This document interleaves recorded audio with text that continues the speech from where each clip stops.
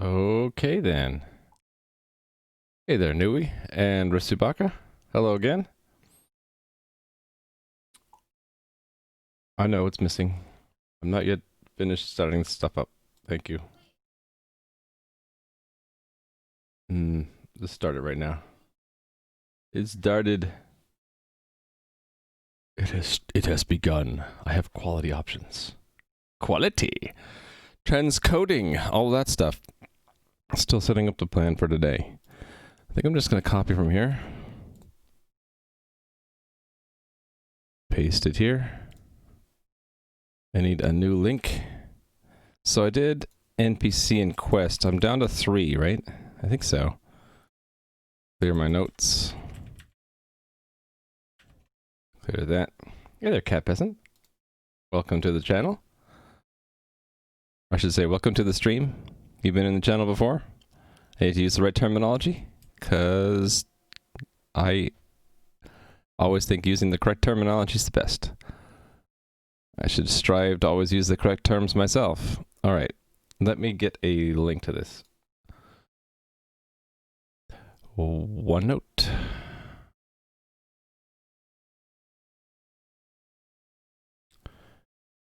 Go to log. I wish OneNote was faster. OneNote Online is terribly slow.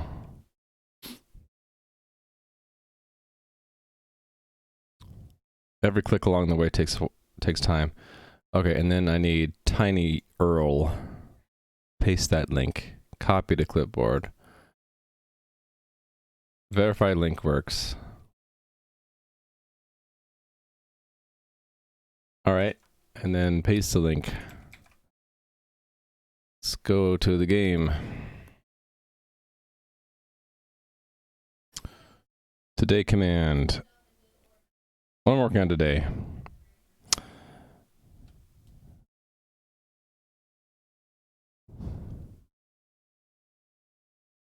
Raimu is working on migrating the last few ECS, well, last few game entity component type.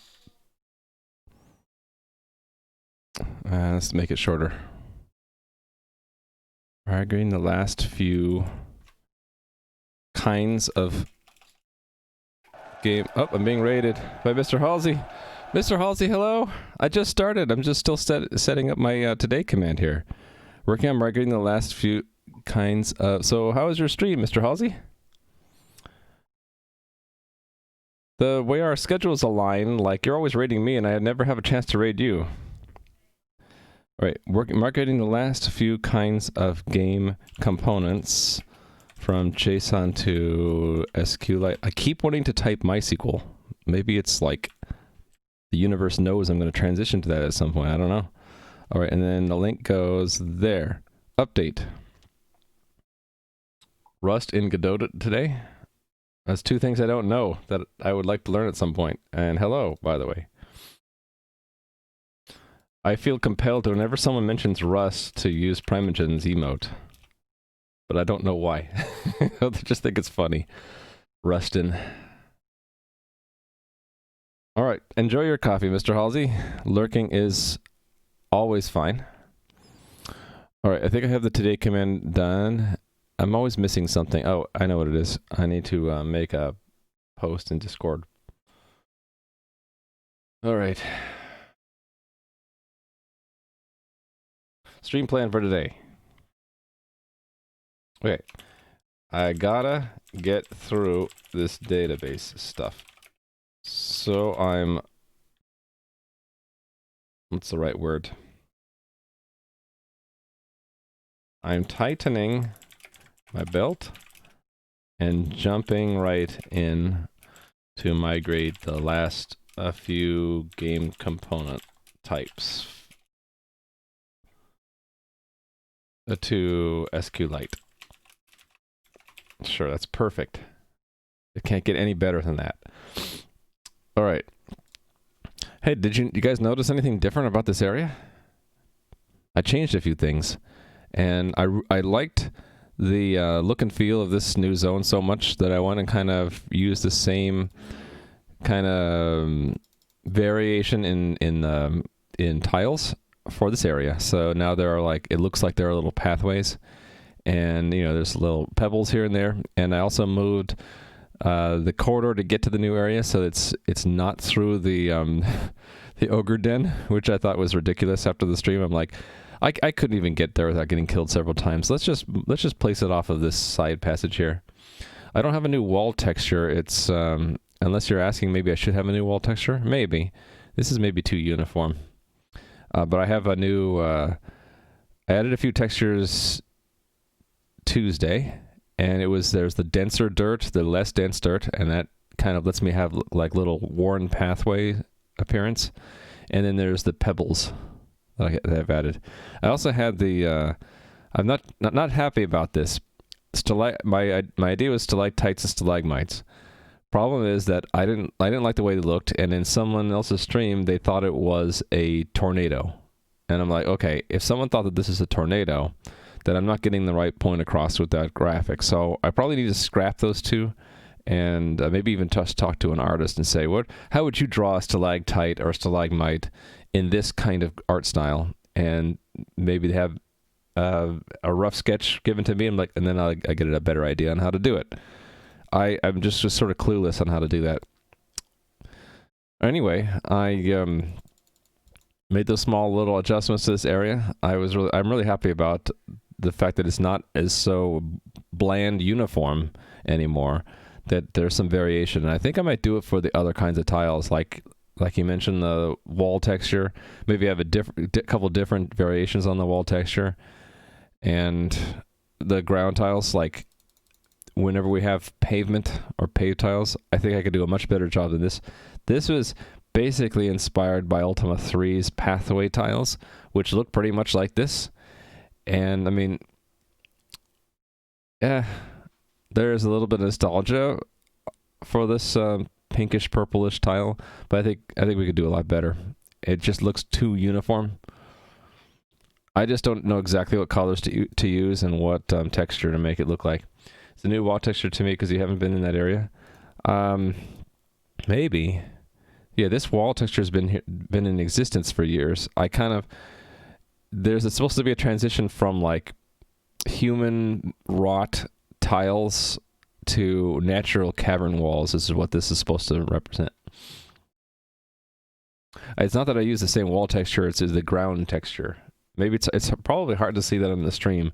But there are now 3 different ground textures. There's the light, like for pathways. There's the medium that I was using up until now, and then there's the dense, which is supposed to be like more dirty or more dusty, less touched. I don't know how you want to interpret it. Oh, the kitty's on the cat tower. I wonder if that means I should bring back the cat cam. Should I bring back the cat cam? To bring back the cat cam, I have to turn off my camera for a little bit so I can move the other camera.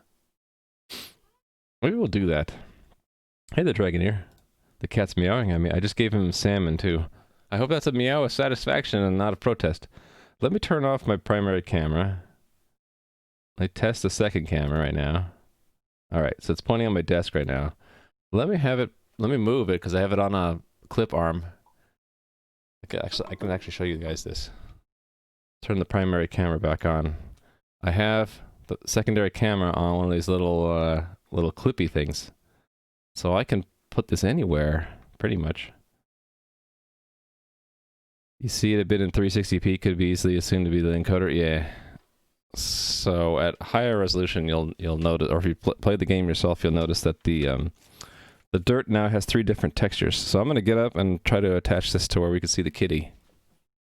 Hold on, I'll be right back.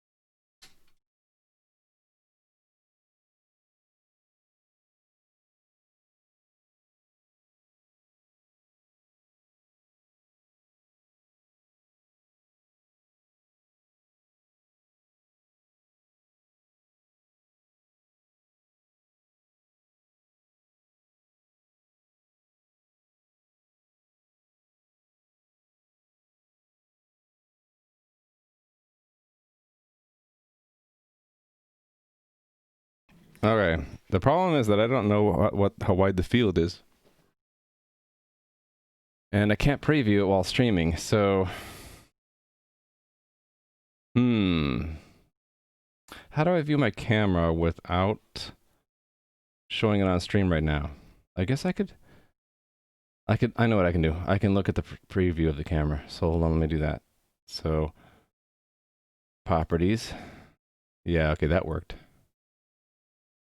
All right, I gotta adjust the field a little bit. You've used VLC? So I'm using the OBS's camera properties that shows me a preview without actually showing it on stream. Yeah, I gotta adjust it. Actually, you know what I can do is just limit the field. If I limit the field, that'll work. How do I do that without showing it on stream?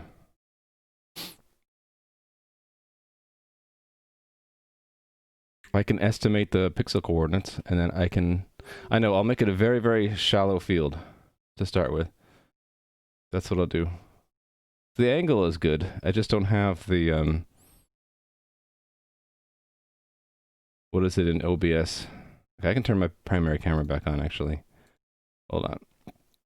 Doesn't OBS have studio mode you could use? I don't see one. I really don't want to mess things up too much while I'm streaming. There's, is it transform? Right. Transform, edit, transform.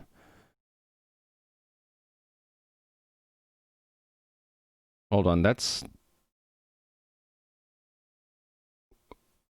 uncropped completely. It got reset somehow.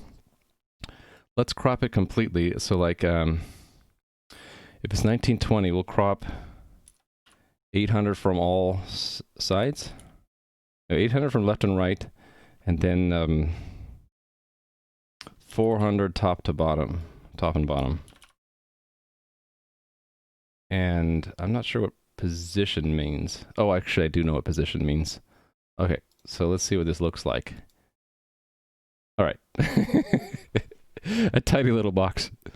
Let's do the content dance. Not doing the content today. We were dancing back to move number 1, which is the database dance.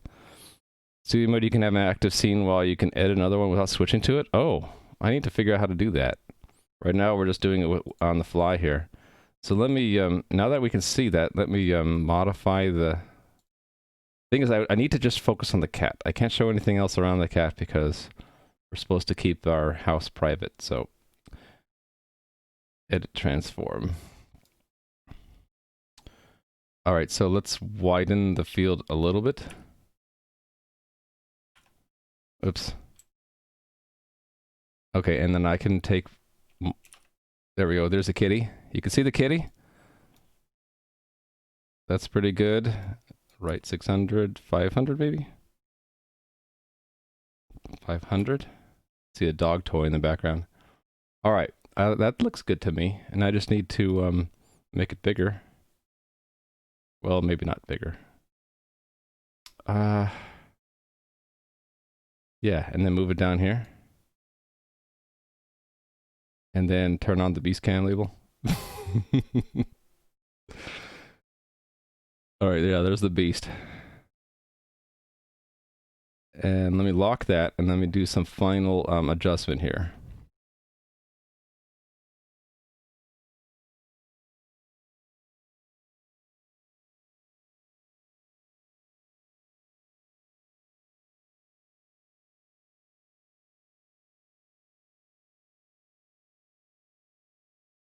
I have to pet the kitty.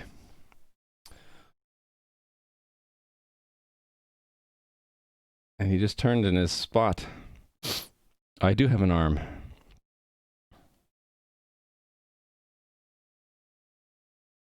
I might need to narrow the field a little bit. Actually, hold on.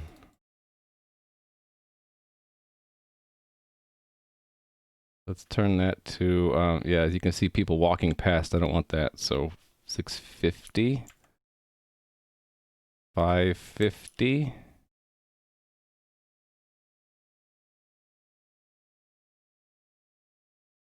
Why is the top at 30? Oh, that's the crop. Wait, what? What does that do? Oh, it makes it much smaller. Okay, I want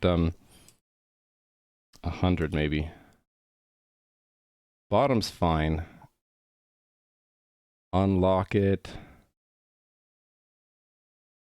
And just reposition that.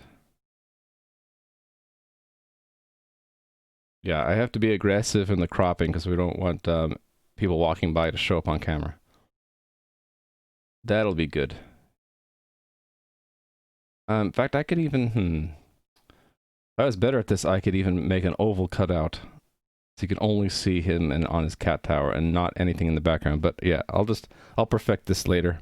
Actually, I just need to put this cable on an extension cord.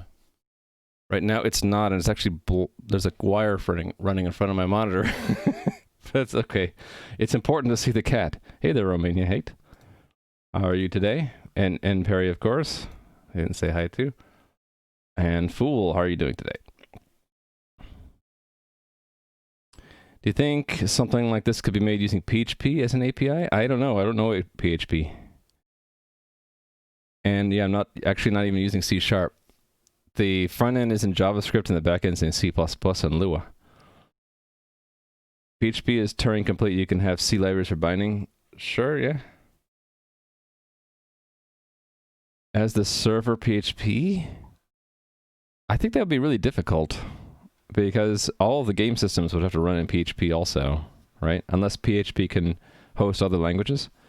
Looking into PM2, trying to figure out how to use it to auto deploy. Okay. Did I not wave at the right? I waved to Nui for some reason. Oh, because the chat moved while I was doing hey. Nui got 2 waves. There we go. Fixed. Not waving at Fool. All right, so the beast cam is up and active because the cat is now comfortable sitting on his cat tower again. I have to aggressively crop his image, but you can at least see the good parts of him. You can see his back and his tail and stuff like that. Maybe one ear. All right. Plan for today. I'm going to go back to doing database stuff. So I have three components remain, not 5. 3 component types remain. I need to get these migrated into my SQLite schema so that I can complete phase 1. Phase 1. Sounds like I'm an evil genius. Step 1 is to, in parallel with the JSON, how we store the game's data now, to also store in SQLite. And then once that's done, I can do the fetching from SQLite and drop the JSON, at least for the entity component system. So this would be on my to-do list also, right? Is it not under, it's not under database, it's entity system? Oh, okay, how come I can't find it? It should be under one of those 2. Let me find NPC class. No results? What did I do with it?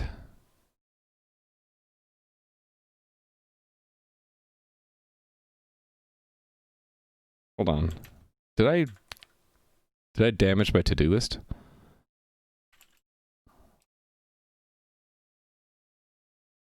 I don't see it. Huh. Hold on, let me turn off my screen for a second. Which one is that? I'm so bad at this. Display capture, there we go. I want that off. All right, and then I'm just looking at an off-screen to-do list. See if maybe I put it there by accident. Nope, it's completely gone. Okay, maybe I need to recover it from Git then. There's some libraries for PHP with sockets, wondering how it will perform and may give it a test. So yeah, go ahead and let us know how it goes. Okay, obviously I am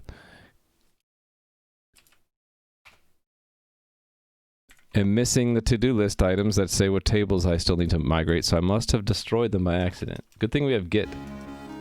What's that? Radon 90 just subscribed for a whole year. Welcome, Radon 90. Thank you for the resub for 12 months in a row. Kind of crazy how long people have been here. All right. Problem is I don't even have a shell open. I'm like looking for my shell and I can't find it. Okay, so I need to look at getk. I need to look at what I changed in. Actually, I can do getk dash to do to find it, right? It doesn't like dash. Is it dash dash? Yep, there it is. Okay. Not that one. At one point here, I must have accidentally deleted all those to-dos.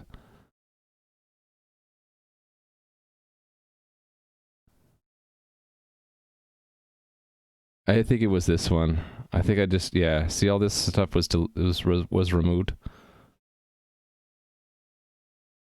Like, did I lose all that stuff? Let's see if overhaul is in here. Okay, that's there. Make it so that max quantity. Make it so that, okay, that's there. Write code to migrate. Write code to, okay, that one's obviously missing. I guess I'll just give it back. So, grabbing this. What about redesign? Say, okay, there it is. So I just, somehow I just dropped all of this. No problem. We got it back. So just go down this list here.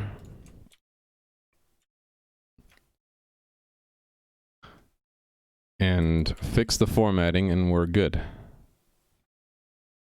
Undent there. There, I've recovered it. Cool.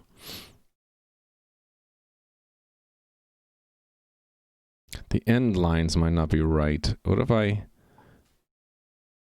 convert it and convert it back? Will this fix it? There we go. Saved, exactly. JS is obviously the best choice. Done with that. All right, down to the last three. Dialog NPC class and tile set. Let's pick the easiest of them to get started with. So, game snapshot. Open that into a new file. Make it JSON. And then collapse it. All right, so NPC class. I think that might be the easiest one. Yes, because there's only really one secondary table that we need, which is loot. All of these other what am I trying to say? All these other fields of NPC class are easily put into columns of the top level table. Except maybe caps. If the caps component ends up having more, this is the complete caps component for an NPC. So maybe put that into a secondary table also, with just one extra column besides the class key. Weapon I can pull apart into different pieces like I did for player, right? Player should also have a well, no, it wasn't player. What was it? Was it NPC? Yeah, NPC had a weapon, right? Yeah, a weapon, which has those attributes in there, and so does NPC class. All right.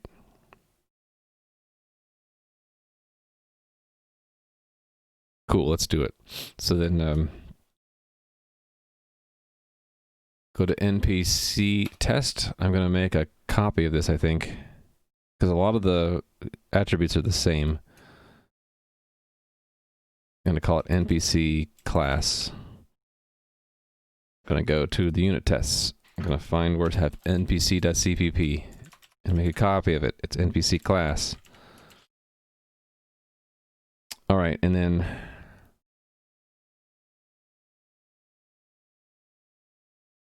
just thought of something. Hold on a second.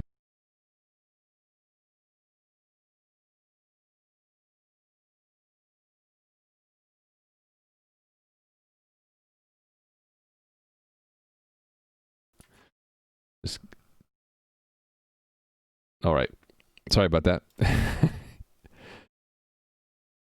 Yeah, that's my quick privacy screen when I have to say something off camera. Alrighty.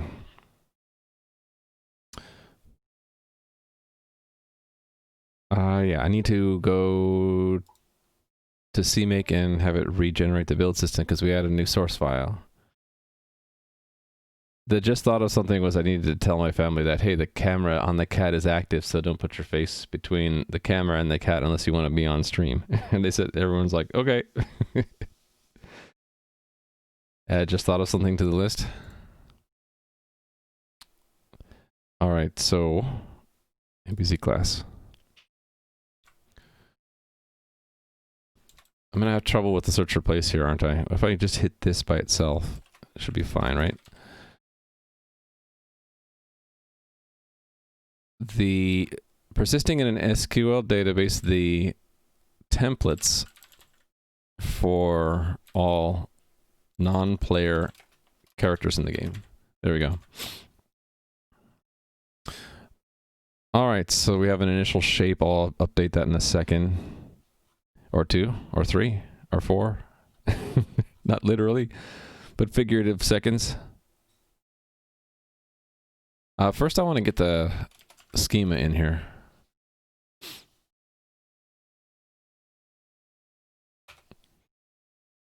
So in here are all the tables. So near NPC, we want NPC class. Right, and so I want the loot as well. Yeah, this is going to be easy because I can copy a lot of things from NPC to NPC class. So this is NPC class and NPC class loot. Push up the classes, you don't know. There's a pet the cat one. Should I re-enable that? I had it off because the beast wasn't on camera for the longest time. I could re-enable that. How many points? How many points should I set it to, or should I just limit the number of redemptions? Probably people have a lot of points now, right? Okay, I can't remember where was it on here. Oh, I have to click on the points thing, and then I have to go to manage rewards, right? Yeah, there we go. Oh, I got an itch. I got an itch. Where are my channel? Oh, there we go. Manage rewards. Okay, there's a custom one, pet the cat. It's at 5,000 right now. I bet people have accumulated a lot of points. You have 2.5k? Really? Only 2.5k? So maybe 5,000 is too high. Isn't the stretch timer missing? I just didn't show it. Here, we'll show it. Did it show up there? No. Show up, timer. There it goes. Oh, it disappeared again. There it is. It's at 1 hour and counting down. 5k is good. If you have 50,000, so I should probably cap it, right? Where do I set the cap on this? Limit redemptions per stream. How many times am I willing to pet the cat? I don't know. 10 times maybe. Save that, and now it is enabled. You can now pet the cat. Here we will demonstrate. So I can click the button. I can say pet the cat. Pet him. Now. And then I have to do this. I have to... Yeah, this is going to be complicated. I don't have a quick thing to do this. I have to click that button and get up and pet him.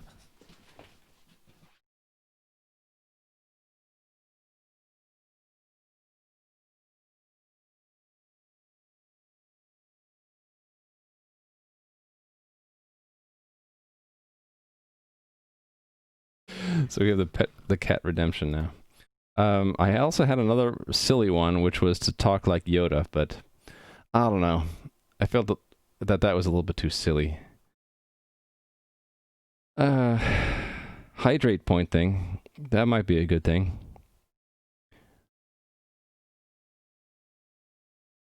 I've seen a couple other streamers have it, and that's not too bad. All right, let's add that. Where's the little screen that popped up for that? Hold on. Did it? I dismissed it already. Shoot. I'm going to manage the rewards. Add new custom reward. Actually, what's this collection thing? Oh, there's a bunch of things already in here. There's already a hydrate one. Make me dab. I've seen that in 2 streams now. If I knew how to dab, then I would do it. But yeah, I don't want to embarrass myself too much. We'll do the add the hydrate. But that I need to set 100 points is way too low for that. How about 500?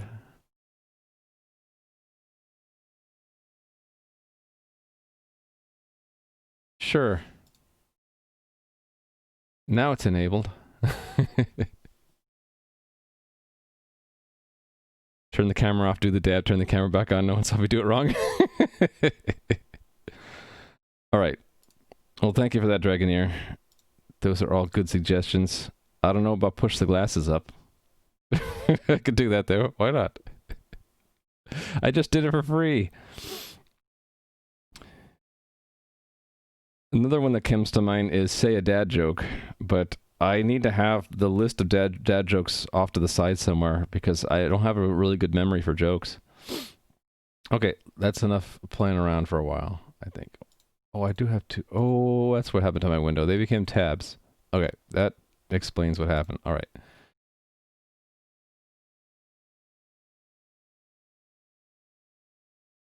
Hold on, I'm looking at chat because I missed a couple highs.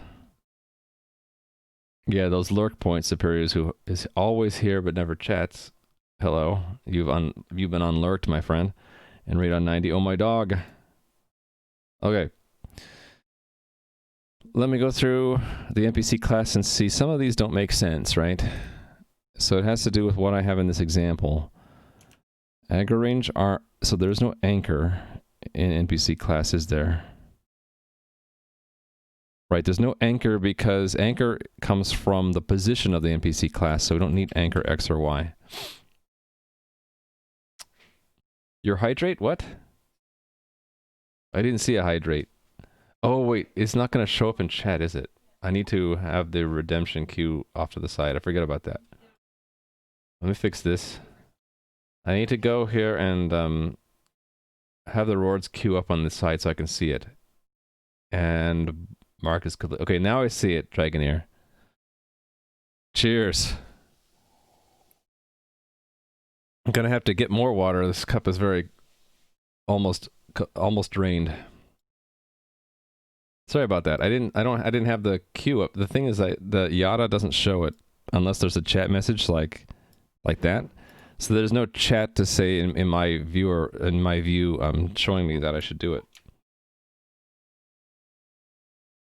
So now I have to show the queue up here instead. Where am I going to put that queue?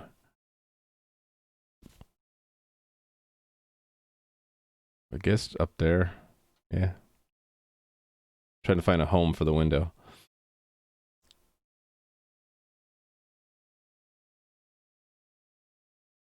Yeah, if something pops up there, I'll see it, I think. So walk past the cat, you saw the corners. I think the corners are okay. So you might see people pass on the corners there, that's okay. In order to, I'd have to make an image that crops the corners out. I don't know how to do that really quickly. Actually, maybe I do. Maybe I do. Hold on. I can do, it's a filter, right? Effect filter. And it's called a mask or something. Image mask. Name for the filter, just mask. And I can use a color channel mask.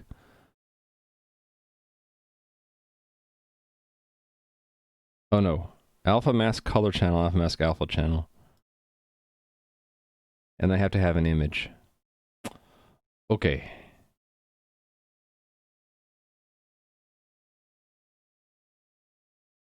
How would this work?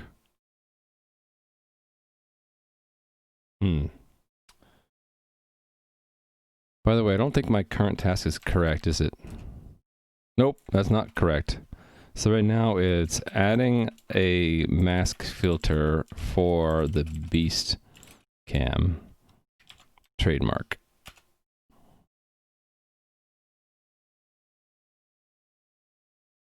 we'll just do it with paint. And let me just estimate where I want the mask to be. Actually, I don't know if the mask is applied before the crop or after. I'm gonna guess it's before the crop, so that if I want to mask, well, I can just paint with a big brush in black, right? How do I make the thing bigger? I have to do it here. All right. So like roughly here in the original source image.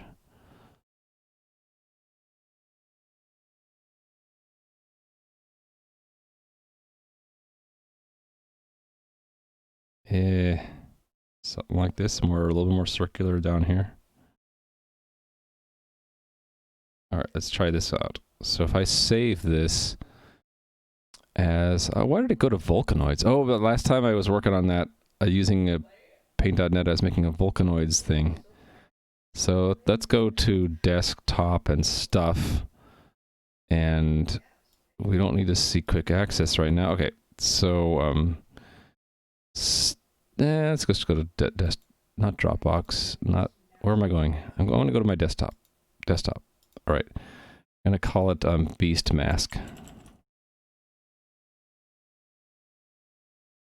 This is, I need to do color mask, don't I? Okay, so let me do color channel, and then I need to select a color, so it would be black, right? And then I need to browse and find that file. Hold on. Hold on. Hold on, we're almost there.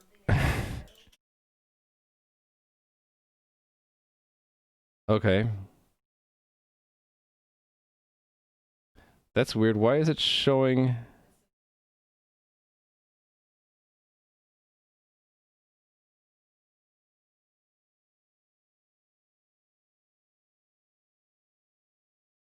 Hold on. Why is it not showing the camera now?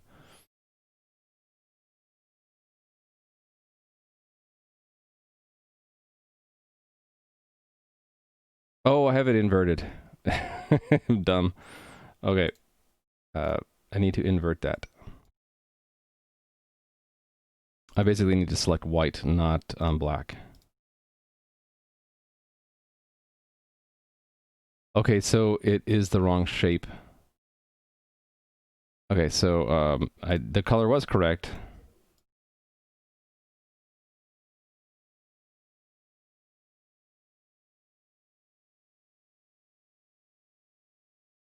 Do I add? Okay, I don't think I have the right kind of filter. Let me look at my main camera's filter for a second. Alpha mask color channel. Oh, there's an opacity setting. Okay. There's also a stretch image thing. Okay. I'll get this working. It's just it might take me a little bit. Filters.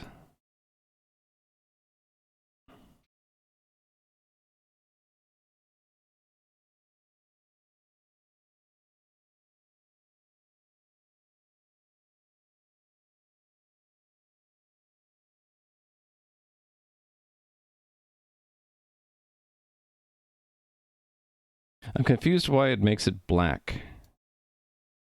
I don't know why I shouldn't be confused. It should make sense. Okay, so that's, oh. I'm just dumb, I think.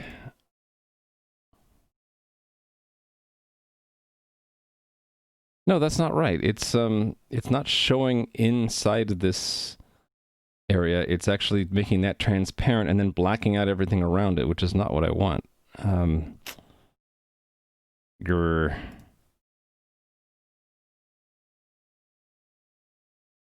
color channel.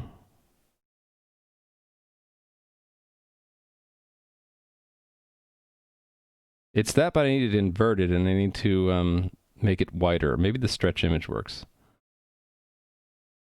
No. Well, let me at least get the shape correct. So the shape is to include a little bit more there. I'm totally estimating right now what I want.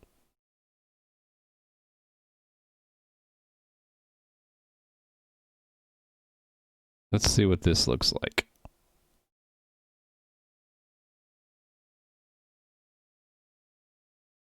What? That didn't work.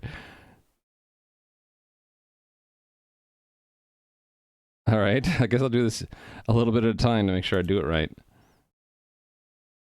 Yeah, okay. And a little bit more.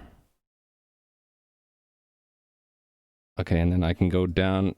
How far do I need to go down?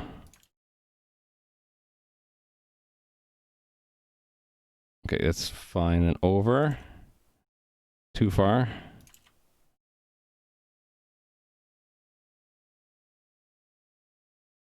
Yeah, there we go. And then that. Okay, I got that corner. Where's that going to be? There.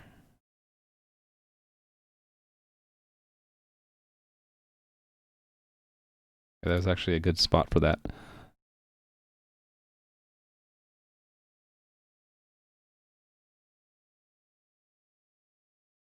I'm getting the shape right now, but I need to get the I need to invert this somehow. I don't exactly know what I'm doing wrong. Maybe someone in chat is telling me. I'm just not reading chat right now. Sorry. I get the shape roughly, right? Okay, so now I want to invert that somehow. I'm not sure how to do that. I guess I could invert the colors here. Image, can I invert? Well, I can just paint it. I can paint it. What am I doing? What am I doing? I should look at chat. You guys probably have a good idea what I should be doing. Hey there, Pollux. Did I change my camera angle? Not my main camera, but I'm changing the cat's camera angle. Maybe just invert the image in the editor. Press X. X. X inverts the colors for the palette. But I want to invert those two. Let's just do flood fill, and let's make that one red, and then make this, whoops, make this black, and then this white. That work? Oh, okay, that works. Nice. And then, let me clean it up a bit. I want black. Like that. Cool. So now I can shave off the areas we want to hide from view.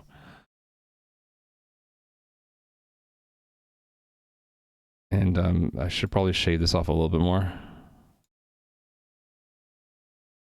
Yeah, and then down there I needs to shave off a little bit more too.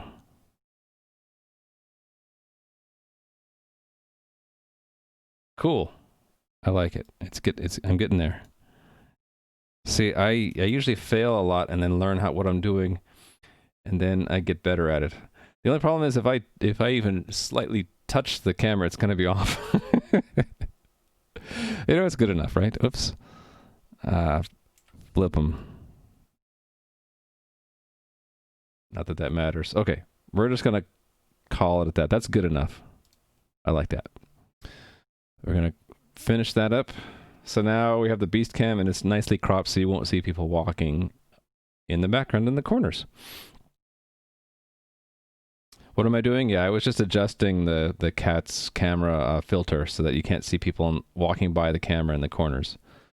Yeah, taming the beast. So what I was planning to do today, I guess I'll just put this back. Now, that's what I was doing on Tuesday. What am I doing? I am migrating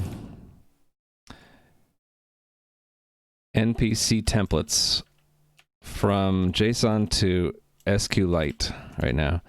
So I'll give a brief intro to people who haven't seen this channel before. So this is what my game looks like from an admin point of view. Here's what it looks like from a normal player point of view. It's dark in this area unless you're near a light.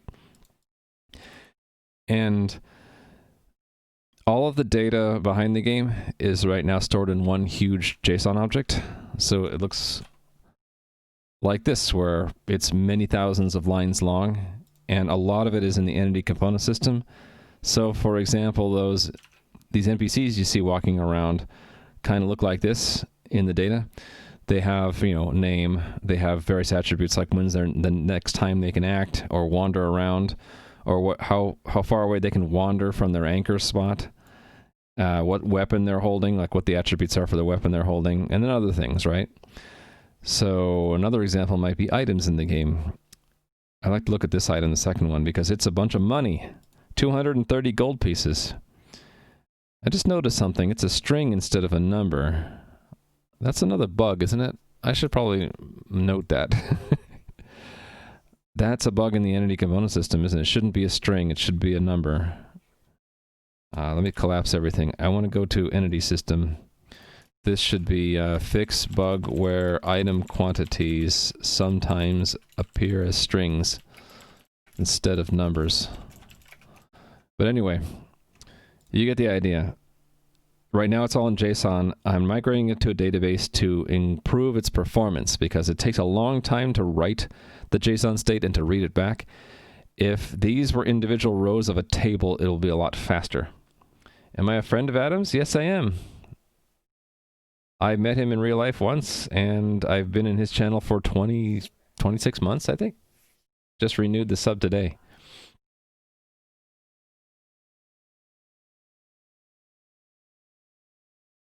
How come I'm not seeing... Oh, hold on. My stream helper got disconnected from Twitch. I have to restart it. It stopped noticing chat along the time that Nui said maybe just invert the image in the image editor. That was at 10 o'clock my time. Who's Adam? Yeah, exactly. Thank you for that follow, by the way. Okay. My stream helper lost its mind, so I'm not going to remember who I said hi to in chat, so I'm just not going to do any more waves today. I'll just do waves to... I'll just use my voice and say hi to people that I think I haven't seen before today. So, hello, Knockador 12. All right, so anyway, this is how the data for an item used to be stored, and I want to move it to look like, hold on, this, where it's the same information here, only it's a row of a table of a database. So this MQ becomes max quantity, Q for quantity, T is the type of the item, N is the name of the item, and then there's some other properties of items that you don't see for the bag of gold, like if it were to be sitting in the world and just goes untouched for long enough, it would despawn if it has a despawn timer associated with it. And then some items have notes attached to them. And there are a couple other things that I have been meaning to add to this that are missing. I think it was all the weapon and armor items right now are missing their attributes. The recurring get oppressed. I'm not sure I understand what you mean. You mean like the haze? Hi, Pollux. How are you today? All right, so I'm trying to do this with test-driven development. So what I do is I set up a bunch of tests that are going to make sure that if we were to destroy an entity of the correct type, that the database rows vanish. If we were to create one, then selecting the information should get us all the correct information that was in the original crate, that kind of thing. So for these tests, I set up a prototype template, and all of the tests will create using that prototype. And then the act is depending on what we're testing, right? Destroy entity is testing destroy entity. Create is testing create. You get the idea. The complicated part is that there's a lot of data associated with these components, and so there's a lot of checking that everything matches. There's quite a few expects in there. And I need to make sure that the schema is correct. So I'm going to go down to the last... I can't go down to the last edit. I have to actually find it here, right? I need to make sure that this matches what is in an NPC template, NPC class.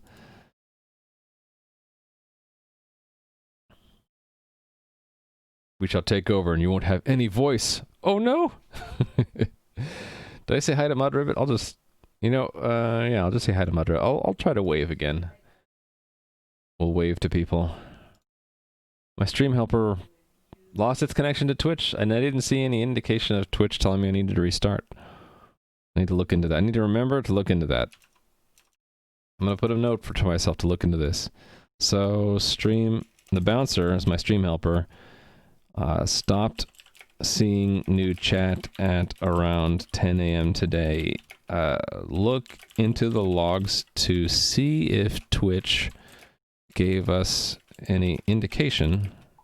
Oh, Gadan just resubscribed for 5 months. Thank you for giving your Twitch Prime sub to me, Gadan. I appreciate it. Any indication of whether or not any indication at all? All right.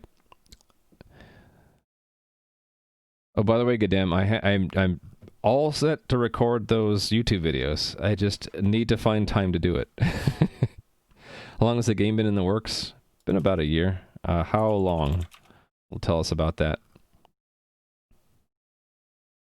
It's going slowly because it's a custom game engine. Pretty much everything you see and everything you can do in the game is all handwritten by me. The only things I have not written, if I look at the not invented here, invented.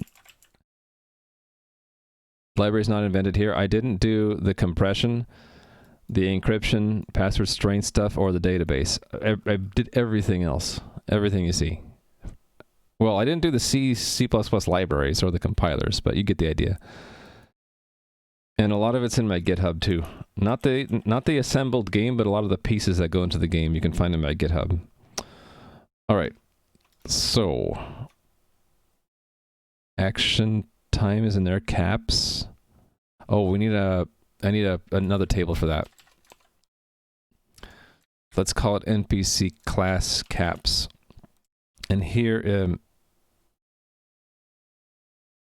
it is a primary key, isn't it? Yeah, because there's only going to be one of it.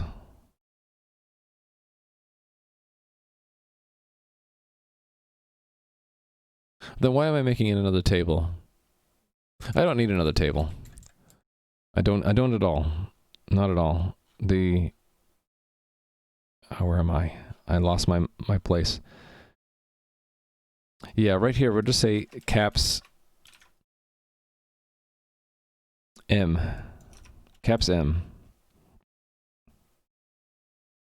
I'm missing all the types for these things, aren't I? I didn't notice that before, but NPC were missing all the types.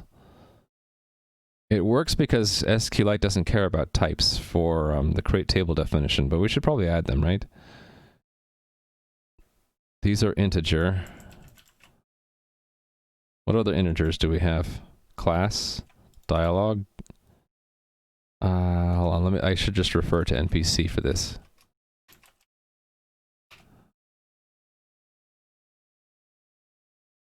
Guide range.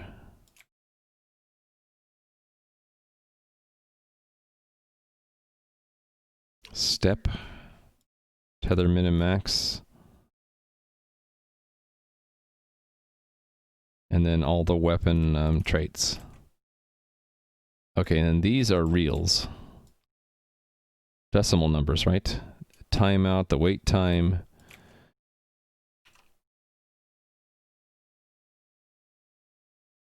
The next action time and wander time. The action time. Okay, and these are booleans. Guiding. Pursuing. Is that it? Travel abort. Yep, and then pursuing enemy is text. It's the name of, or what is it exactly? Oh, I got this wrong, backwards. Pursuing is the text. Pursuing enemy is a boolean. All right, and then the name is obviously a text. All of these are text because they're actually embedded scripts, Lua scripts.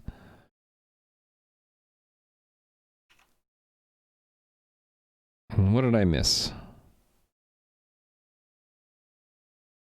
I don't think I missed anything. I got them all. All right. Interesting. I got the types for the loot and the aggro and the path and the travel, but I didn't get the main table correctly. Well, let's copy this over. Because a lot of these fields are from the template, so I'm just going to take them and paste them. And then I need to remove the ones that are not in the class. So again, echo range. So there's no anchor.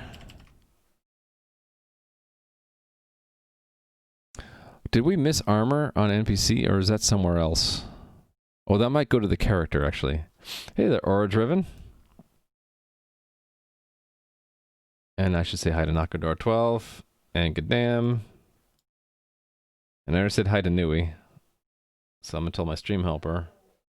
I marked Nui as being greeted already. Alright.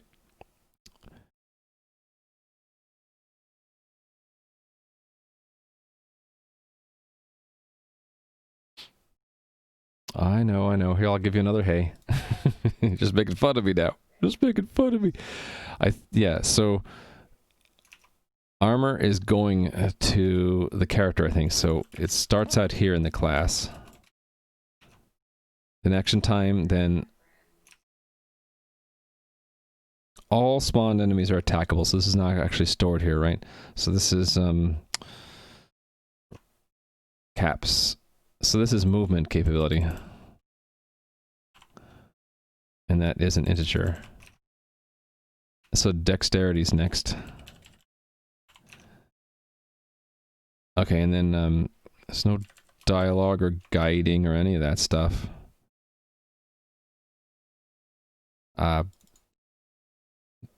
Hit points min, hit points max, right? The range for the hit points for the character. Limit is the maximum number of instances of that NPC we can have. Loot is another table. Then we have name next. Spawn range is next. Right, so spawn range.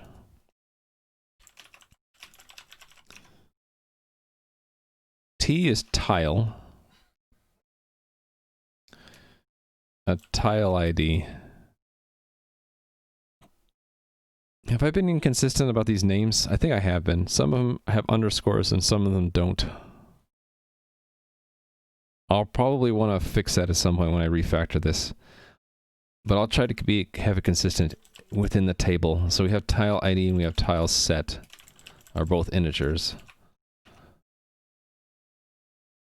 And then I have tether min, tether max. That's down here, so I don't need these ones. These should... Actually, doesn't really matter. Wander time min and max... Right, so there's no travel abort or wait time. Then there's the weapon traits, and then there's the experience point total, so... We have, I guess I can just use these names as is. Let's just grab these names as is. Okay, and then where all these colons are, go to the end of the line and delete, go back one, put a comma. Actually, put an integer comma. And then remove that last comma. Alright, did I get this right? We have the entity's ID. We have aggro range armor, action time, movement capability, dexterity, hit point min and max. We have limit, we have the name, we have the spawn range, we have the tile ID and tile set, tether min max, wander time min max, weapon traits, experience points, and we're done. Why do I sometimes use other score? Because I'm inconsistent. That's my problem. Scale of justice. We need to balance those scales of justice later by refactoring this. I just need to choose one convention and be consistent. I think I'm going to go with underscores. So all of the ones where I use camel case, I'll probably change to underscores, but I'm going to wait until I get to a refactoring step to do it. Yeah, the beast has returned. He decided he would ascend the tower today, and so I reactivated the camera. And the channel points are back for that too, if you want to redeem some channel points to have me pet the cat. We also have the hydrate. And maybe in the future we'll have dab or tell a dad joke or something silly, but not right now. Gotta get some work done. Okay, so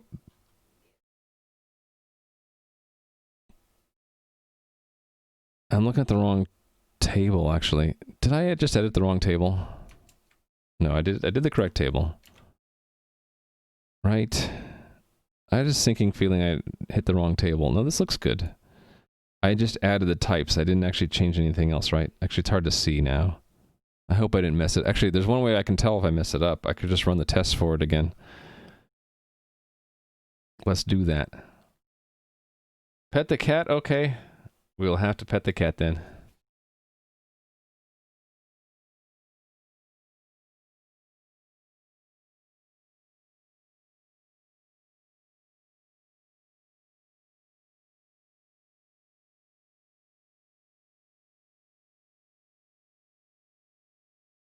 He gave me his murmur of approval. Thank you for spending those points, Mr. Halsey. Okay, that was a good... I had to wait for this to run anyway, so that was a good thing to do. All right, so then I'm looking for NPC tests. Let's pin them. I want to actually locate this test and run them all. Here they are. Make sure I didn't break anything. Looks like I broke everything. Shoot. Near limit syntax error. Okay. 414. Right, so in somewhere here there's a syntax error. Oh, is limit... Limit is a keyword. Okay, we can't use limit. Spawn limit. There are very few keywords in SQLite, but that's one of them. Alright, so that's not broken. So the new ones here are going to be broken, right? Because I actually haven't even... Oh, actually, they're passing because they're really just copy-pasted from NPC. I need to fix that. So I need to set up a class that looks similar to what we had here. So there's no aggro, but there's an aggro range. There's an armor. There's no anchor. There's an AT though. There's a caps, which is another JSON object with an M, with a, hold on, we'll just do this properly. There's an M field for movement. And then this one's going to be dexterity. 12, I guess. And then hit points.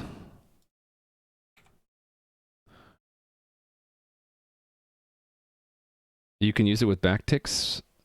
Backticks. We can't use backticks here because this is C++.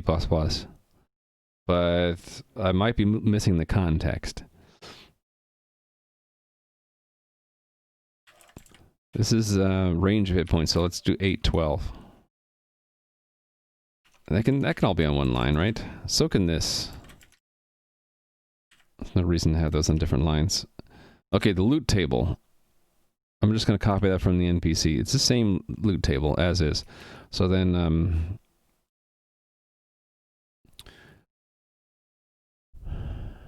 in fact, I wonder if NPC even needs a separate loot table. If we could just grab from the templates loot table. Something to consider later. Consider having NPCs share loot tables with their templates.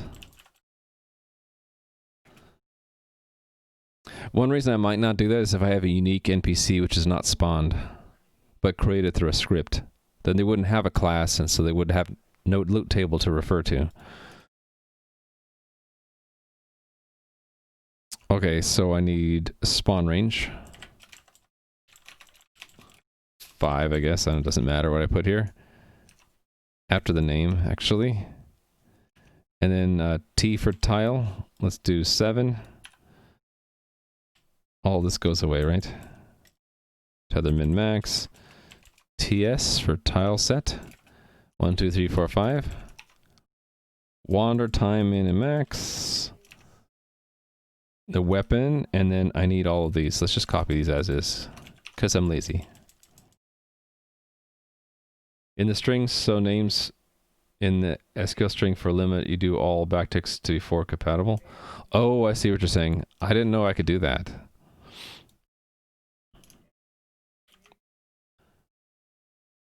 Let me look into that later.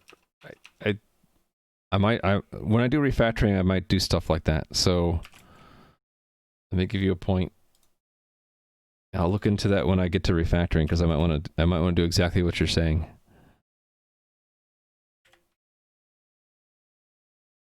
I don't want the cursor on that line because I'm going to put a brace there and then one there, and I'm going to turn all of these colons into commas.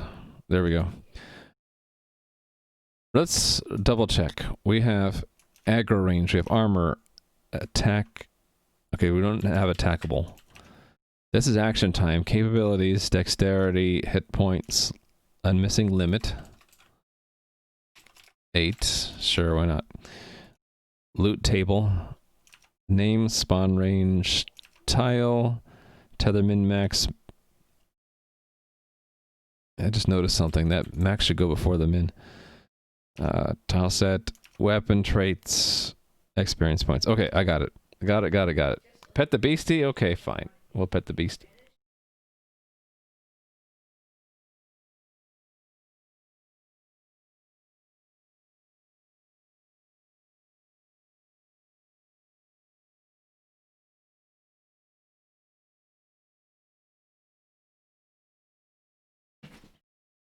The cat's like, I want to sleep. Hey there, Pro Sam, how are you doing?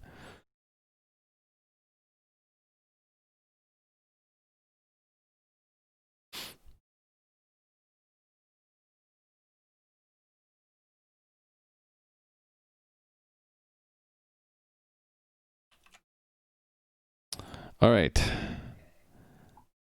So, did I get the names of the tables right? No, I didn't. So this is NPC class and NPC class loot, and there's no aggro path or travel. Right. And then for that, I'm just going to go to the schema here and copy all of these and paste them all here.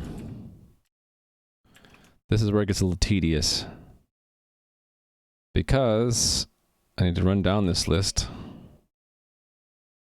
go to the end,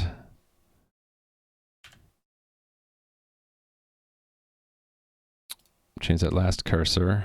Actually, no, I just don't even have that last cursor. Remove that much of it. There. Okay, it's gonna get tedious because these all have to match these. So, let's use bookmarks. A bookmark there and a bookmark up here. So 10 to 0.5.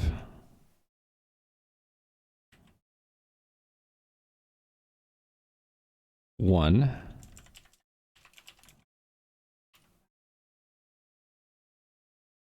$12, 8, and 12. Actually, which one is max first? I hate being inconsistent. Let's put the max first where it should be. In all 3 places. There. And do the same here.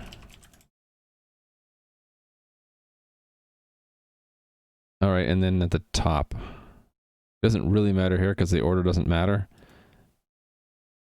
Yeah, this looks fine to me. Hey there, CloudHawk. Just so you know, the backticks are not SQL standard, but they're supported by MySQL and SQLite. Okay. I'll include that in my notes. Thank you again.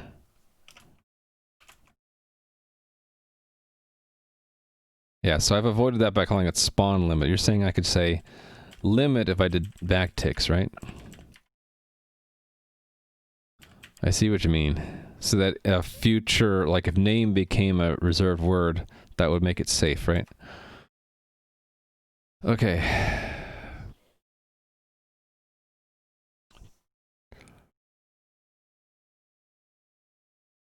Bookmarks for the win. Dexterity 12. Okay, and then it's max min, so 8 and then 8 and 12 again. 12 and then 8, right? Max first and then min. And then limit, which is another 8. And then we're skipping loot because it's a different table. And then I have name spawn range. So name comes next.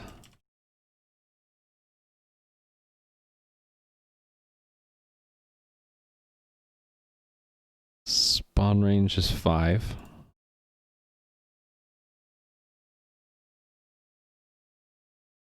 Let's move my bookmark down to here. Tile, so 7, 15, 3.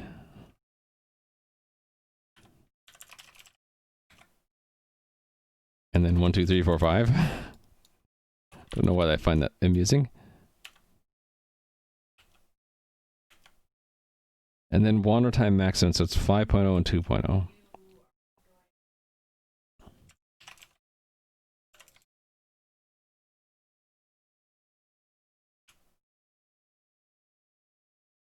Then we have the weapon traits and experience points. So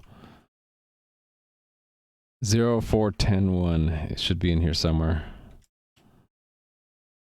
There. Those ones. And then we have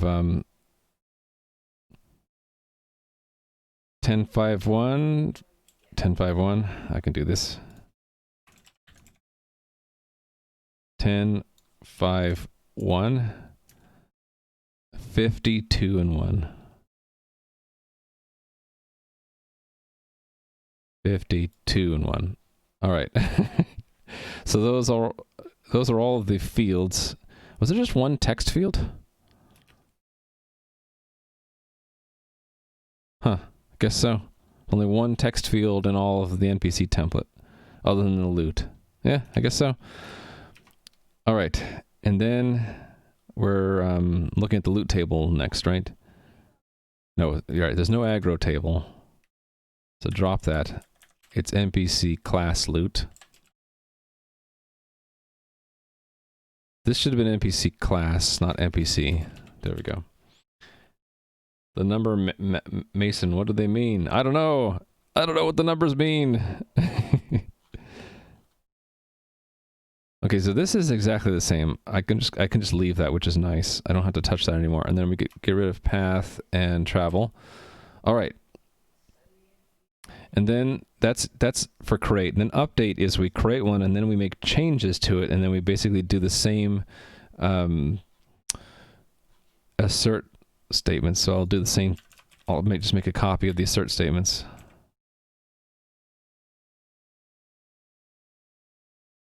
And paste them down here. And we just need to change the numbers that actually changed. So it just depends on what I decide to actually change here. So there's no aggro. We're just going to delete that. We're changing the name to Bob. We're changing the quantity of the first thing in the loot. The min quantity, no, that's the max quantity, right? To 5. Removing the second piece of loot. There's no path, so I don't need to do that. Just keep it simple. So we're changing the name and we're changing the max quantity of one piece of loot and dropping the second. So when we do all this selecting here, the only thing that changes is the name, Bob. And then the loot, the max quantity that changed to 5 when we dropped the first one. Or the second one, I mean. I think. And then we're going to build it and make sure that it actually compiles and runs. But the destroys will pass because the crate failed, and destroy depends on crate. I want to make sure, yeah, so it's not actually running correctly because we're getting an exception. Let's see where the exception happens. So the prepared statement's wrong. Just looking to see if there's anything obviously wrong here.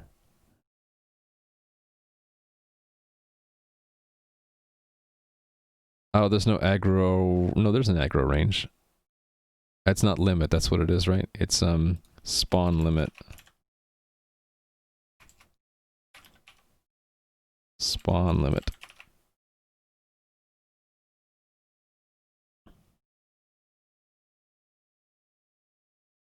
Okay, cool. So it doesn't crash, but it tells us that the select was done before it should be, which means that it didn't actually get inserted. The insert's not being done.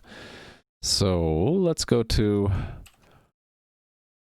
the place that I'm going to need to refactor soon, where we have all of the tables here that capture how we map things to into the database. So there's one top level table, right? Yeah. Which just describes the columns. So that's NPC class. I don't know Rust, so I prefer C++ over Rust simply because I don't know Rust. The only thing I know about Rust is that the Prime Engine has a emote, Rustin, and I don't know the full story about that, but I think it's a funny emote. But yeah, at some point I need to learn Rust.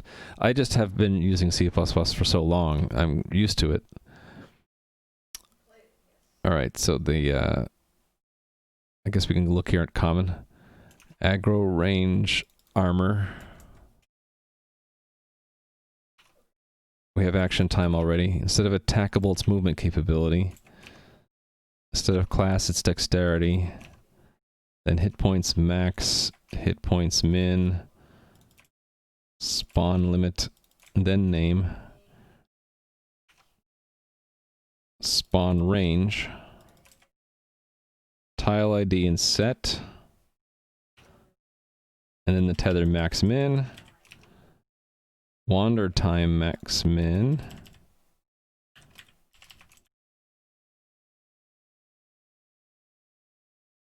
and then the weapon traits, and then these last ones. So I'm gonna say remove all of these symbols. Actually, I don't want that last one, so let's just do these lines separately.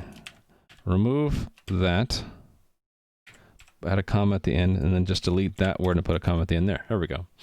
I know the kitty's back. You want to learn a system language, you don't know where to start at. Rust kind of seems friendly to you. I would learn Rust too if I were to start today because it's very popular. We have to pet the cat. Okay, we will do that. Remember, we only have like 10 pet the cats today and then we run out of stock.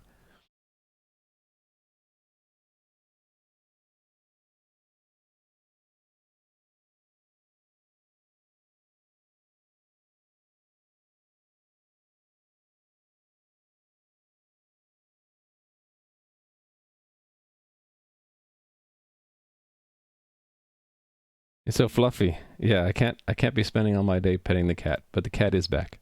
Hey there, Toulouse. How are you today? I know it's a ball of fur. I know it's a stressful week. Me too. I hope that you are reaching the light at the end of the tunnel for your stressful week. For me, it was just a lot of technical problems.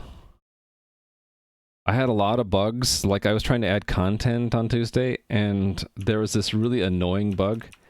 You might have seen me struggle with it, where I would move the camera, and then when I would paint, it wouldn't replace, it would insert underneath, or on top. So the tile I was painting on top of was still there, and only when I would shift the camera would that happen. And it was just a stupid 2-line bug in the front end, and I fixed it off screen later. I had a lot of bugs like that. You'd say learn basic C and then jump to Rust, as having that foundation of C will help you understand the design decisions behind Rust. Fair enough. Personally, I think Rust is a lot harder to learn than C. Huh. Do you need pixel art for the game? I want to learn how to do pixel art, so the artwork that I did Tuesday, was I tried to make stalactites and stalagmites. I think I failed miserably because they look more like tornadoes. And I added a little bit of variety in the dirt tiles here, and I think that turned out a lot better.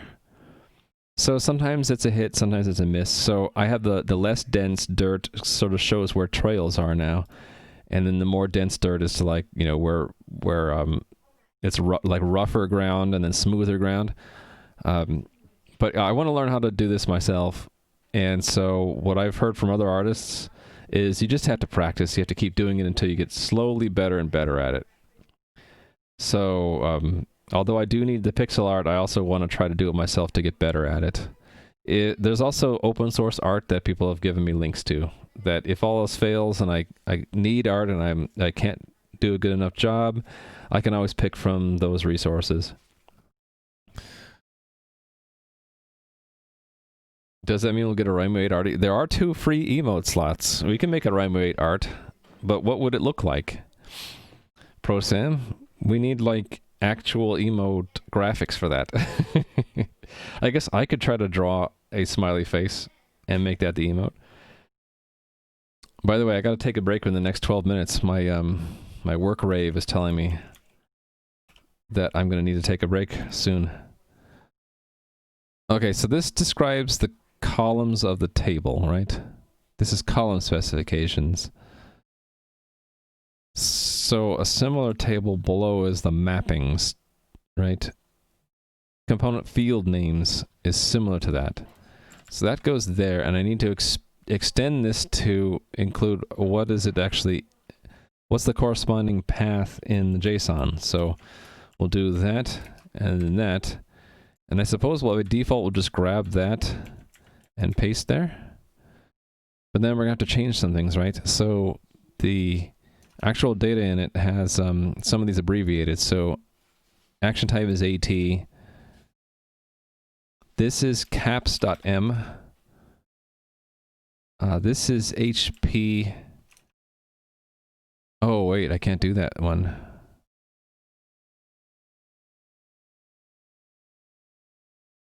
Ooh, that's going to be a problem. I don't think I support, like... I don't support that kind of syntax. What if I have like a 0 and a 1? And I can just see if it's a number, then assume it's an array index and not an object key.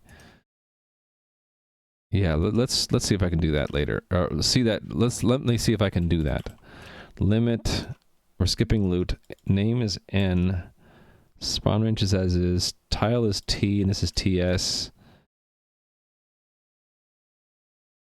Those ones are as is. This one is weapon.ab, right? Then weapon.db. Weapon.dd and dn, I think. Yep. And then those are as is. Okay. And any commas at the ends of all these lines too, don't I?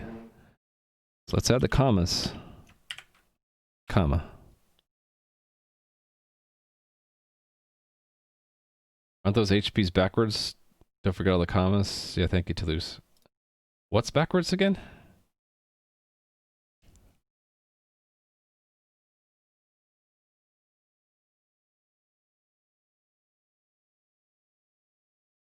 HPS backwards. HPS. You mean HP? These ones?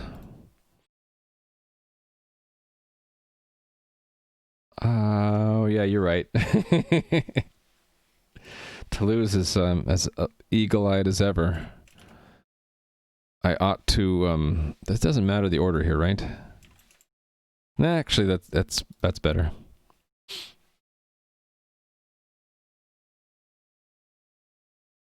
Memory management, is that important in Rust? Because in C++, it's not as important as it was in C. Especially if you use containers and smart pointers. You don't have to worry about the management so much because the container templates and smart pointer implementations do most of the memory management for you. Like, you don't really need to worry about when things get deleted anymore. You only really need to worry about, do you have a valid reference? It's more like in how it is in C#. Do you need to know memory management to know C#? Maybe a little bit, because you need to know what a null pointer is. Yeah, so that's what I'm trying to say, Mudribbit. It's still memory management, but it's not as comprehensive as it was in C, like where you have to remember like when to delete, and if you're sharing how to manage a reference count, that kind of thing. Yeah, but it's less to know in C#, for example, than it is in C, because in C you have to understand the difference between a value, a pointer, and a reference. Well, I guess I'm talking C++. In C#, it's just value and reference. There's no pointer. I don't know what I'm saying. I'm just rambling. Don't listen to me. Okay, that's the class one. Okay, then I need to do the complex mapping for the loot table. I think I'm just going to copy from NPC. Let me find where that's done. That's travel. That's path. There's loot. Okay, so I'm going to just copy the loot one. So I'm going to stop there and then go to the end. This is part of the stuff that needs to be refactored because it's hideous. Paste there.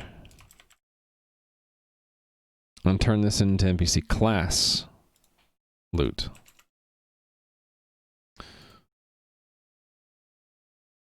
JSON, the key is to loot, right? And it's NPC class loot, all of these things.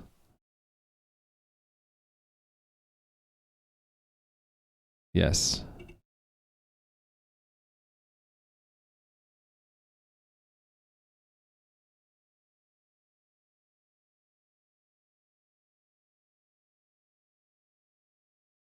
Yeah, understanding how it works. Some people don't really care about how things work. They just want to know how to use them. I like to know how things work, and so I would agree that C for me would be a nicer thing to learn first. Smoking will kill you, bacon will kill you, but smoking bacon will cure it. Good one, Mr. Balrog. Alright, let's build this. I need to take a break within the next 8 minutes. A good break point would be when I get these tests to pass, right?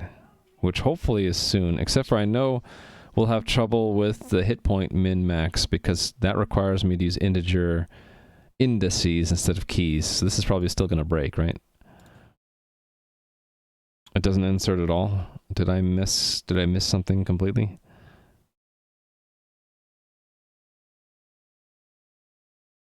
I think I did.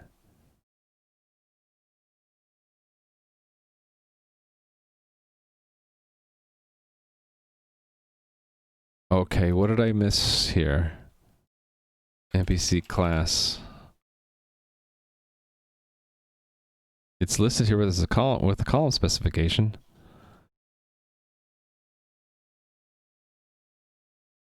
And I have a field names entry for it, right? Yeah. So what am I missing? I guess I gotta step through it. Okay, so then I'm going to want to look for component field names. I'm gonna want to look for that. Get component JSON to DB. Why don't I just look for create component of type. There we go. This construct create statement and execute create statement for this. Maybe the create statement's not being constructed correctly. Go to there. Okay, there is an error. No, there's not an error. Okay, so we have a create statement. All right, good. But maybe the execute is failing. So it's supposed to bind. Let's go down to here and see why it might not work. No, it actually created it. So it created it.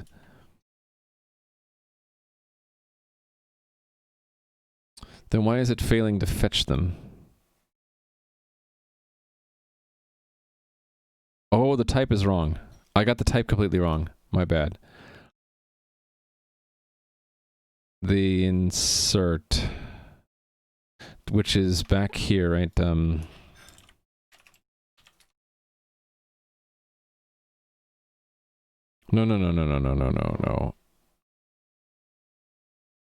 Here it is. Class.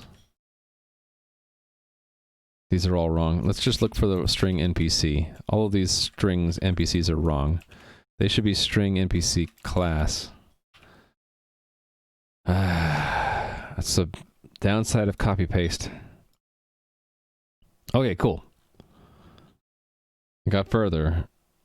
So I think I got all the columns out of order. Okay, so starting on column 5. there's a null there instead of 12. So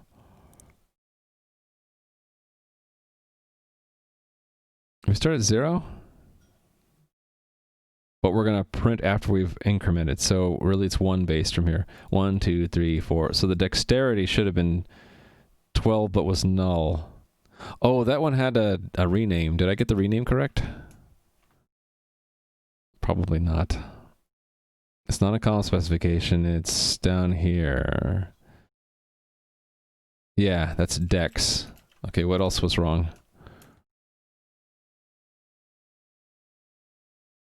Column 6, hit points max. All right, we know if 6 and 7 will break. So 10 also. 8, 9. Spawn range was wrong. Spawn range.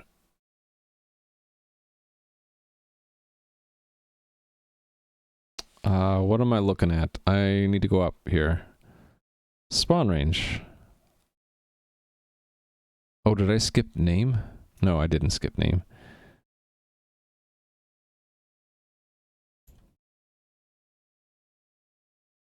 What did I do wrong?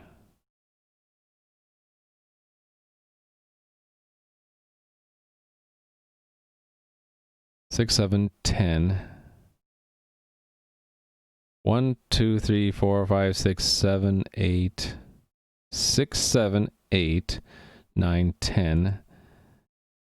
It was actually 5 instead of 7. Did I just get the number wrong?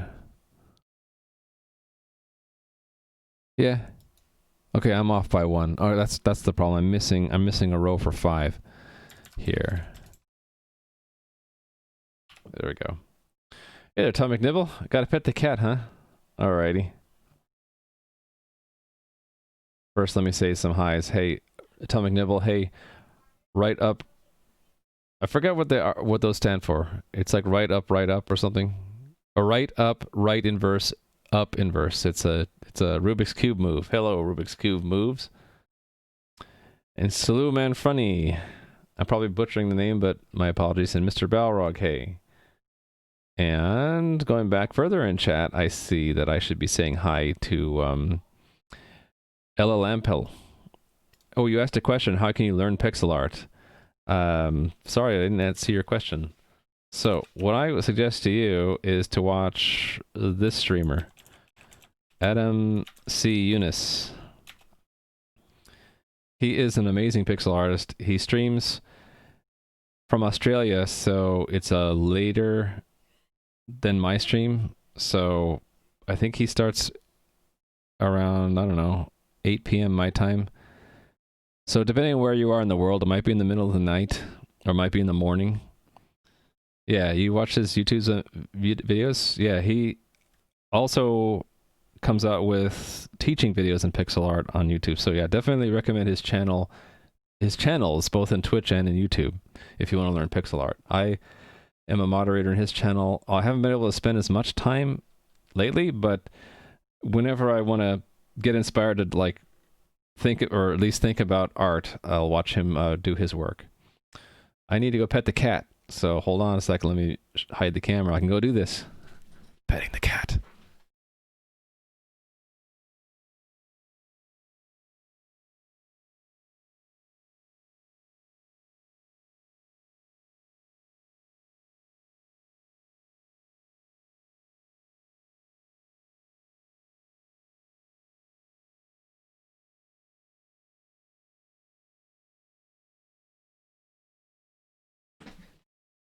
I'm worried I might be irritating him by waking him up so much.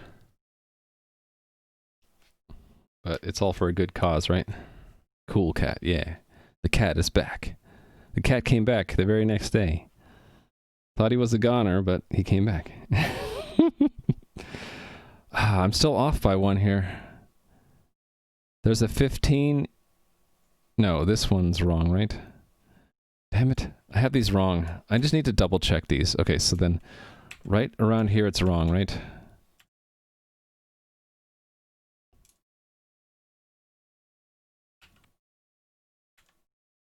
Seven, 15. Oh, I think I might see what's wrong. There's the name. then the spawn range, then the tile. No, those are correct, right? But the order here might be different. Okay, I don't see it, so I need to look at this again. I know 6 and 7 are going to be broken. 1, 2, 3, 4, 5, 6, 7, 8, 9, 10, 11, 12. So the tile set one was wrong.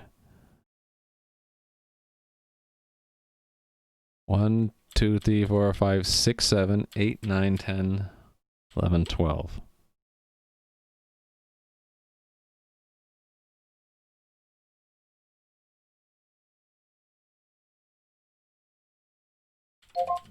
Oh, I gotta take a break.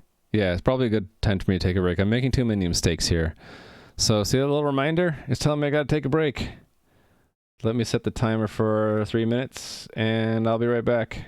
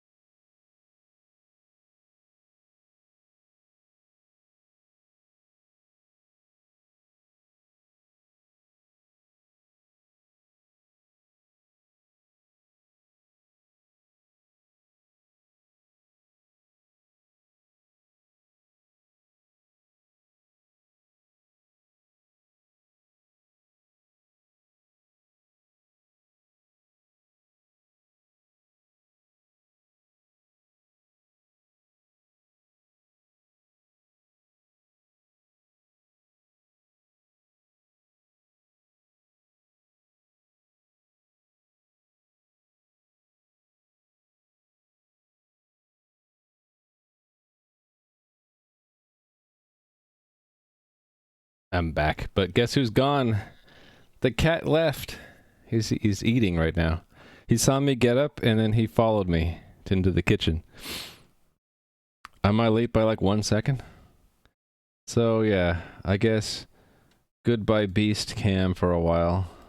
Although it's ready to go should I need it. Yeah, he's eating salmon. I know, backwards F. Okay. All right, we have to show that. There's a dog now on the cat spot.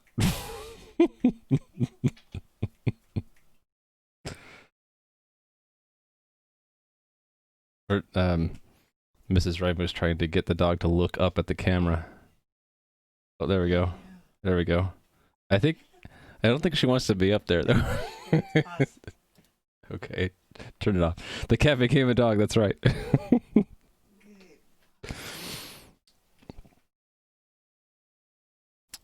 She does not like to be up on high places. She's like, how do I get down from here? All right. Tile set is not 15, is it? Right. Okay, so I'm missing... Hold on. What? Name, spawn range, tile ID. Oh, I have these in the wrong order. Okay. After tile ID comes tile set and then tether min max. So that goes there.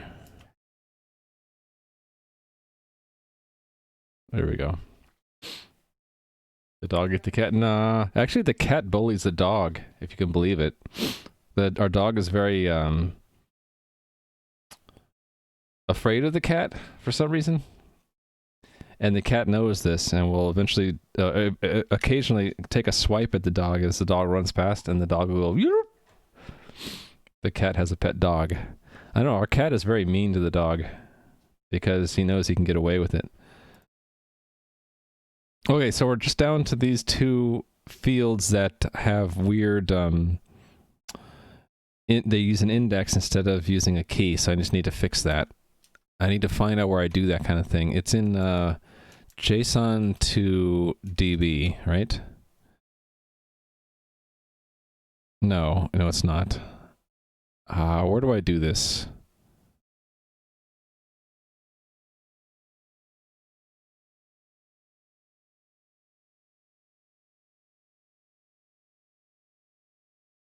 It's in the create, execute, well, it's actually in both. Oh, there are two varieties of DB to JSON. Right, so it's in this one.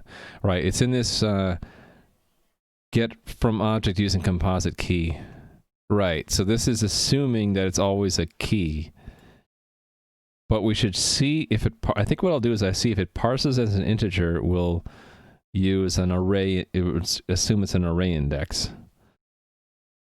So we'll call this key or index. And then we'll attempt to parse it. I have a function that'll do that, right? String extensions to integer, I think. So that's key or index. Index. And that was going to give us a result, right? Const auto to integer result equals. And this needs to be int max t index. All right, so if to integer result dot, how come it's not helping me out here? Oh, is it an enum? It is an enum. So I can kind of build that in if it's equal to success. If equals, I think it needs to be in the same namespace though. Success. Otherwise, failure. The failure is the old. Thank you for that follow, by the way. I appreciate that. The failure is the old mode where it is a key. If it successfully parses as an integer, we're going to assume it's an array and use the index. Either way, we're going to forward it. Actually, can I just... Yeah, I could split this out. It is ambiguous. It needs to be a size t. I want to break this out because I don't like the redundancy. Let's make this get us a value. So let's say it's got to look kind of kooky, but I can do it this way. Const auto reference. Yes. Const auto reference value equals, and then put that as a ternary operator. If it parses as an integer, do that. Otherwise, just look it up as a key. And then pass it to get from object using composite key, the value there.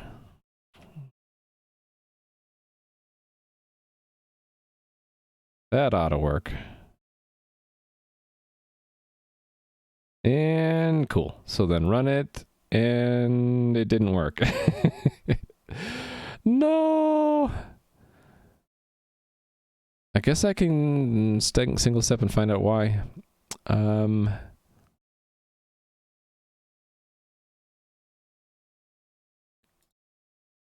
It's going to take several steps to get there, though, isn't it? Okay, I don't need one there. Okay, what is the key or index here? Caps. And then it's actually, it says it up there. Oh, there we go. So I only need to...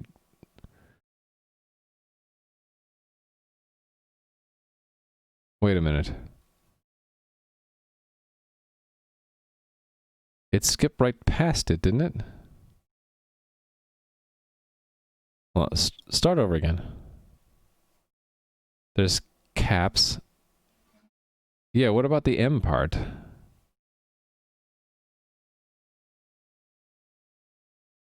Maybe this is broken. So for this, what is the value here? It's an object, right? Which should have an M field in it. Yes, it does. So then, how come I'm not hitting the same... Oh, I see. If we hit the end, yeah, that's wrong. There's actually two places where we index root. So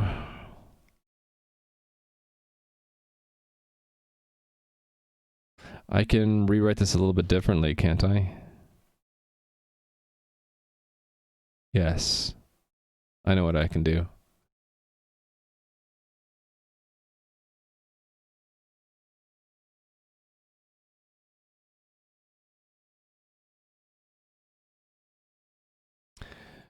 I'll do it this way. I'll say,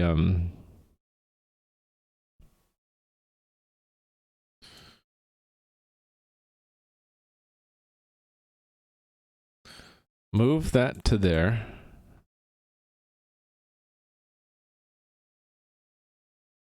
But then we have to have an inner ternary in here. Because if we hit the end, we want to go substring to the end, right? I always forget if it's length or number of, or end position. So let me look it up. Dev docs C++ substring. Its end position is what? No, it's not end position. It's count. Length of the substring. Oh, I didn't know that. We can have the count be end position. Okay. Wait a minute.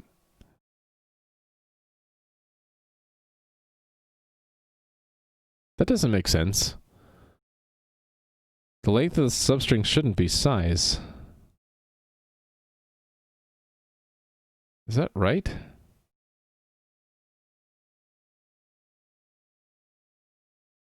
Return string is constructed as a basic string data plus position count. It implies that the returned strings allocator will be default, well, whatever.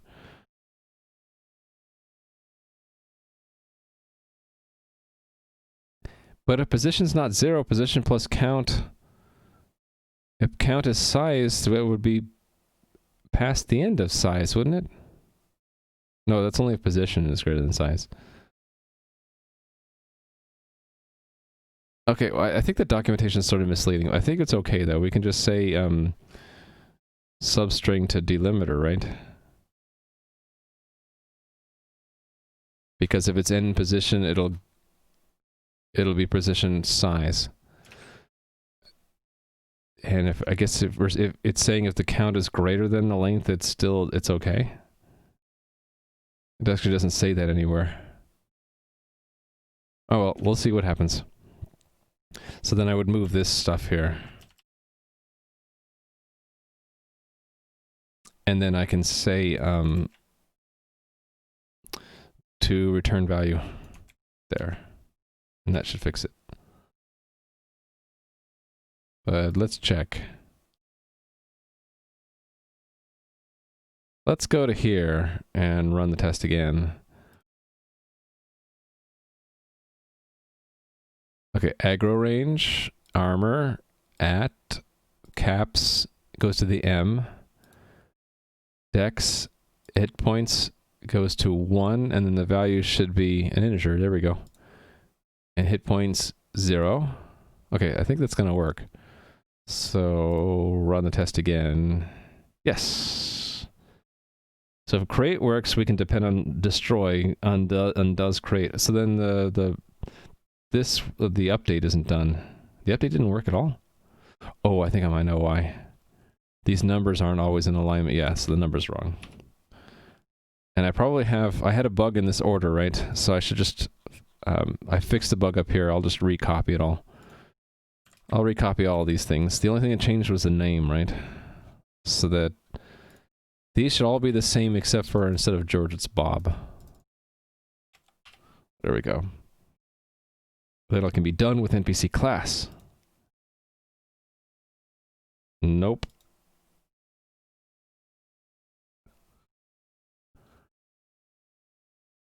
Or we have trouble with the loot table.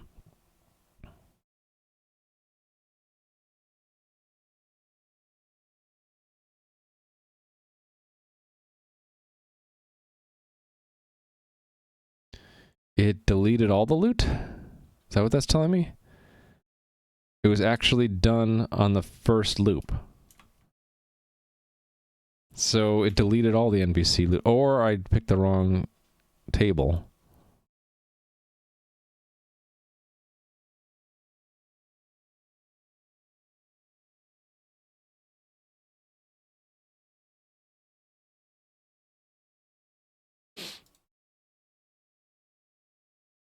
Oh, yeah, sorry, Nui. Cheers.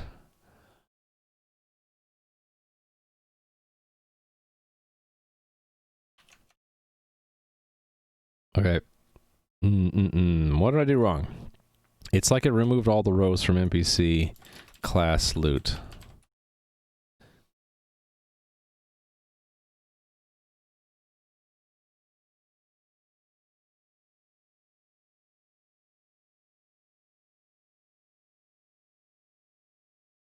I don't know. I guess we're going to end up going here, right? So let's just run the test and see what happens when we get there. Go. Right.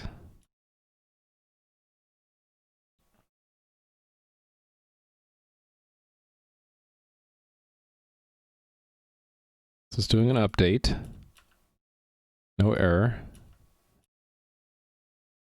And it's doing a delete now for slot 1. No error. Okay. So then why is it giving me an error here?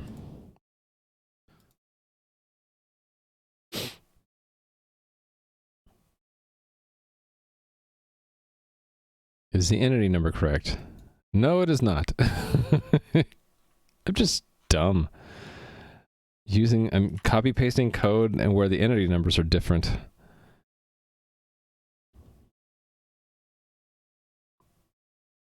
What I should learn from this experience, all of the things that became error prone, like these entity numbers being different, and the order of this mattering tremendously, it has to match this order. I ought to reorganize this so that these numbers go with these strings and the actual expected values from here. I need to organize this in a way that they're not so sensitive to order and value, right? Anyway, let's just check it in. When I do refactoring, I'll worry about that stuff. Okay, so then I can restore, I can check that off now. It was, where did I put it? I obviously didn't put it there. Did I put it under database? What happened to it? There it was, right? Yes. Done.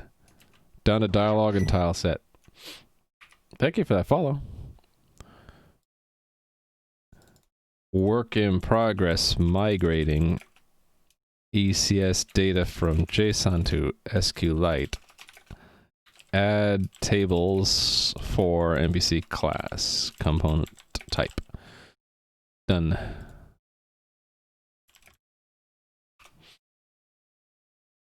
All right. Next table.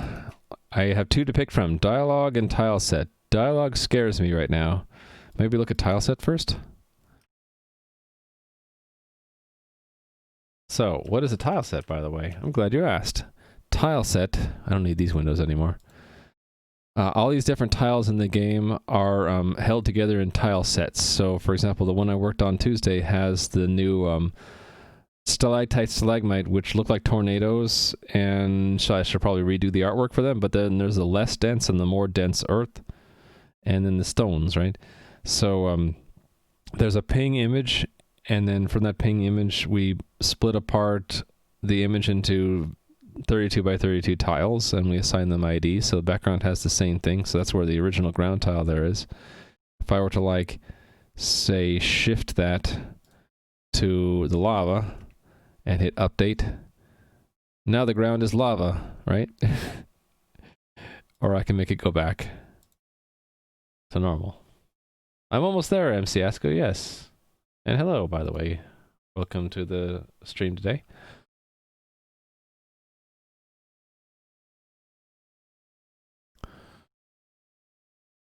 So anyway, the way this is stored, we'll find out what it looks like. It's one of the more complicated ones. So, the top level table will have to record the path to the ping file, the name, and the version number of it. And then this will need to go in a separate table. So for every tile set, there will be a tile. And for every tile, there will be frames.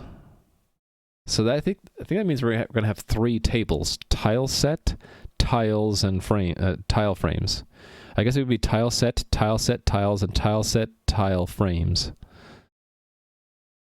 And these have a strict order, right?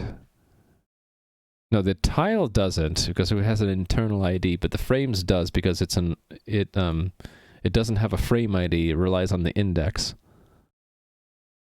Okay, so this isn't so bad. It's just three tables. So I can do this. Let me craft the schema for this.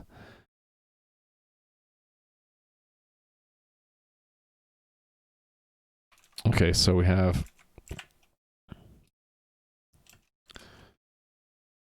I hate it when I misclick and I hit page down.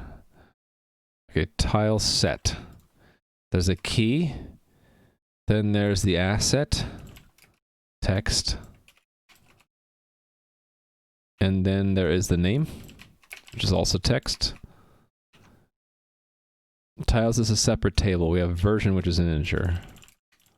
Easy peasy, right? Next table. Tile set tile. Here it's not a primary key, it's a foreign key, and I'm not doing foreign keys yet. I'm leaving that for a later step. I'm just making the minimal schema here. I'll want for a tile.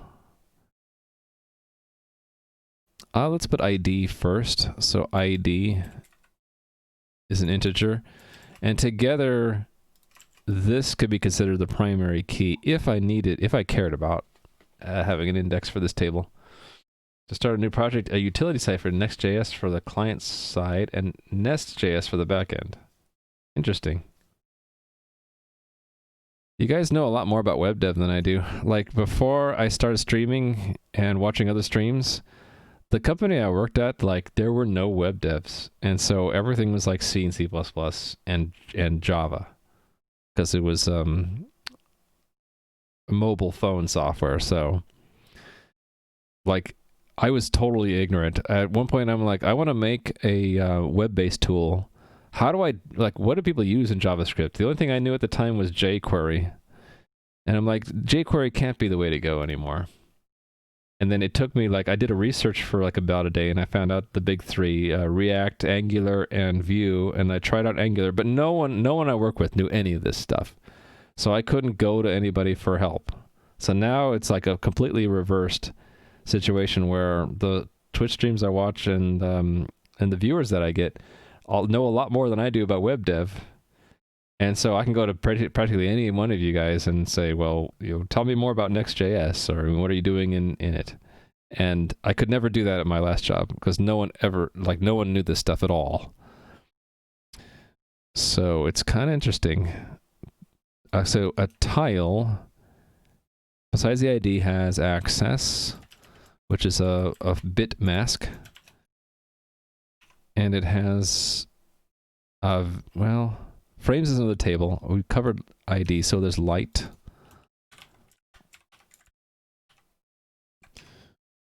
Scroll and visibility. Scroll is a Boolean, and visibility is an integer.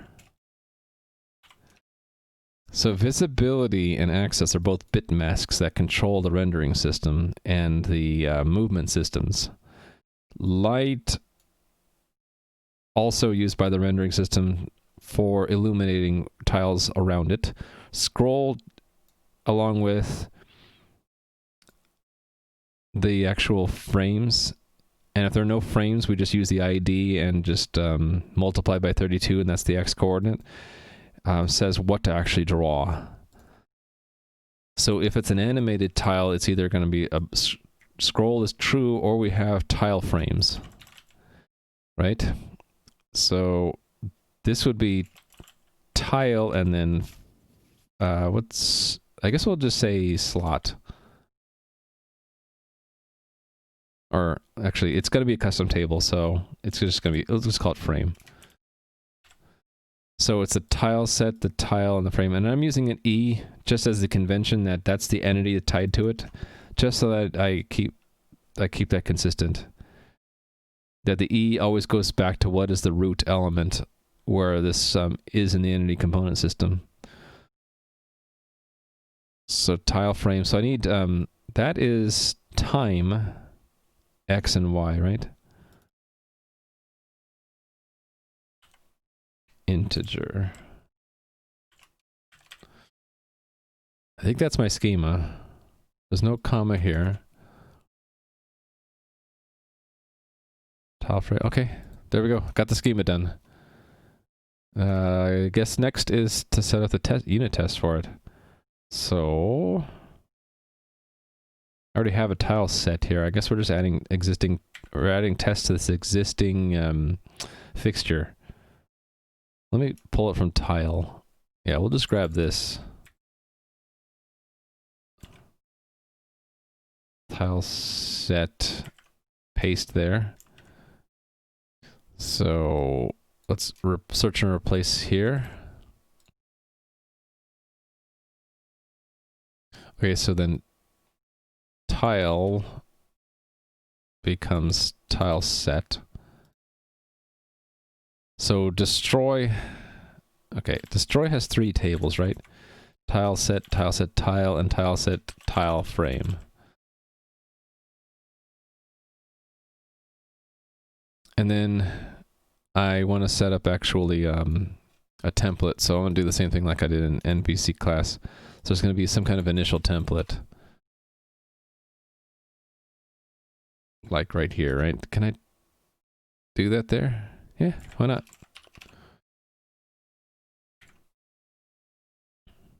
I'm not too sure about the name initial template, but it's okay. Can change the name later. Oh, there's another destroy there, so I need all of these lines. There. Cool. And then initial template again. Okay, and then the way this works is we make a copy and then set using the copy, right? So kind of like this. There. Tile set. And we're going to change things. Let's have it change the name to things.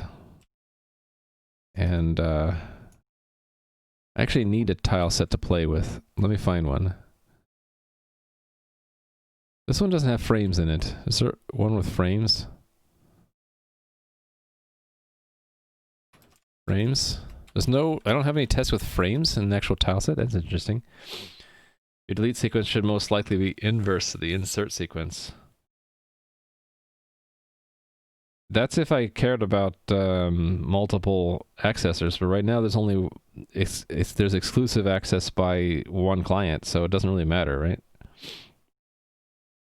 That I'm not even going to have foreign key constraints, but I think you're right. If I had a foreign key constraint, I'd have to reverse. I'd have to delete in reverse order. Otherwise, I'd temporarily violate a foreign key constraint, right? I might delete a tile set while there's still a tile for it. So yeah, you're right. So I think I'm delaying addressing that until I actually introduce the foreign key constraints. And when I do that, yeah, I definitely need to make sure delete is in reverse order from insert. Oh, yeah, I need a template. I think I'm just going to use this one. This is it, right? Yeah. We're going to paste that here, and I need to elaborate on this because I need one of them to have a frame in it. And I need more to this, don't I?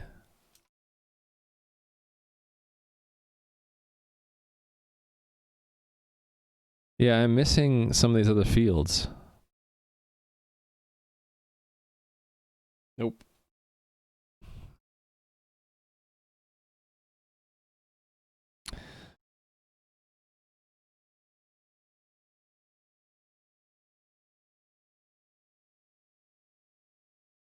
This is even old. It used to be that tiles had names, now they don't. Why did I don't remember ever doing this, having the name of a tile have a name. Maybe that's just because the tests don't really care. So to do this properly, this is an array. I want to set up all the right fields here. Oh, and this had proper keys, didn't it? Tiles. Oh, maybe not.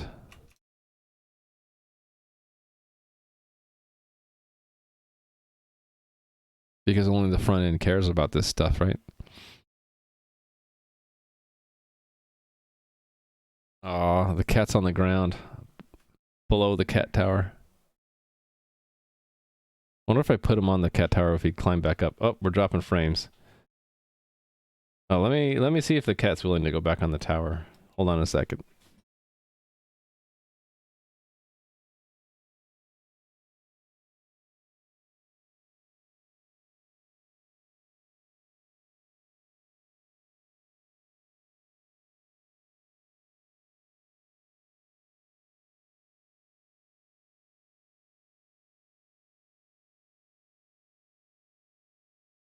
Okay, he's considering.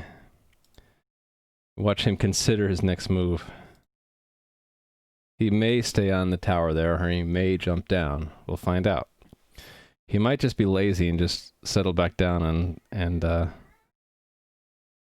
I need to update that mask. There's a little bit of stuff that shows up. But that's not me petting the cat, that's someone else. Camera's on. See if he remains up there. If he settles back down, then we're good, right? Alright, just make sure.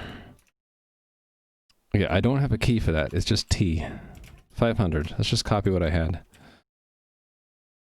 X32 Y0.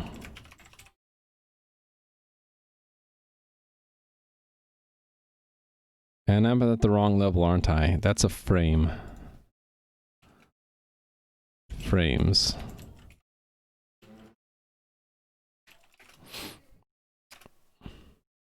Next time wear gloves when I pet the cat. What? Well, why would we need to wear gloves when petting our own cat? I think he's deciding to stay up there. That's what he does. He turns around every hour or so, shifting his position.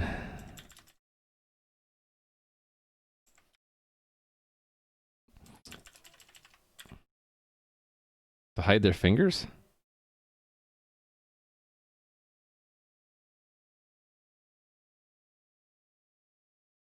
Why would they want to hide their fingers? I guess I don't understand. Tiles is an array of objects containing frames.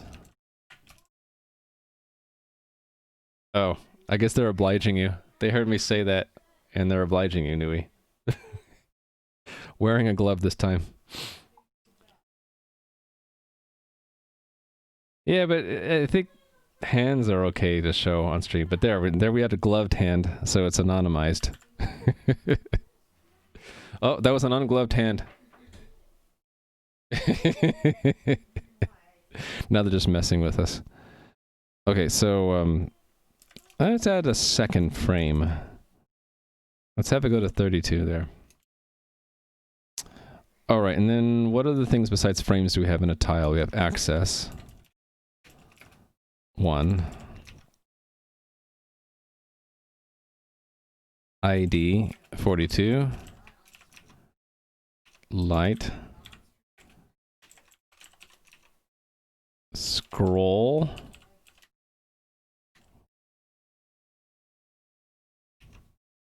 Visibility. 2, because I can put whatever I want there. And then I should have another tile. Let's have a tile without any frames in it, because that is a possibility. So this one will have no frames.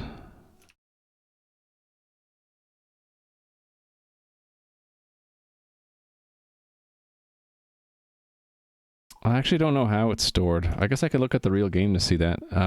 Because this underground, I didn't actually set... Excuse me, didn't set up frames for that. Let's just go to that entity and see what it looks like.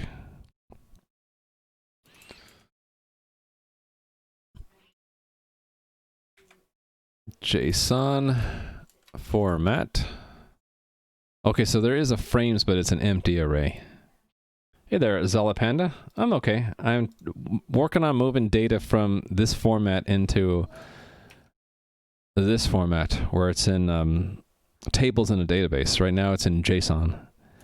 So I'm working on, there's 2 tables left, or 2 categories of components left, dialogues and tile sets. And hope to get through that this week, and then have everything in a database now, rather than being in a tremendously large JSON file that's really slow to read and write. It'll be all in a sleek, fast, new SQLite database. And I get to move on to step 2, where we're reading back from the database as well as writing to it, and then we can drop the JSON. That's my migration plan right now. Painting the cat with hand shoes. I see, yes. Thank you for flipping that, Nui. Okay, right. So I was looking at that because I wanted to handle the case where the frames could be missing. where am I going? I want to go here.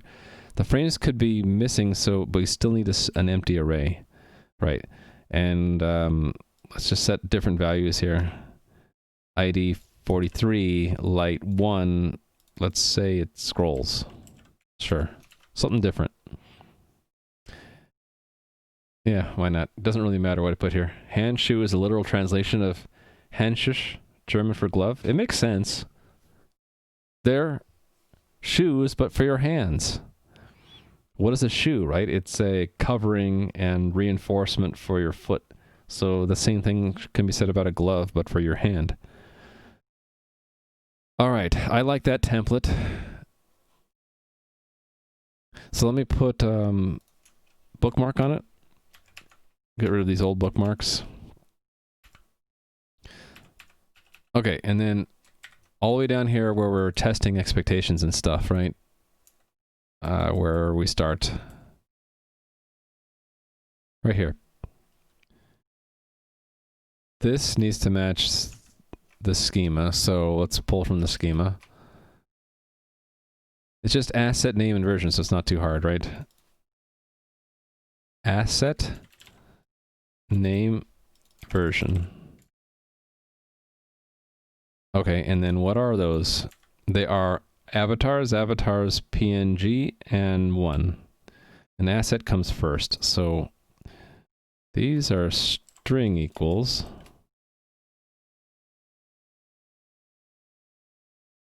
Actually, that one isn't. It's just one. These are, whoops. That and that are const char star, and they are texts, not integers. Don't need this panel. You can't even see it. My ugly face is covering it. That's okay. The asset is avatars.png. The name is avatars. Okay, that's done. We're done with that table. How did I format this before?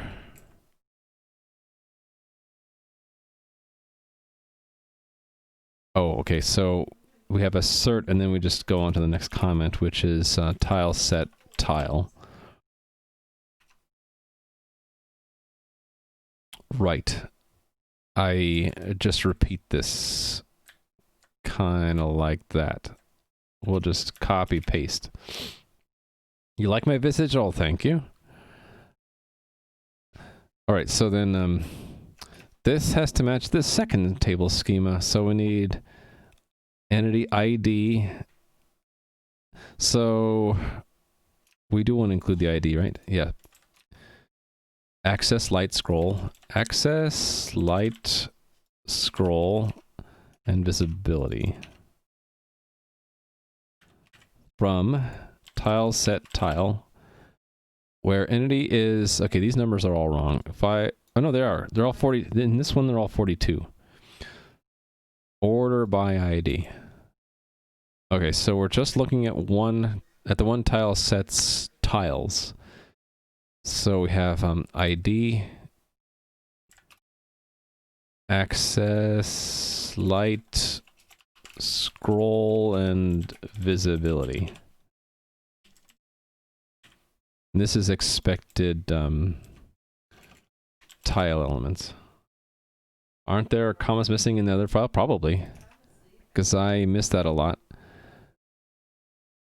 So in here, the commas need to be in here for SQL syntax to be correct. You're right. I'm missing the commas right here. Thank you. Thank you very much. I am really bad at missing that kind of stuff. Yeah, did I get them all? I think I got them all. That's the first point of my channel, and I should wave to you. Conquest 2018, I should give you another point. Now you have 2 points. Yay! What can you do with points on my channel? Not much yet. Did the cat just move? I think I don't have the filter quite right on that. Hold on.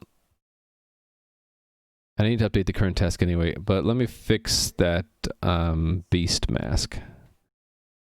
It's too bad that it doesn't remember my brush settings.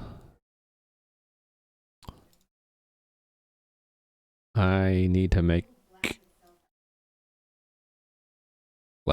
trim this a bit, right? That might be a little bit too much.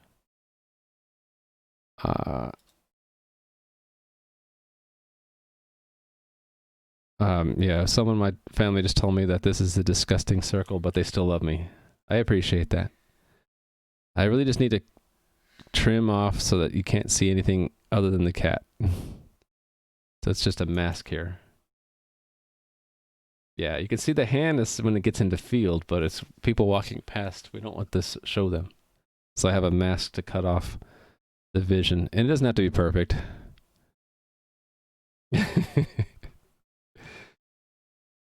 Don't mess with me.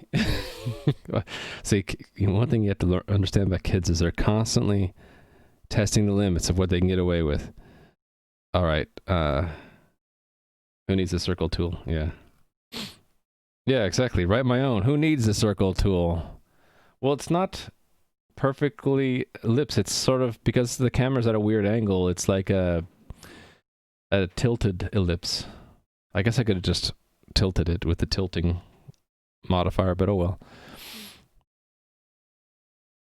I need this to match up with the data, so let's put a bookmark there.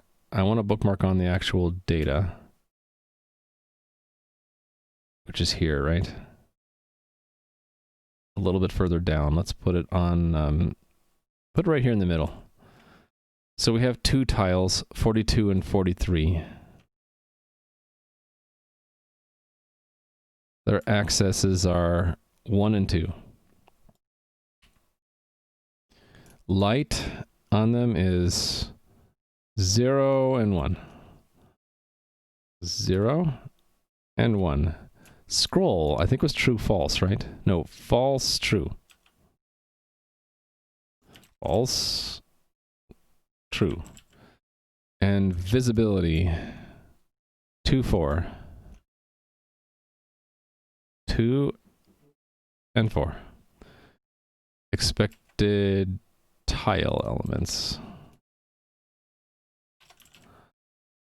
Okay, so the first one was ID, then access, then light, scroll visibility.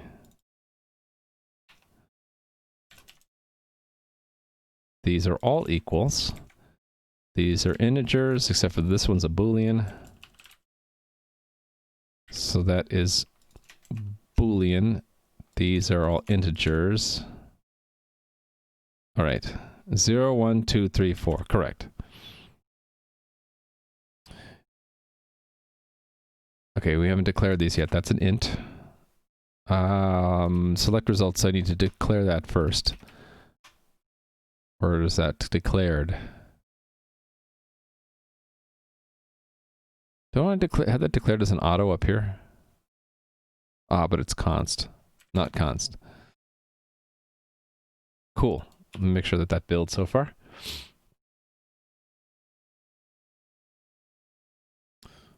All right. Whoops.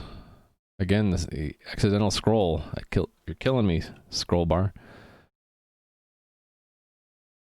That's tile set tile. Now I need the tile set tile frame.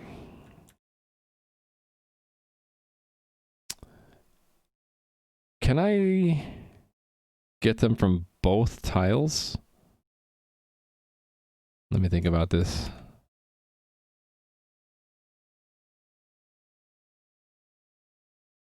Can I order by ID and then by tile and then by frame? Order by tile and then by frame. So select everything from that entity, order by tile and then by frame would get me what I want, right?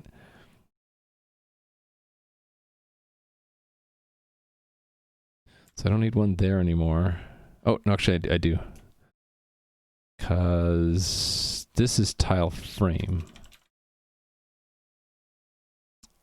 And it's tile frame.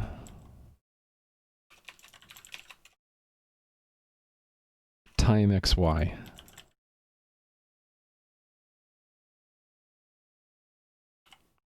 From tile set tile frame, order by tile comma frame? Is that how you do it? I guess we'll find out. I think that's right. So tile frame time X and Y. Okay, so a tile should be 42. There should be two 42s. Frames 0 and 1, right? And then the time for both is 5.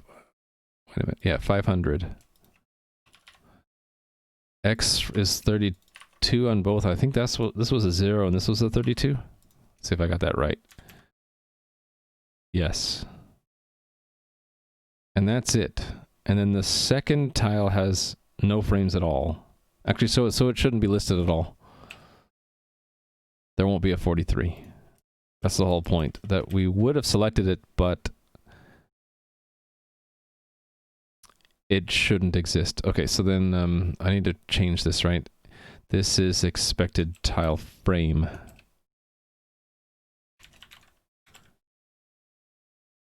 Okay. And so it's tile, frame, time, X, and Y, and that's an int. They're all integers. All right.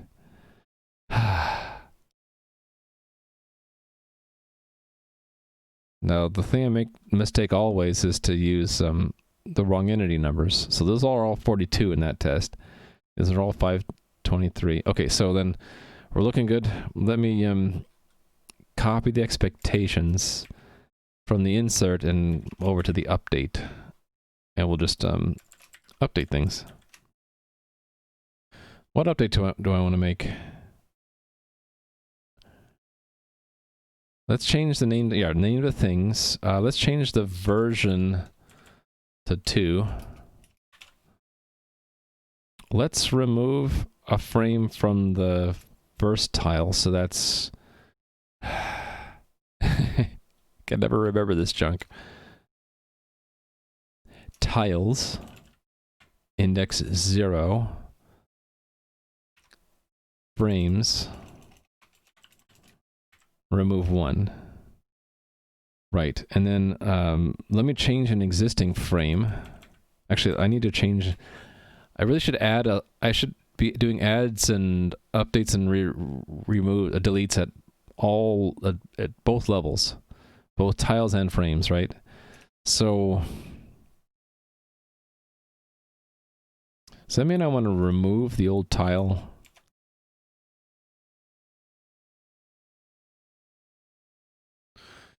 Yeah, I think it means we'll remove tile 1. But I need to add another tile after that.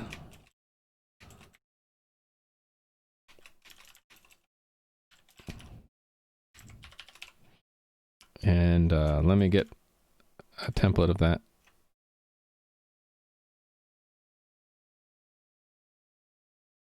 I'll just have it, to keep it simple, I'll have no frames in it. So this ID will be 44. I think the way I'll do this is if the ID doesn't match, then it's a new tile. If the ID matches something that was in there, it's an update. And if a tile isn't present anymore, it's a delete. Yeah, something like that.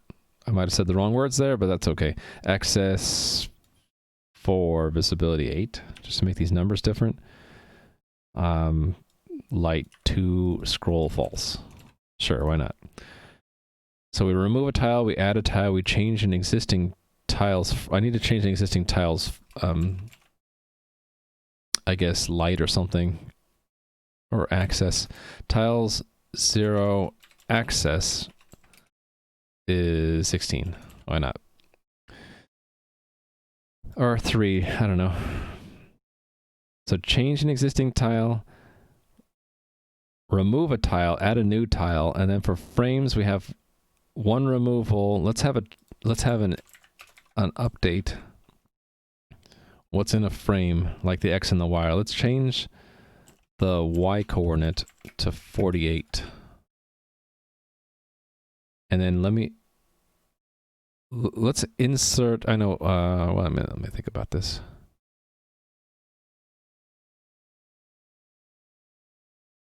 I can't both do a remove and an insert for an existing tile because I don't have enough tiles. I really want to cover everything though.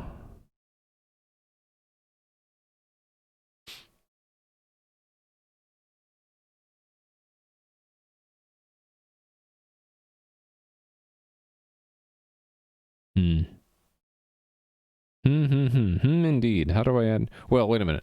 The frames is a simple array.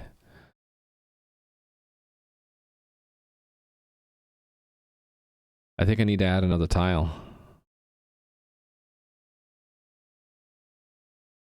So let's assume that there are 3 tiles. It means I have to go back and change my other tests. Yeah, let's add a 3rd tile. 41 or something. It doesn't really need to be in order here. Does it? It doesn't really. Access, let's just make these zeros. It doesn't really matter. Okay, so this is going to be a tile 41. So how does that affect my other test down here?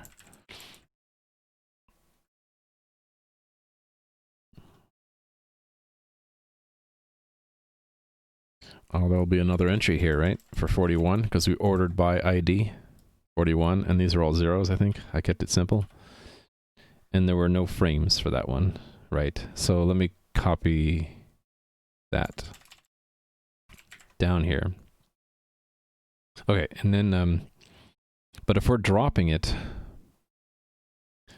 that leaves me free to add a frame to tile 1. Right? And then frames look like this. Let's have the time be 100, and we'll go to 64 and 128. Okay. This is definitely an insert. This is definitely a delete, and that's definitely an update for the frame level. And then we have a remove and add because the ID is different, and then an update, which was here. Okay, so I have all my bases covered. So then in the end, what do we expect? We deleted tile 41 and we added tile 44 instead, right? So there'll be a new tile 44.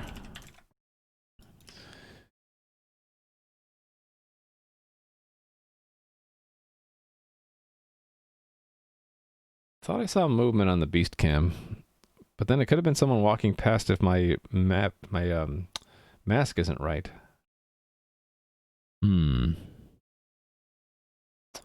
Anyway, access 4, visibility 8, light 2. Yeah, cat's getting more free pets. Access 4, light 2, scroll false, visibility 8, right? Oh, the cat is moving around. That is what I'm seeing. He's awake. He has stirred.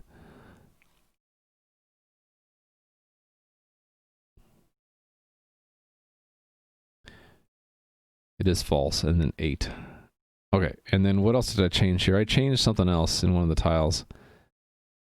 The access for the first tile is now 3 instead of 1. So that's the change.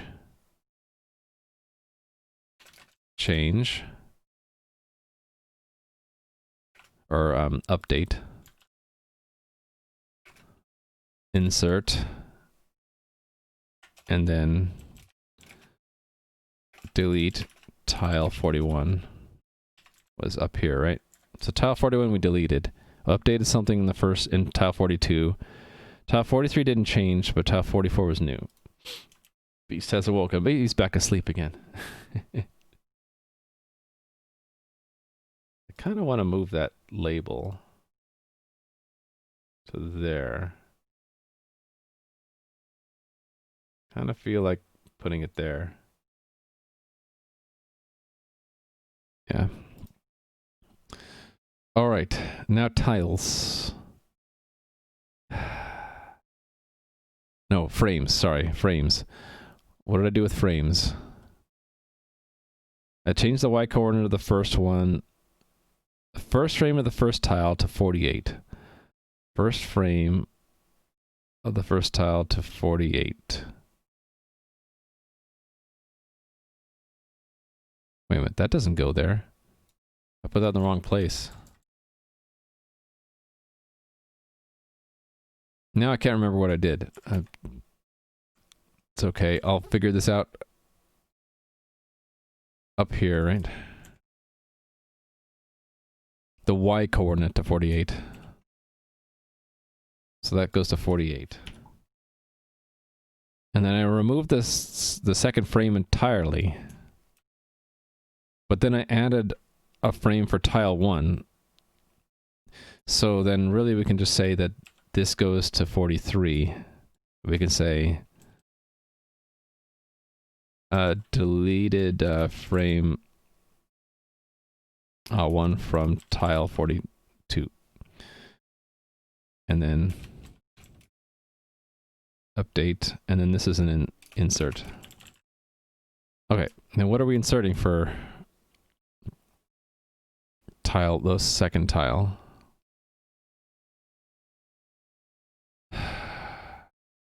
The second tile is what? 43. Okay. Second tile, so tile D43 has a time of 164, 120. Okay, so 164, 128, right? And frame was 0. There we go. The TypeScript, no, it's C++. There are initializer lists in C++. That's why there are these curly braces. And so each one of these curly braces is the start of a new initializer list, and they can nest. Hiya. How are you doing? Emily Talon. And also Ed Winst. I'm just trying to get the test to match. The expectation should match what the test actually does, which is this set of things up here. That we're making modifications, we're removing, we're adding, we're doing them all at the same time, really. And I got that, didn't I? I think I got everything. I just need to make sure all the numbers are consistent. So we're talking about entity 523 in this test. So all these need to be 523. Okay. I think I got it, but we'll find out. It's, yeah, exactly, Emily Talon. So this is what the game looks like. This is an area I added on Tuesday. There's some nasty skeletons here that hit quite hard with their weapons. And there are no players actually playing the game right now, but if you wanted to, you could. And I added a little bit of artwork yesterday. I tried to add stalactites and stalagmites. I don't think I did a really good job. I like better what I did with these pathways, which I did with like flatter terrain, like flatter looking terrain and more bumpy looking terrain to have some variation in the ground tiles. I liked what I did there. But yeah, as a normal player, you wouldn't see through walls. You'd see this. So as you're walking through the dungeon, that brazier or torch or whatever is lighting the way. But if you get to this darker area, you can only see like squares nearby you. So as you turn this corner, you're like, oh, there's something lit over there. Let me go over there. It's like a little campfire or something, right? And there's some lava. And then if you venture into the dark corner here, you run into the skeletons, and they will probably defeat you unless you have some buddies with you.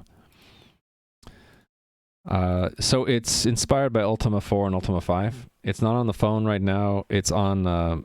you basically play it through the web browser, so it could be on the phone if I made it mobile friendly, but it's not yet. It's on the list of things to do, though. When I get better at doing CSS and better at doing the user experience, I'll try to make a mobile version of this. But it's all online, so the actual game runs in the cloud on Amazon Web Services in a server there, and the browser app is really just a front-end client to interact with the game. So you get to see what's in the world around you, you get to see some control panels, and there's also in-game chat, which is integrated with Twitch, which is why sometimes when people are saying things in the Twitch chat, they show up in-game here. That's if they're VIP or above. VIP, mod, or me, chat will appear in-game too. But we can also say in-game chat, hello, oh, and Mudribbit beat me to it. So, example, Mudribbit is here in the game, in town. So, just like in Ultima 4 and 5, you can talk to non-player characters who are friendly, and you can ask them what their name is. Let me demonstrate that. So, for anybody who hasn't been here before, let me log into the game. So here, you just saw me pop into the game, right? I happen to be in the dungeon. I'm going to cheat and pull my character out of the dungeon and put him right here. So I can demonstrate. Let's talk to the sword giver, right? Let's say, what's your name? My name's Bob. Job. I guard this place from troublemakers. Guard. Blah, blah, blah, blah. You say sewers. It says be careful down there. Make sure you bring a sword or something. Sword. I have many swords in my arsenal. Would you like one? Sure. I've obtained an iron sword. Yay. There it is. I don't need it, so I'm going to drop it on the ground. After a minute, it'll despawn, but there it is. So another player like Mudribbit could go and pick up the sword, but basically it's trash because the sword giver just generates them whenever you ask right now. Am I abusing my rights? Yeah, I will sometimes, for science and testing purposes, I will modify the game in place. So I can, like, for example, place a force field around my character. Like this. Now I'm locked inside of a force field. Or I can remove it. It looks like I didn't paint on top of the background. I actually painted the background, so I gotta fix the background. No, not a problem. We can do that really easily. There, paint the background back. I forget exactly what terrain that I had there. Let's put some grass here. Yeah, so I can modify the game live. For example, there's Mud Ribbit, right? Now Mud Ribbit. Oh, I almost got him. Okay, there. He's trapped. He's trapped in stone now. He can't escape. Little jail. Here, I opened up the jail. I'm abusing my mod powers. But yeah, see, if I draw a wall around me, now I'm stuck in a wall. If I open up the wall, I can escape. And I can delete the wall. So I can edit the game live while people are playing it. Force fields and swords are like fantasy science fiction hybrid. Well, the old original Ultima games had force fields because they had a mixture of high tech and low tech. Yeah. I think it was Ultima 1 and Ultima 2 had a lot of that. So you could have swords and maces and shields, but you can also have laser guns.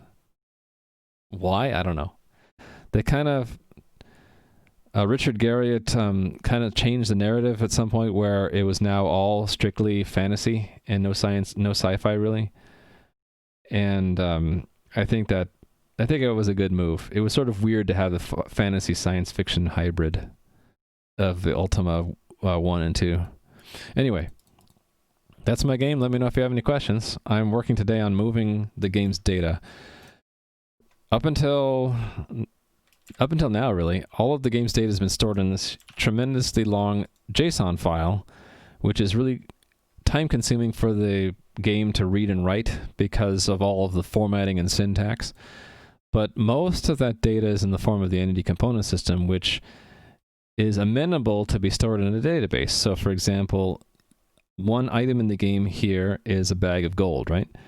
This fits really well a table called item, where the key is the entity number. Oh, Gadam just get to sub to Ore Driven. Thank you, Gadam. Did I ignore them? I didn't mean to ignore them. Let me look back at chat. If I don't get tagged in chat, sometimes I don't see it. But yeah, so this would be one row of a table called item, and this is the key, and these are the other columns. Let me look at Emily Talon's questions.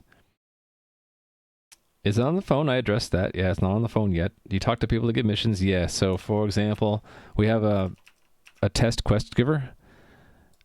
I'm not on any quest right now, so it's perfect. I can go demonstrate this. So you can pick a mission. You can get a mission from Jill here. Quest. Since I already did the quest before, she'll say, you did a good job last time. You want to have another go for it? And I say, sure. Now I have a quest to defeat 10 slimes in the dungeon, and it shows me what my rewards are going to be. So you can get missions from NPCs, and you complete them. Right now, the example quest you complete just by going back to the quest giver, but I can set the conditions however I want. I think that was it, right? You asked, is it like a fantasy science fiction hybrid? So I'm probably going to just aim for fantasy. I have force fields in there just because I wanted to test access modes, actually. What's the best way to iterate over all those entities for updates? For an entity component system where you've arranged everything in memory linearly, you just go through it like an array. And that's one of the goals of a data-driven design with an entity component system, is if all of the items are in one sequence, one huge array, you just go from the top and you just go through all the items, and they all get cached together, and you can alternatively have an index by the entity ID, so if you know which item you want to go to, you just look it up in a hash table somewhere. Force fields could be magic. Good point. Good, Gary Toro. Exactly. Yeah, World of Warcraft is also a mixture, though, between magic and science fiction, isn't it? Because they have technology, too. Is the world procedural? No, but in the future, I would like to do that. Right now, the world is all handcrafted by me. But the tools I use to modify the world could be done by a script. So conceivably, I could have it procedurally generated if I have a script with procedural generation, and it control the construction and movement of tiles in the game. So yeah, we could do it. Just haven't gotten to it yet. If you consider making a messenger client version or Slack or something, you can play. One of messenger is pretty good, but it's slow. You mean like a non-graphical version of this? It's the possibility is there. It's just that it's one of like several hundred things that is on the list of things to do.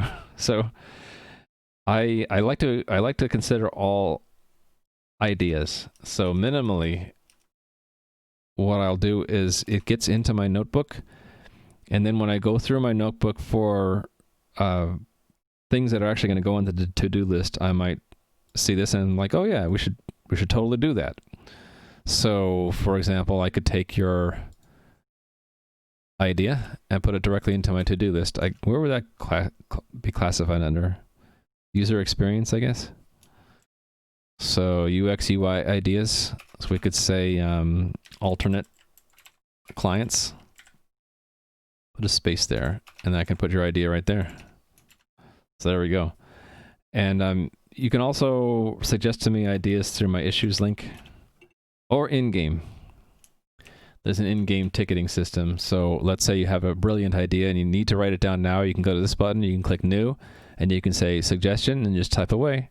And it shows up for me in-game on the admin side in my list over here. Yeah, it takes a while for it to load. I need to work on the performance of this actually. But people suggest stuff here all the time. Wow, it's really slow right now.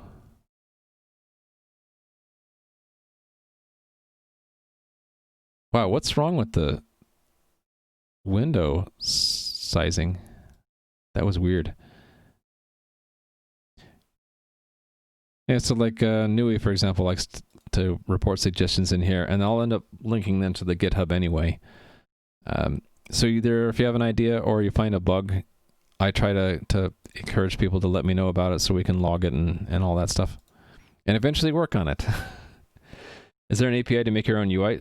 Technically there is, but it's not documented. So if you are playing the game and you open like the F12 window, I don't want to show it here because it'll leak my tokens, but the interface between the front end and the back end is all JSON messages over a WebSocket. And the JSON messages are constructed or designed so that I can understand them as a human. So you could too, as long as you are a human. You are a human, aren't you? And they're not too tough to reverse engineer. We've had a few viewers in chat do that for auto mapping the game. That was a long time ago, though. I've changed the rendering system of the game since then, so I think I broke their scripts. So it's not documented, it's subject to change, but you could look at the WebSocket messages and kind of figure out how to both make your own rendering system and also your own control system. Control system is actually very basic. You basically tell the game whether or not you're holding down a movement button or key, and the game will reflect that in your character's input component, and the movement system uses that component data to, whenever it ticks, it will move any characters who are trying to move.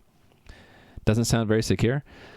The security and the communication protocol are different. So the communication protocol doesn't need to be secure because it's just expressing intent in either direction. The security comes in the form of what you're allowed to do. As a normal player, I can't just go and kill another player or teleport somewhere. There's no message you can send to the game server that will accomplish that for you. You're limited in what you can do. In order to be the admin, you actually have to authenticate with there's a challenge reply thing where you have to have a private RSA key, which is not transmitted, of course, and you have to answer a challenge by signing it with the private key. So it's pretty secure. Also, if you're worried about eavesdroppers, the connection between client and server is using transport layer security. So before the WebSocket is even established, it sets up an encrypted link between the client and the server. I'm considering adding an unencrypted API for things like if people want to write web pages that like subscribe to the game for general information, like how many people are playing right now, or is there a world event happening right now? There might be an unencrypted HTTP API for that, but it's probably going to be just publicly available information and you can only read it. So yeah, all of the things to change the game are you have to be authenticated with the right identity. So if you authenticate as a normal player, you can only control your character and you can only do what your character is allowed to do. Like I can use this firework because I have one. So if I told the game, please use a firework, and the game's like, you don't have one, you won't shoot a firework off. Is the game popular? Not really. I'm still building it. There are a lot of accounts made, but as you can see, there's only me and Mudribbit playing right now. When I'm not streaming, no one really plays. And that's because mostly, I hope the reason is because I don't have any content yet. I'm still building the engine up. So everything you see here is a test. These NPCs are each testing in different game mechanics. So there's the healer, there's the person who hands out items, there's the person who takes money, there's the quest giver, and there's the person who exchanges money for an item. So anytime I need like to test a new game mechanic that involves an NPC, I'll make a new NPC. Like to gain levels and skill points, the trainer is there for that. Will you do a space one prefer? Maybe. The name of the game, Omnia Reigna, it's Latin for all realms, and the idea is that you'll transition from one world to another, and some worlds will be radically different from the others. In fact, the user interface might change. There might be an area of the world where it's all text, and so this window would get, instead of seeing pixel art, you'd see ASCII characters. And you could transition to another world where it's now a 3D view. I think that kind of variety, though, it's going to take a while. I mean, it's taken me a year to get this far, and I'm still not done with all the core mechanics. It's going to just take a while because it's a solo developer thing. If I was working in a team with more people, we'd be going at a much more accelerated pace. But I don't want to close the door on that idea. Like having an area of the game where it's in space, totally doable. Just it'll be a lot more game mechanics I need to put in place, right? A lot of the current game mechanics assume that you are walking around like you are physically walking in a game world somewhere. If you're in a ship piloting the ship, the controls will probably look a little bit different. Yeah, it's a long time. I'm in it for the long haul. This idea of making a game like this, I've had since Ultima 4 was a current game, so that's the late 80s. So I've been trying to make this game for the last 30 years. It's just that I've had a full-time job up until recently, so I haven't had a chance to put a whole lot of time into it. Yeah, typically, like, even games that have big teams around them take like a year or two to get done because it's just so much work you have to do. Unless the game is small in scope, and then it could be done in months or maybe even just a few weeks if it's like a game jam game. Or if the people are extremely talented, or if they borrow or reuse assets or the game engine. You have to remember, like, I'm interested in making everything from scratch. So because of that, the game engine had to be made from scratch. And so if I were to be doing this in Unity, I'd probably be much further along than I am right now. I spend a lot of time doing the engine and not any of the game content because I have to do everything from scratch. So yeah. Let's go back to tile sets. This didn't build for some reason, right? Oh, because I redeclared I. Let's try again. Was there another compiler error? Yeah, there was. Oh, did I not put that in a comment? Hold on, what's it telling me? Redefinition. Yes, indeed. Redefinition. Let's fix that. You rank 3 for building as you love building your empire. Does this have crafting and building? It will eventually. So one idea I really liked in a game I played before was the idea of a pocket dimension or a personal space within a game. Especially if it's multiplayer, it's kind of cool. Oh, being rated by Adam. Hey Adam, I hope your stream ended well. I hope it was not problems with your internet or with the people hammering on your roof. I hope it went well. Hey there, Metal Storm. Just describing and talking about my game. I'm working today on the last few parts of the game's data being transitioned to a database. No problems with the internet this time. Was a good stream. Oh, I'm glad to hear that, Adam. I was really sad yesterday when you had sort of a hard time. So yeah, welcome everybody from Adam's stream. Nui was gracious enough to link to that intro to my stream and also to this game. It's a live multiplayer game. It's inspired by Ultima 3, Ultima 4, that kind of game. So I'm making everything from scratch. So I was just talking about how, because I'm not using the existing game engine, everything you see here, including like the lighting, the shadowing, the pixel art, the scripts that move the NPCs around, even as simple as like opening and closing these doors, right? That's all handcrafted. So this takes time, and I'm a solo dev, so I'm not going to have this game done anytime soon, but I'm working on it piece by piece, day by day. And just working today on moving some data around. So the way I'm drawing the graphics uses a tile set system. I'm moving the data for these tile sets. So the current format is in JSON, and it's tremendously expensive for me to be saving the game data to disk in this format. If I just scroll down, this is just a small test area of the world. It's 11,000 lines long. It's just way too complex for JSON to handle. And I was just showing earlier an example of like how we stored an item in the game.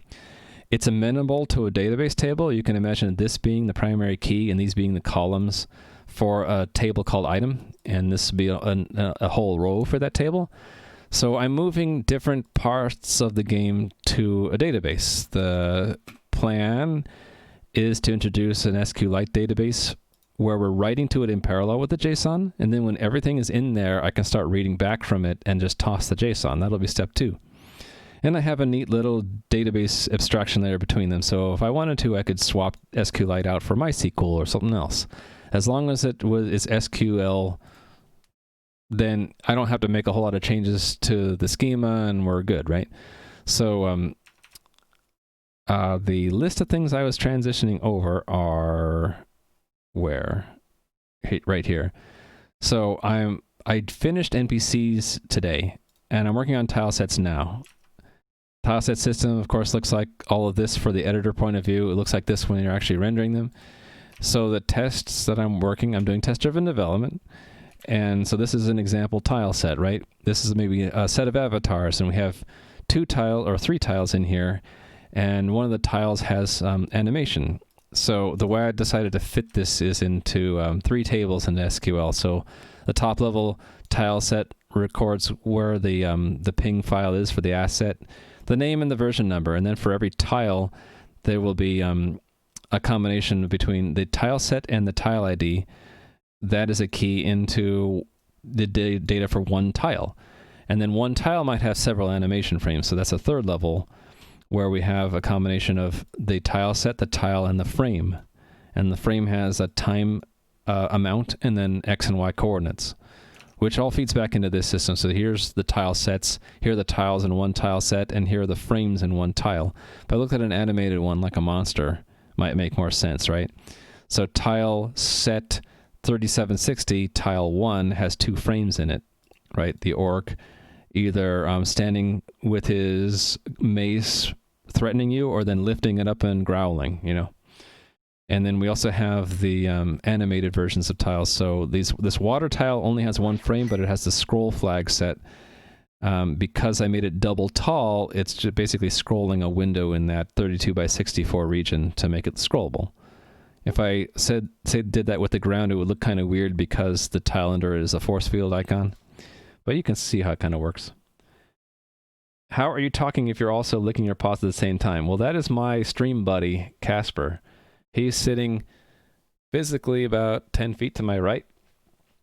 And he decided that he was ready to hang out in his cat tower again after several months hiatus. So I was able to reactivate camera 2 to show him, and he is a good kitty, and someone just I actually have 2 hydrates that I have to take 2 sips of water because Justin Editor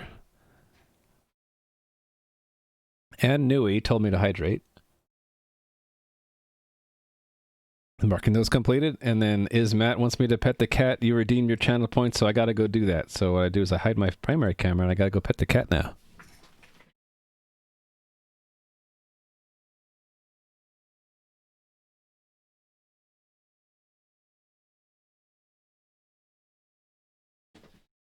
Yeah, stream buddies are the best.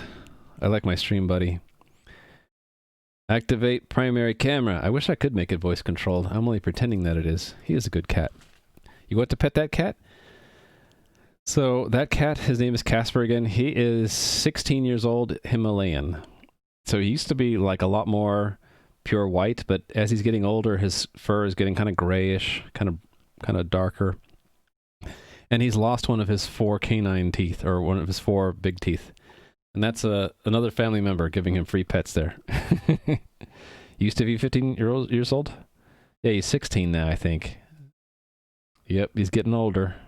How old is that in equivalent to human? I would say he is like almost elderly. Maybe another few more years he'll be an elderly cat. But yeah, he's already lost a tooth. He's getting old cat problems. He can't jump as high anymore. Yeah, you don't want to... Yeah, I have to pretend that that's someone else petting the cat, not my 4th arm. That's 12 feet long that can reach that far. Okay, enjoy your lunch, Adam.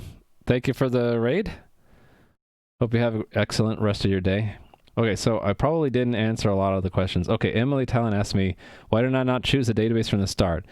I didn't choose a database from the start because I wasn't sure I actually needed one. I didn't know...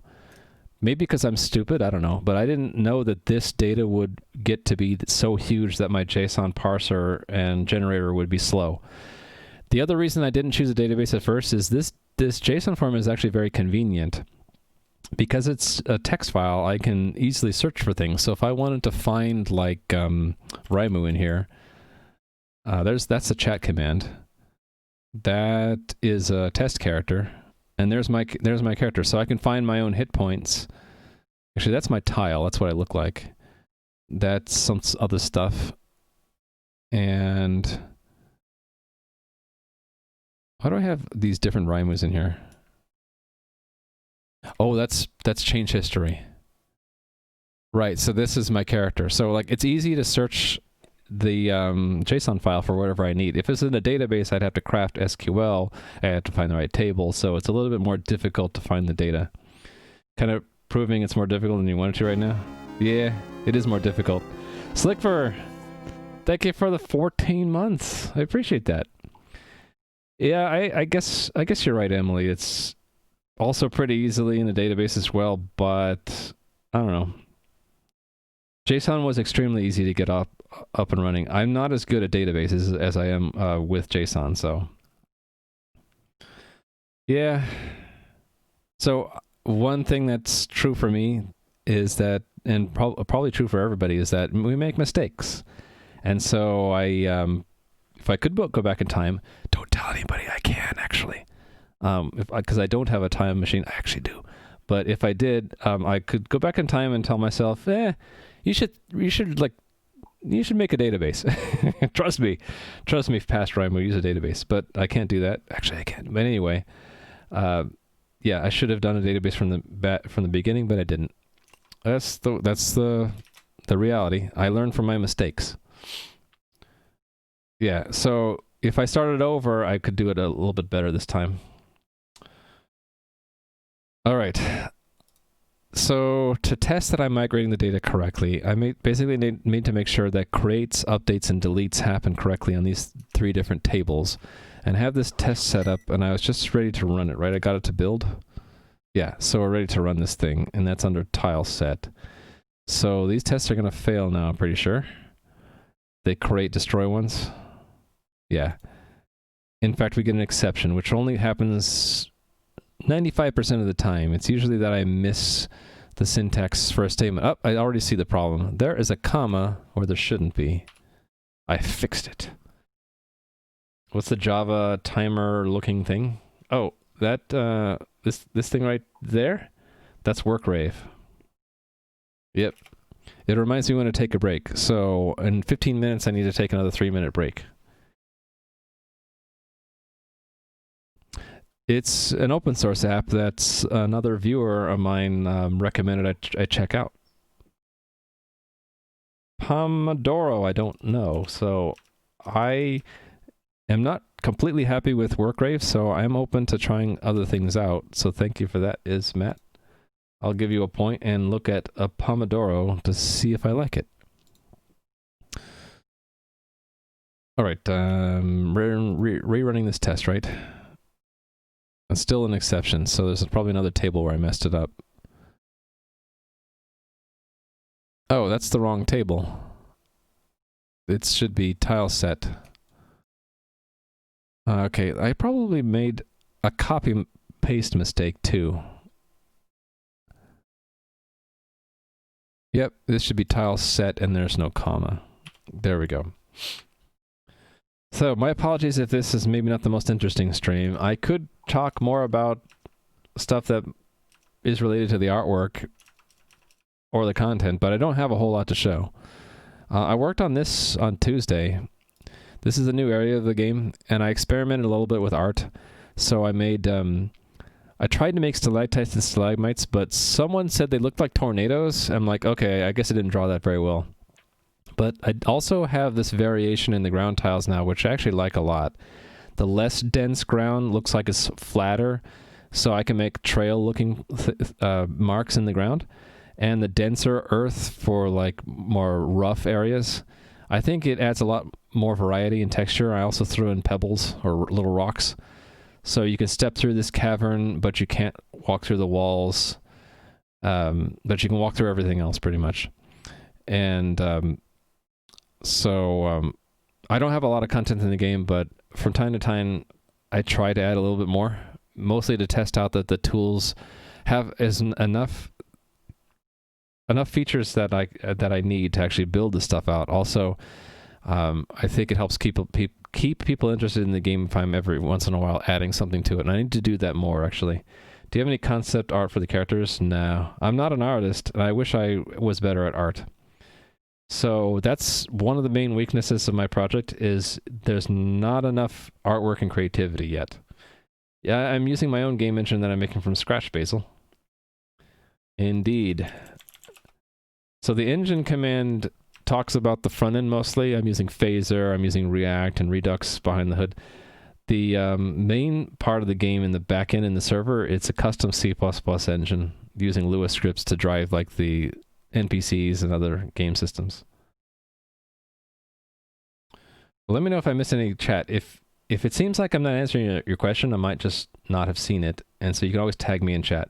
Ismet actually asked, general thoughts on the database so far, am I enjoying it? Not really, Matt.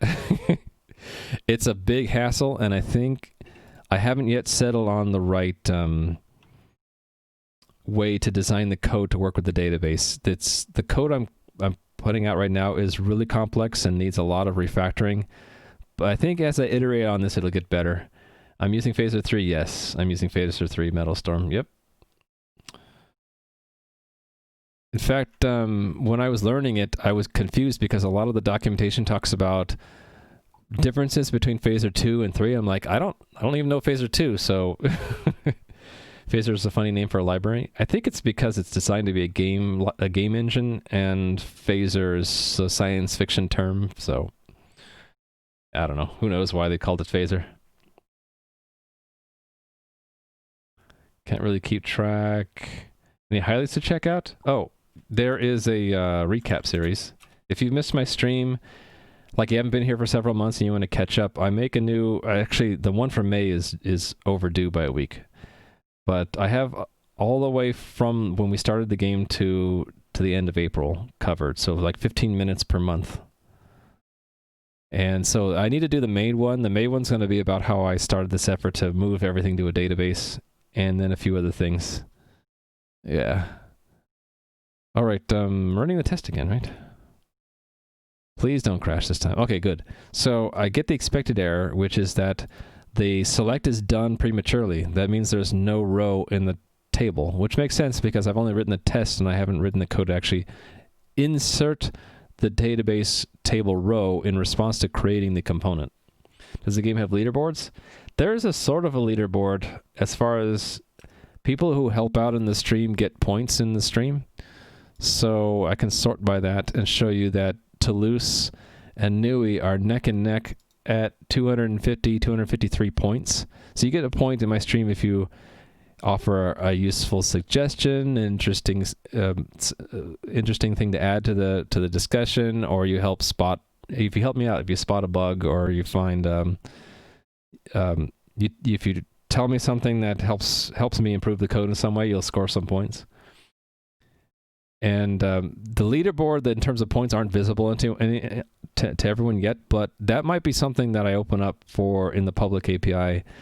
And there's nothing you can do with these points, but the intent is that later there will be either you can unlock exclusive areas of the game that you have to have a certain number of points to visit, or maybe just turn them in to get, epic items or something. I don't know. We'll have to figure out what we want. Shane, that's the best thing about MMOs, trying to be better. Oh, for leaderboards? Yeah, I mean, I haven't put a whole lot of emphasis onto it, and maybe that's what I should do. So, this is a good example as any. I'll give Emily Tal another point. Actually, let me give you some more points, because you've been helping the discussion today a lot. I'll give you 4 more. I could start thinking more about investing in a leaderboard if that will draw people into the game, because at some point when I start putting content in the game, I'm going to have to really double down on the marketing to make it successful. I need to look into some form of graphic instancing. Looks like not drawing thousands of tiles on the screen at once. Oh, instancing, yeah. I think Phaser ends up using instancing because each of these tiles is drawn with a sprite that pulls from the same texture. And so I believe Phaser is clever enough to know that since it's pulling from the same texture atlas entry, that there's only one copy of this tile at all, and it's using instancing with the WebGL. Just listing things like in the current text game you're playing. That's fair. Yeah. So, to make this test pass, I have to actually put in the machinery to construct this table based off of the JSON that goes in here. Again, the JSON looks like this, right? So for the top level table, the name, the asset, and the version end up in the table at the top level. So let's do that first. Components. So I already have a lot of the machinery in place based off of lookup tables. So I think I just need to add tile sets to the component field names and the I think it's called column specifications tables, or lookup tables. So let's do that. Let's do it by copy pasting that line and call it tile set. And it's asset, name, and version, right? You want to take that. Those just specify the names of the columns. I think I'm going to want to combine these 2 tables because they have largely the same information. It's just that this one is used for a slightly different purpose. It needs to list, well, essentially this, how to map the database column name to a JSON key. So right now it's 1-to-1, right? Or do I might actually have key constants for this tile set. Maybe not. No, I don't. So they're just hard-coded. All right, fine. That should be enough to get the test passing the point it's at and get it to go further along. Batching rather than draw a call for every tile. I think Phaser does that probably. I think everything is batched. So when on frame update and I tell it to change some of these sprites, I think it draws it all in one batch, but I could be wrong. Okay, what am I doing? I am going here. I'm going to run the test again. Right, so it gets a little bit further. It got past the top table, which was here, and it's getting into the tile set tiles, right? Yeah. So that's the next level. And here I have to do a complex mapping because at this point, the tables are all different. So this is the part that I'm not looking forward to doing because this is really ugly code. My apologies in advance, but I have the concept of a complex mapping between a JSON component and some tables. And basically you have to fill in what are they create, the insert, the update, and the delete statements look like, and how do you use them. So yeah, I'm just going to bite the bullet and make a copy of this guy. And paste him here, because it goes here, right? Tile sets. Tile set goes to tile set tile. The key in the JSON is... let's collapse this and find it again. Tile set tiles.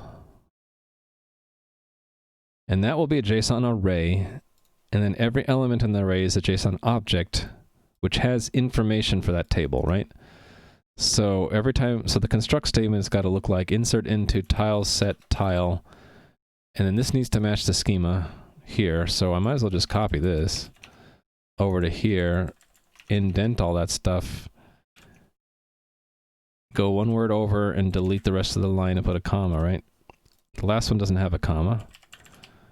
Delete that. And how many placeholders do I have? I have 6. So that many question marks. Okay, and then the update sets them all. So based off of the entity and ID, right? So that means I only have 4 things I need to set.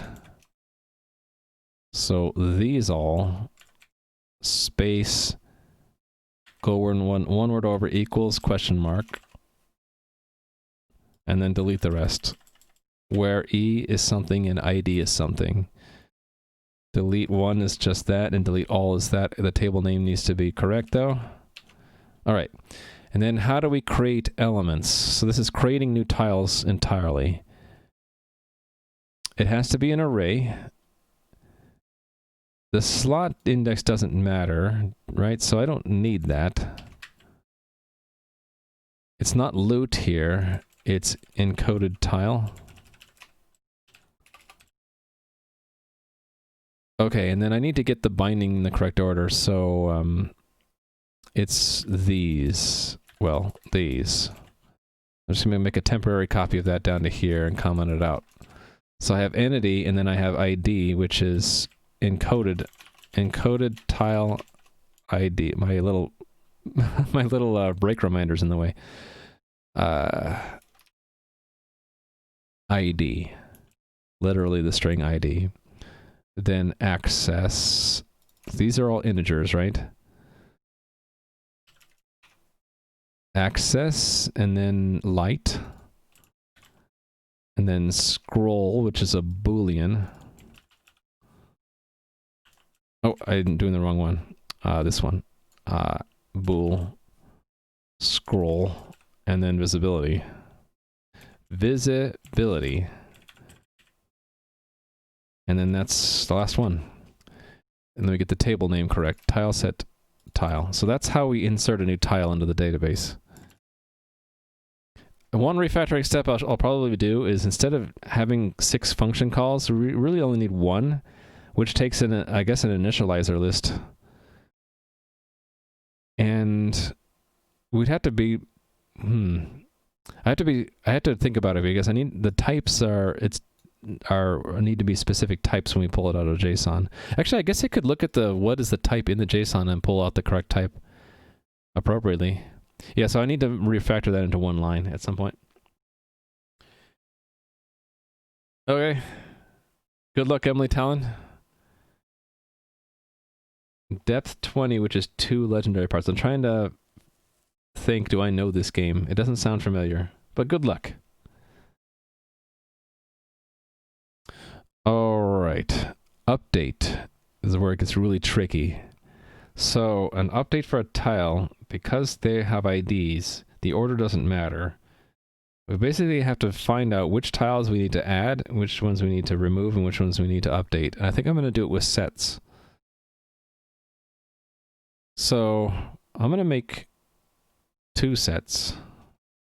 Set is an unordered set of integers, old tile IDs. Actually, let's just declare them both, old and new. And then we're going to loop through both of them. I don't need that kind of for loop. I can actually make it a lot simpler, right? I can just say for const auto encoded tile in old elements. And then in here, it's const auto. This, actually, I want this name down here. Here I want old element entry. Old elements entry, because that is that dot value. You have the types right here? Come on, IntelliSense. It's loading. It's thinking. Loading. Oh, there we go. Oh, I gotta take a break. I have a minute and 17 seconds before work rate was gonna annoy me. Called text space? Oh, I know about text space. Apollo I can't give a shout out to him because he is, I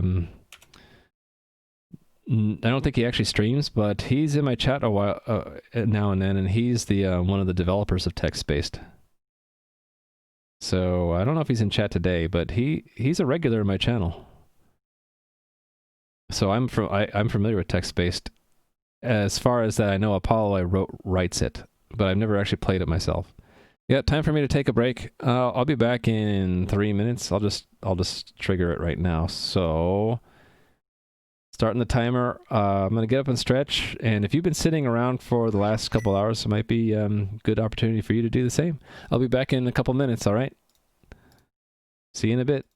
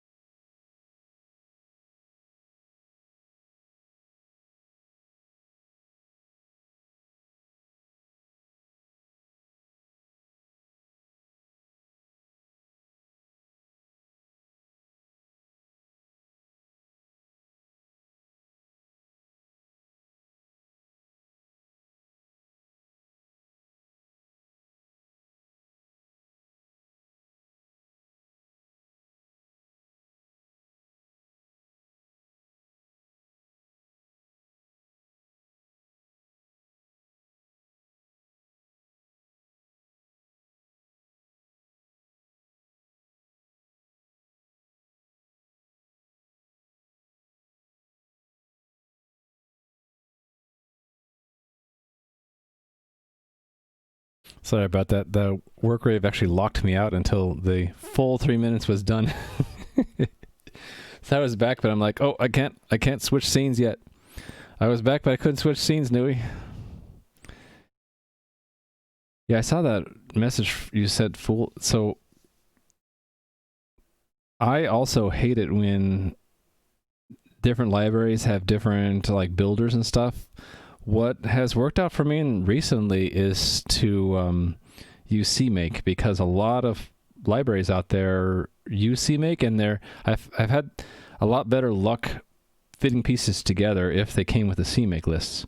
So, for example, just looking at the top level here,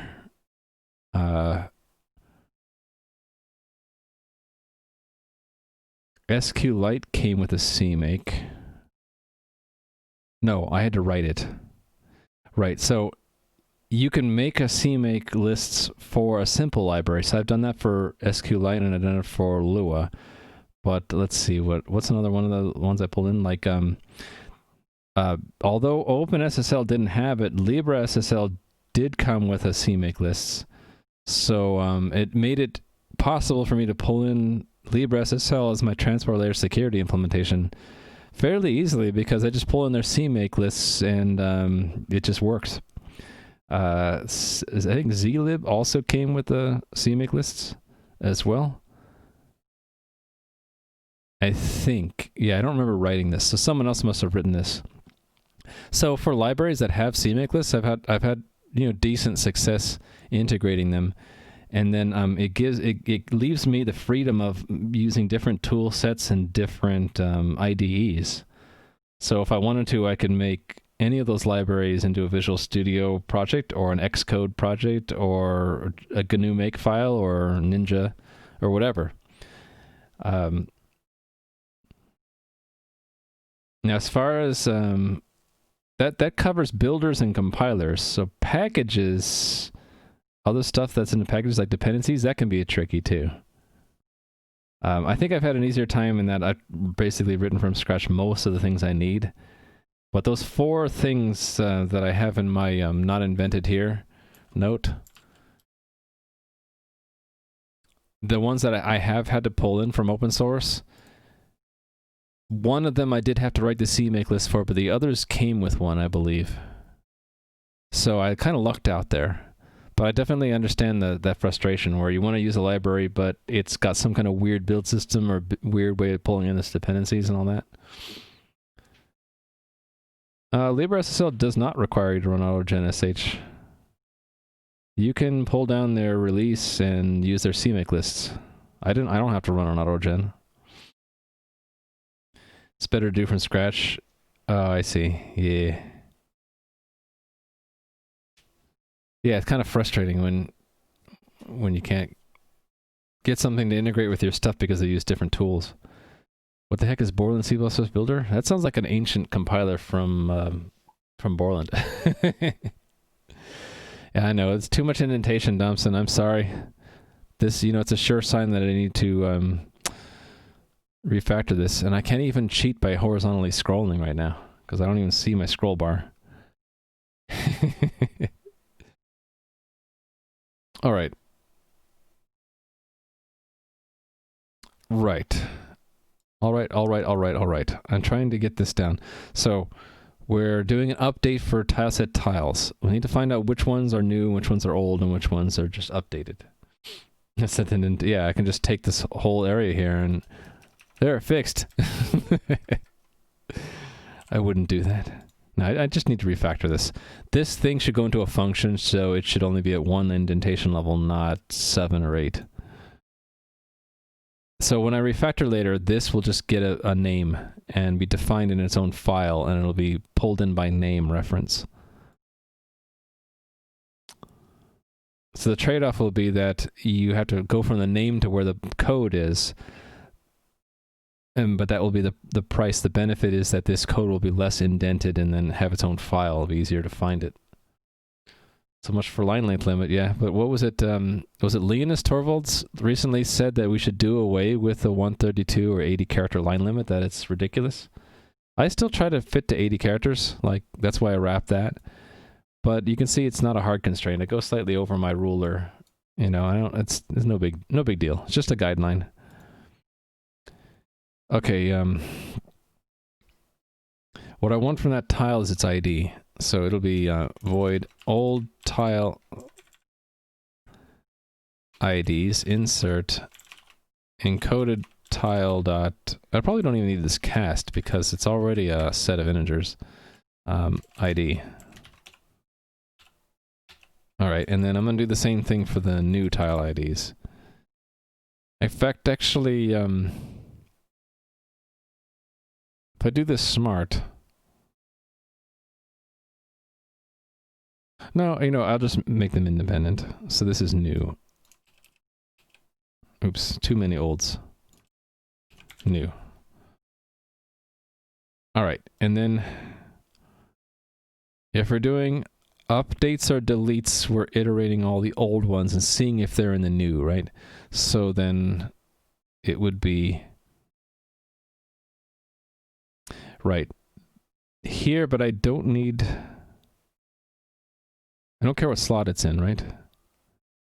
Oh, but I'm going to need to know which one it was originally. So I should, you know, what I should do is just make this a map to JSON and just store it. So instead of doing an insert, it's take that as an index and just set it to encoded tile. Yeah, just do that. And this is new. That right there is new. Okay, and then I can iterate that the same way, actually. Which means I don't really need to do that, right? Yeah, I don't need to record the old tile sets at all. I can just do that there. And this is old, so old loot becomes old tile. And this is old elements entry value. Waiting for IntelliSense to catch up.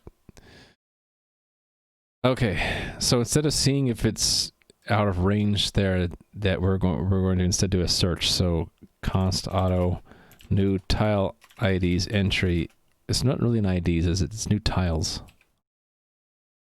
New tiles entry is new tiles find, and I need to know the ID, so might as well get it out of the way. Const int ID is old tile ID.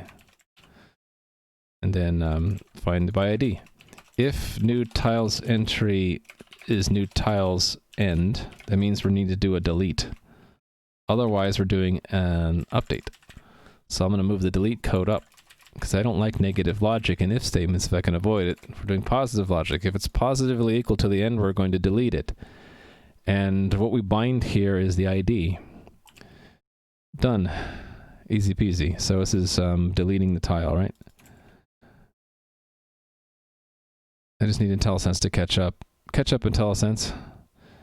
Otherwise, we're doing an update. So here, the new tile is the new tiles entry second. And then I need to bind this in the correct order. So I need to go look for the update. So that was here, right? There are 6 arguments in that order. So it's first access, so it's not loot, it's tile. New tile. Access, and then light. And then as an integer, the scroll. Actually, that's Boolean. And then this last one is visibility.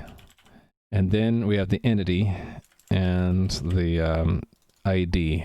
So that's actually in here, right? Or maybe we can get the ID out. No, we already have the ID. And then this is... So another reason to refactor all these binds together is that I don't have to make sure that these numbers are sequential anymore. Okay, and that's an update statement. Making progress. Let me catch up in chat. Oh, I gotta commence with the petting. Okay. What else did I miss? Someone wanted a hard 80 limit for the kernel code, and Linus probably laughed at them, right? Random quote, just because the name Linus reminded me of this, Linux performance has dropped about 2 percentage points at every release. Really? Oh, I'm dropping more frames. I dropped 234 frames over the last half a minute. So if you saw an interruption in the stream, it's probably my end, not yours. But I need to pet the cat, so let's go do that.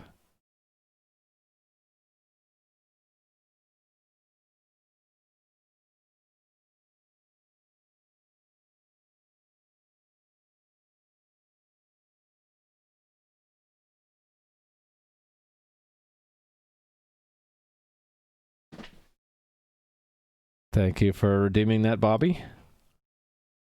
I commenced with the petting. I hope the petting was satisfactory. He's like sound asleep right now. It's acceptable petting. Yeah, I don't want to disturb him too much. He's like sound asleep. Okay. So that handles all the deletes and all the updates. Now the inserts are if they're in the new set and not the old, right? So here's where I want to, actually I do want to have the old tiles as well, right? But I only really need the set. So what I'll do is I'll make a set instead of a map. And I'll call that old tile IDs. Actually, you know what I could do? Which would be smarter, would be every time we find that it's not in the end, we can remove it, and then we can just iterate the ones that we haven't removed yet. So that's what I'm going to do. I'm going to say new tiles, erase new tiles entry. And I don't need the return value of that. That's a smarter way to do it. And then we would just iterate const auto new tiles entry in new tiles. And then const auto new tile is new tiles entry dot second. There we go. And then this needs to be exactly the same as this crate statement here. Goes there. And instead of encoded tile, it's going to be new tile. And that goes there, and I'm done. Yes. You just started learning Python today. Excellent, thick boy. That's a decent language for our first. Well, I don't know if it's your first language, but Python is a very decent language to learn. Bravo for learning that. Okay, let's see if I can get further in this test. Okay, cool. I think you got further because this would get down all the way to the frames, right? Yeah, so now we're down to the tile frames, which is another table. So I got the tiles in one try. Now I need to do the tile frames. So I'm going to take what I did for tile and add tile frame.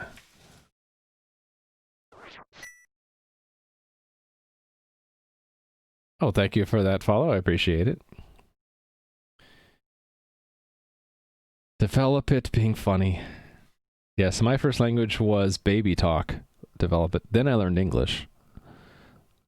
Then I learned, what was the first programming language I learned? Apple Basic was my first programming language that I learned. Cat's getting free pets as people walk past. Okay, so for tile frame, we're also reading from the same tiles JSON key. But we're picking the frame information out for each tile. So it's going to be tile frame. And the schema for that is here. It's tile frame time XY. Still 6 placeholders. And then update, we'll want to update what out of this? Time X and Y. Where there are 3 things, right? Entity, tile, and frame. And to delete one frame would be that, and to delete all frames, it would be that. Oh, another thing I just realized. If we delete a tile, we need to delete all of its frames. Ooh. I didn't realize that. How am I going to deal with? I need another statement handle for that, don't I? Can I handle that later? Actually, I don't know if I'll be able to get away with this. Okay, I need to remember to. Okay, whenever I say I need to remember something, that means it needs to be in my notebook or on my to-do list. So, deleting a tile should delete all its frames. Deleting a tile set should delete all its tiles and their frames. Never notice the Discord link? Yeah, well, most Twitch dev streamers have Discord, so I just assumed that you knew, or that you could see it in the panels below. But yeah, I got a Discord. Mostly, I've been using it recently for me to post when I'm going live, and there's occasionally some discussion about coding. And at some point in the future, we'll breathe some life into the channels I have set aside for talking about the game. So to discuss like content ideas and the direction of the story and that kind of thing, when there is a story. Okay, so obviously what's missing is that this is not going to be run when we're deleting a tile. This is only being run when we're deleting all frames. Actually, maybe that's what this is used for. Maybe I'm okay with it. But we don't have it. If we delete an entire tile set, we don't have it delete from all of these, do we? Oh, maybe I do. Maybe we're okay with it.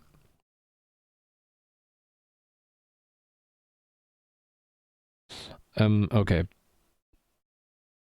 The table name needs to be correct. Okay, so we have the insert, we have the update, we have the delete, and the delete all. So the create... Yeah, there are two levels here, right? So at this point, it's a tile. And then the tile has frames. So another level of this will be encoded tile frames. So this would be a frame.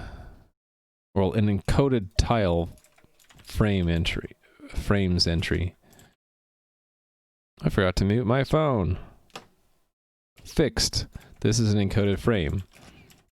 So this just gets indented one more level. Okay, now I gotta get this in the correct order.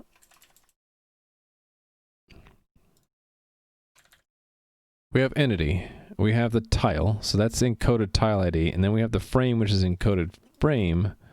Actually, no, it's an index. So I need to keep that. These are important. Size t index or I is 0, and at the end I need to advance it. And that index goes here. The time is the encoded frame time. And then X and Y.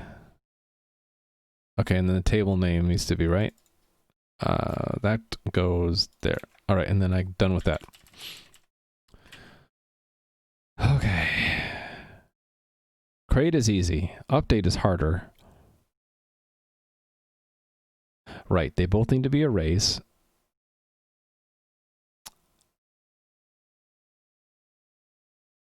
And we do want to have some of the same stuff here, right? But I can toss the deletes and the creates. Oh, wait a minute. No, I can't. No, I can't. I have to do the delete all statement for this level. Right? Yep, this is how we do it. So, I think that's how I do it. Hold on. Do I have this right? Oh, no, I don't. We're not even past that statement. Shoot. Well, then how am I going to do this, then? Item-wise deletion? I hate doing it that way, though.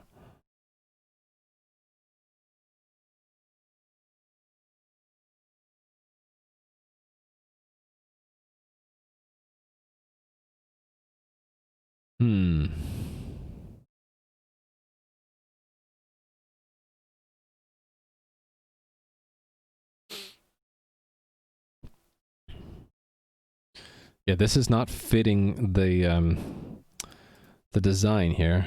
This is to create one row, delete one row, update one row, delete one row. But if I need to delete all rows here, that's a problem, isn't it?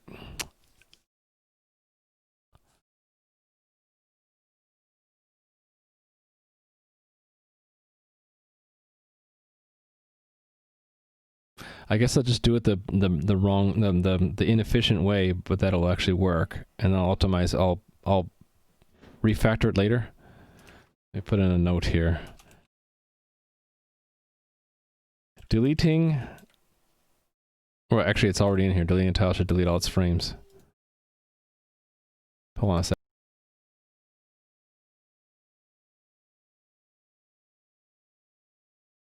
I gotta turn the beast cam off for a second. Alright, it's off. Someone needs to reach in front of the cat to grab something. Okay, beast cam back on. I'll post the announcement, else you'll make one for me? Yeah, exactly. Okay, the horrible way to do this would be we need to loop through all of the frames in the old tile. Oh, I hate this already. So for essentially size t, I is 0, I is less, well, const auto old frames is old tile frames. And then from 0 to old frames get size plus I. We got to do this. We got to the delete statement has 3 arguments, right? Entity, tile, and frame. Because we don't have the access to the delete all tiles one like we should. We have to do the singular one, so it's entity, tile, and then frame, which is I. I hate this already. I don't like it. I don't like it. Tile, frame. Yeah. So for update, we have to go through the old frames and the new frames and see what changed. And we need to add any new frames and remove any old frames. So this ought to be structured like an array update. Well, I guess I can do it. I can just write it here. Let me get to that in a minute. Let me do the create later, or create now. So create for the tile needs to go through all of the frames. So const auto new tile frames is new tile frames. And essentially it's just going to loop through them, right? So for size t, I is 0, I is less than new tile frames get size plus I. And then the create statement, which I already have written up here, so I'll copy it again.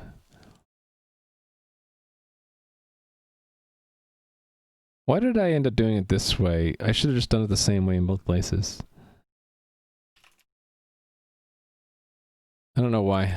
Let's just do it correct. So this is in const auto new tile frames is encoded tile frames. And get rid of that, and encoded frame is new tile frames I. Okay.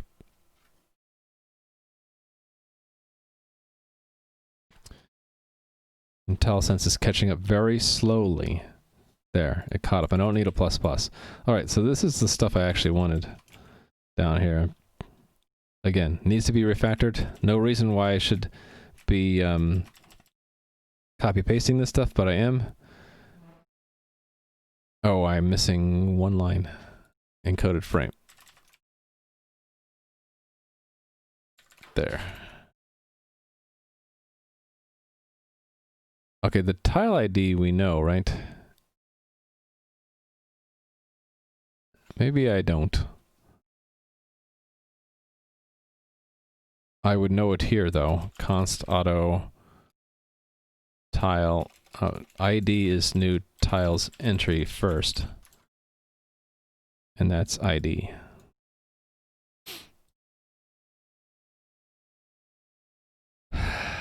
Yeah.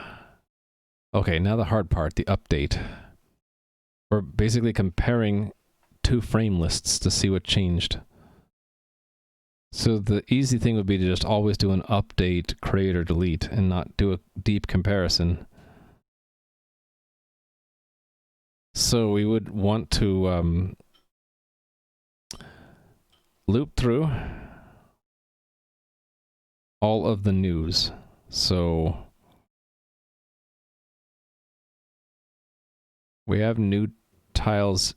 We have the new tile. I need the new tile frames from the new tile. I need to do this. Yeah. Correct. I need this. So for all the things in the new, we need to see if it's if there was an old one, then we do an update. If not, we're doing a create. So if I is less than old, we don't have an old tile, do we? I do have an old tile.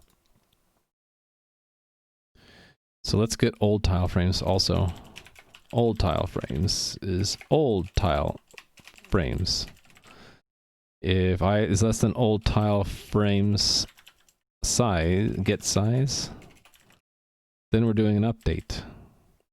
Otherwise we're doing a create. Either way, I need this. So this would be the update. Get rid of that. Else we're doing a create. And then, okay, so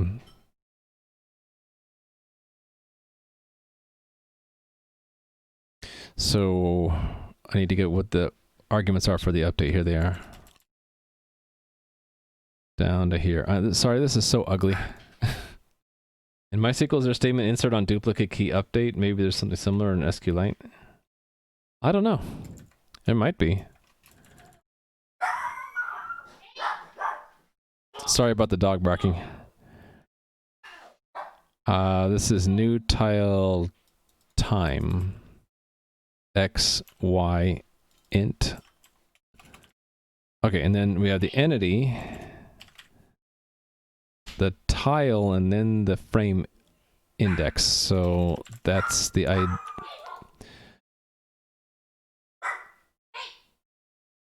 ID and I. Sorry about the dog barking. Yeah, ID is up here. Frame. Okay. Otherwise, it's an insert, and I have that around here somewhere. Right here, in fact.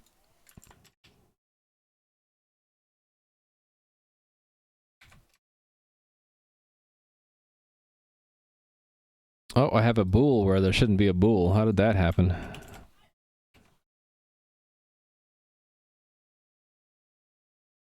Okay, and then the deletes are another loop. And that's from one size to the other. From the new tile frames to the old tile frame size. We're just going to do a delete. So where's the delete statement stuff? Right up here. Yeah. This is bad. We'll clean it up later. I just want to make it functional. Thank you for following me, even though my code sucks. I'm writing bad code, but I need to remind myself of the order of operations. Stop barking, dog. I try to make things work. Basically, it's defined as, like, you have a test, that it passes the test, it meets your requirements, that it's implemented, right? Then after that, I try to make it right, which is to make it maintainable, readable, and that's done through refactoring. And only then when it works and is designed properly, then do I worry about its performance. So a lot of what you're seeing me doing today is just the step one of migrating the information about a tile set from JSON to SQLite. But it's not going to be right or fast at first. I get it to work, then I try to restructure the code and clean it up to make it look good and make it right. Then if it's still slow, I'll do a pass to improve its performance. So Oh, my current task is wrong too. I'm not doing NPC templates. I'm migrating tile set graphics.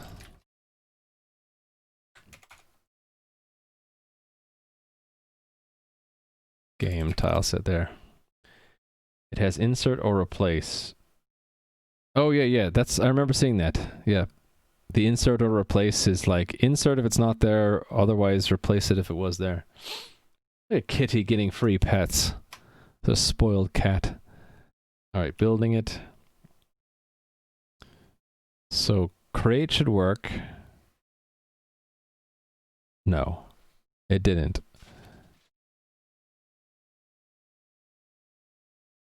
It did not actually see. Okay, the entity numbers are probably wrong here. No, 42, 42. So it didn't insert frames at all. So that means the create elements didn't work, right? I guess we'll have to debug that. It never got to it. Interesting. Okay, why would it not get there to that breakpoint? Don't care about this one anymore. Nor do I care about that. What about, so why is it not getting here?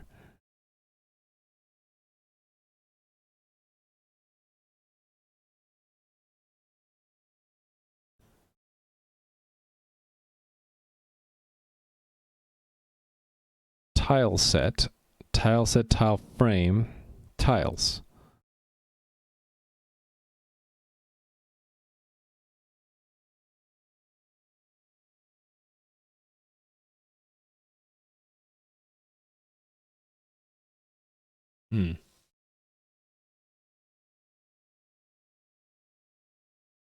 Upsert, yeah.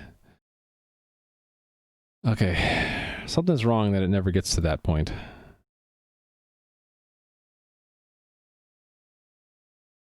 It should get to that point unless I really screwed something up.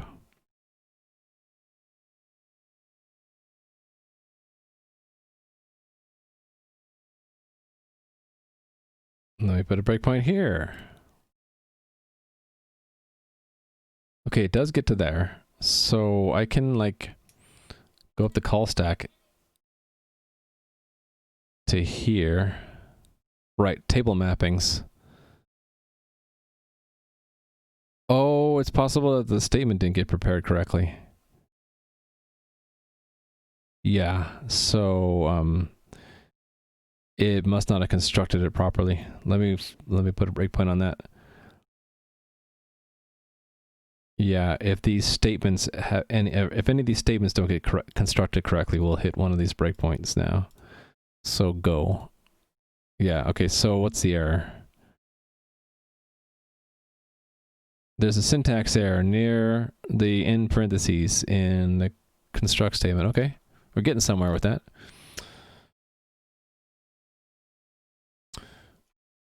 Too bad I didn't have a breakpoint on that. Oh, here it is. Oh, extra comma. Another extra comma. There we go. Fixed.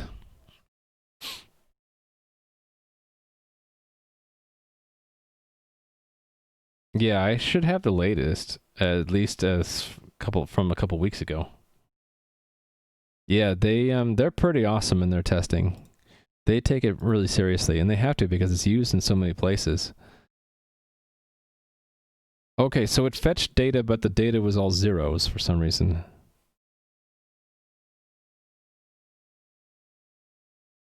So I'm guessing the create didn't work, or the insert didn't work.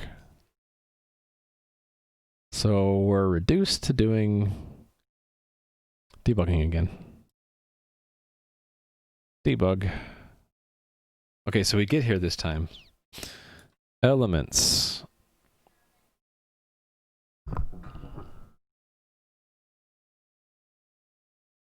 All right. Frames. So we have a encoded frame. It's an object. Let me look at the object's contents.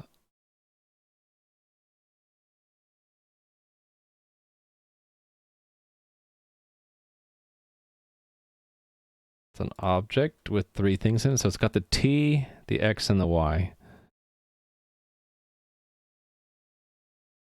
Oh, I have time instead of t. Okay, that's a problem. But the x and the y should be... Oh, maybe it was only the time that was wrong. Okay, so if I, like, look at that log again... Was it this that the times are wrong? No, the x's and the y's were wrong. No, the x's were wrong, but not the y's. Okay, so the times and the x's are wrong. I know why the times are wrong. Because that should be t instead of time. In fact, I'm gonna look for the string time and replace it with t.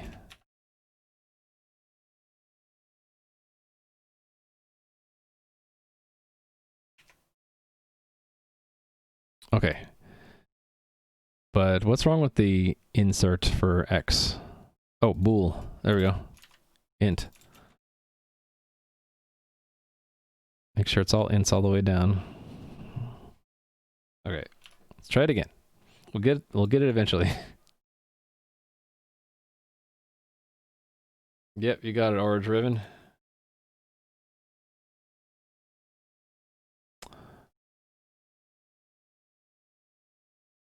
Run it again. Hey, it passed. Okay, will the update work though? Nope. Getting further though. Expected avatars, but got thing. Oh, I forgot to update the test. Yeah, because we actually did change it to things. So the expectation should be things. There. Yeah, I forgot to update these. So version should be 2, not 1. Correct. And okay, so it got all the way down to the frame stuff. So something's wrong with the frames here.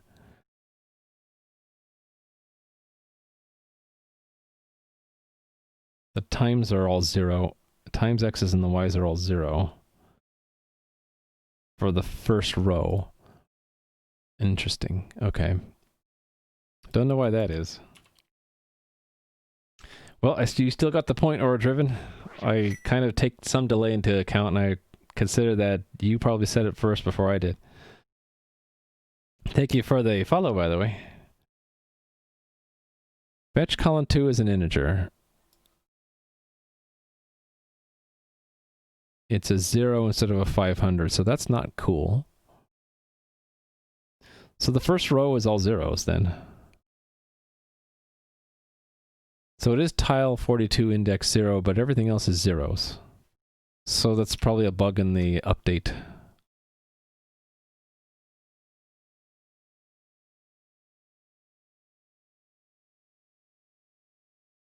In this really, really deeply nested code here. So I guess we're going to put a breakpoint there. Go to there. Okay. Tile 42, entity 523.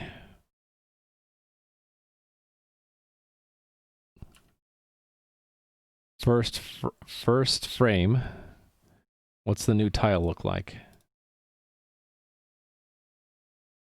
It's an object with keys. Oh, that's the wrong stuff. That's the frame. That's the tile, not the frame. Okay, that's the problem. Yeah, I did new tile. It shouldn't be new tile. It should be new tile frame, which is it's encoded frame. There. Yep, that was it. Once I get this to work, I might wind down the stream because it's been 4 hours, and I really need to try to stick to my schedule of doing 4-hour streams. Because I tend to get more burned out if I don't. Okay, so we're getting non-zero data back, but it's the wrong numbers. I think it's because I didn't take into account the test, and I didn't actually finish writing the test here. These numbers should have been updated and weren't. Right? No, this is row 1 is different. Okay. Oh, so it didn't do a delete. It should have, though. Thank you for the follow. It should have... We told it to delete one of the frames, right? Yeah, delete frame 1 and then add a different one in there. Oh, wait. No, I got this wrong, didn't I?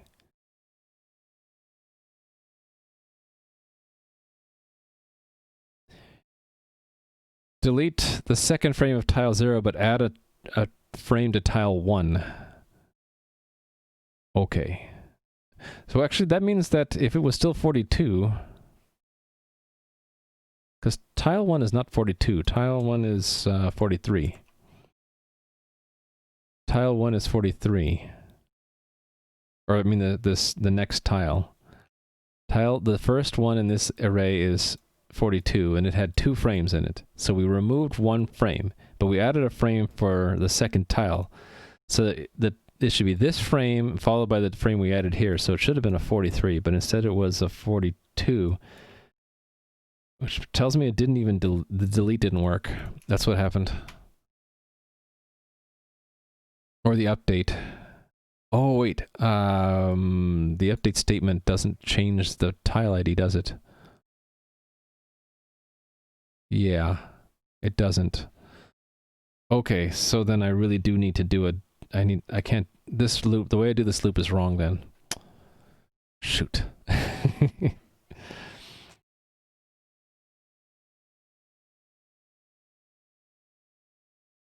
Oh wait, no, it should still work. Hold on, I'm wrong. I'm wrong that I'm wrong. When it went through the first frame, it should have reached the end here and then had more to do. So it's here, if anything, that we have a problem. Right there. So new tile frames is an array, yes, with 1 thing in it.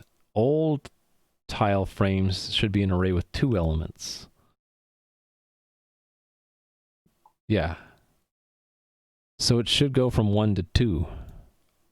So if I step into there, yeah. Okay, so that the entity is 523, ID is 42, index is 1. Okay. So it should have deleted it.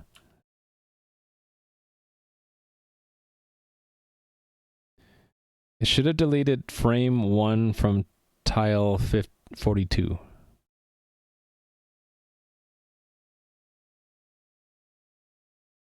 Then why is it actually still showing the data for that tile then? That frame. Ooh, I didn't mean to do that. How do I get my code back? There we go. Hey there, A squared. Yeah, the beast is back. How are you doing, A squared? He's decided after several months hiatus that the cat tower is once again the place to be. Although he didn't want to jump up on it, he might be having trouble, even more trouble than normal, jumping these days. So I had to actually lift and put him there. Learning some... You too? Not that I'm learning Rust now, but CM Griffing was as well. Whenever I think of Rust, I think of Primogen's Rust, and maybe a ramp is in order. I should just join the club, and learn Rust soon, right? Just because everyone else is. This row shouldn't be here. I'm confused why it is. 3248. Let me look at these numbers. It's tile 42, 532.48.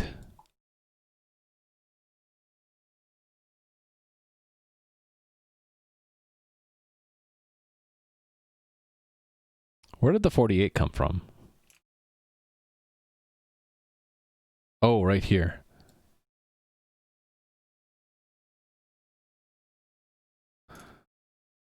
Oh, it's looking at the first frame. Did I get these out of order?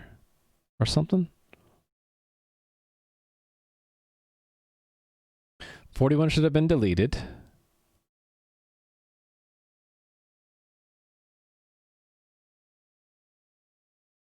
Right. It should have deleted frame 1, but it didn't for some reason. I'm confused.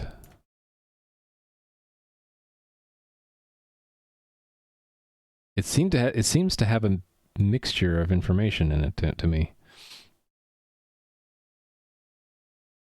Oh, a ramp for the cat. I have a similar thing for when he wants to jump up on the bed. I have 2 storage boxes, one offset from the other horizontally a little bit, so it acts like a little like 3-step stair. Step, step, bed. And we needed to put that in there like a couple years ago. But now, the cat tower, I would need to build kind of an elaborate ramp because there's not a whole lot of space. It'd have to be like several different mini levels, I think. Okay, I'm still trying to understand how this happens. Why are we getting a 48 here? It's on index 1. It's like it updated 2 rows at once.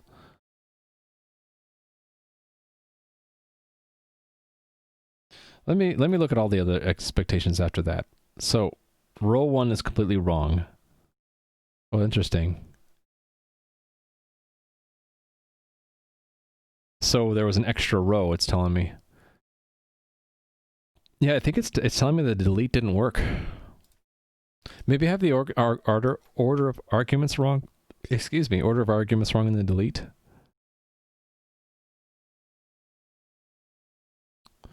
That's what I'm thinking, that this is the problem. Entity ID, and then I.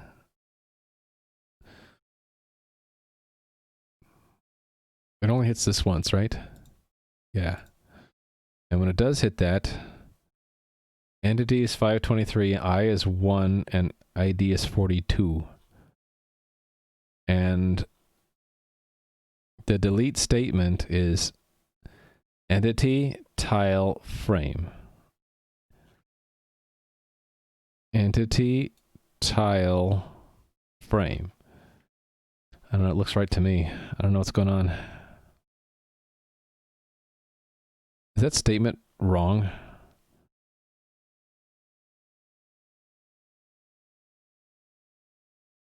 E and tile and frame. Delete from tile set tile frame.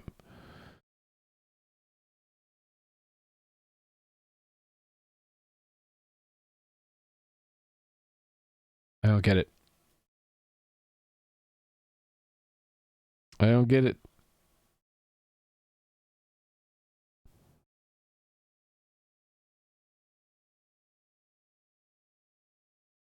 What does bind parameter do for a size t, by the way? IntelliSense, you're killing me. Find the function already. There we go.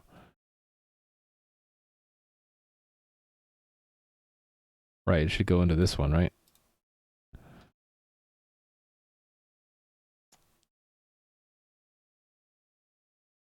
Just out of curiosity, if I were to comment that out, I would get the same kind of test failure, which implies that the delete just isn't working, right? We can't be building while we're running.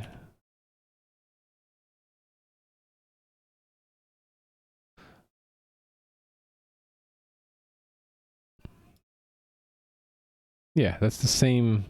So I think the delete this delete is doing nothing for some reason. Delete statement, reset, bind, 0 to entity, 1 to ID, 2 to I, step it. I don't know.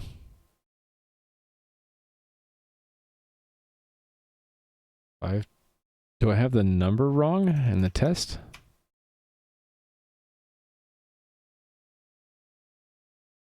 No, it's 523.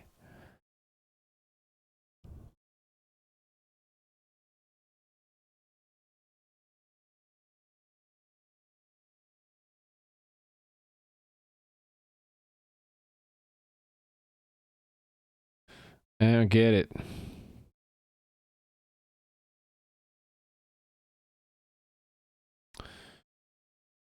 It does see the insert, though. That's at least something. Wait.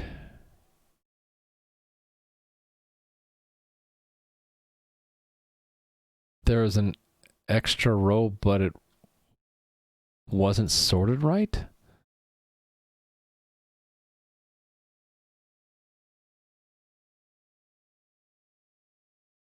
Hold on, that doesn't make sense to me.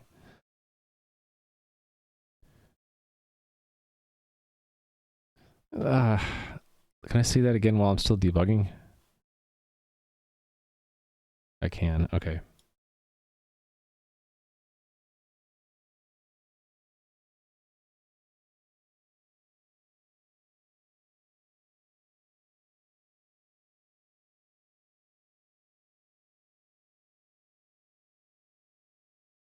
Oh, we don't actually see what the third row is because it doesn't check it. I could just assume I know what I'm doing. Assume I know what it will be and just add it again. So I'm guessing it's seeing it a second time. So if I do, let's see what it is, just by doing that. Run. Whoa, what happened there? Run that test.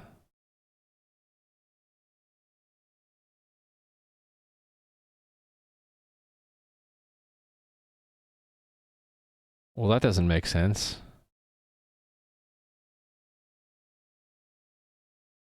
370.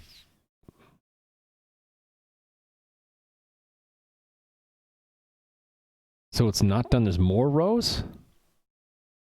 How many rows are there? And why are they not failing to why are they matching? Okay, something is really screwed up here.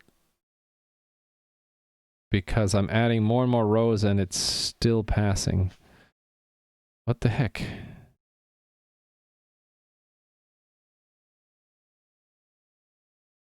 Why would it get through 3 identical rows out? And what if I keep adding to here? This doesn't make any sense that this would actually work.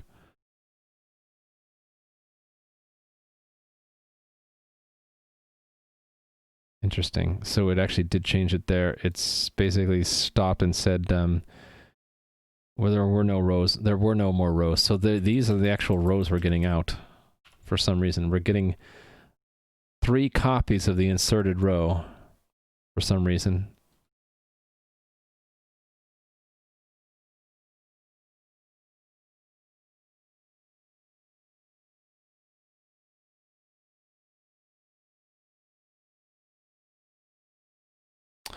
Oh, wait.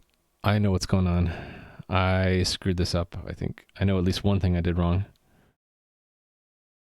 I don't know why there are 3, but I think I know why there are 2 at least.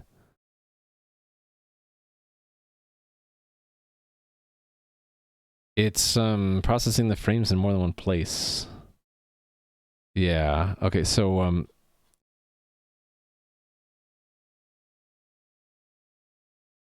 actually it shouldn't. Maybe I just need to be very careful about this. Okay, so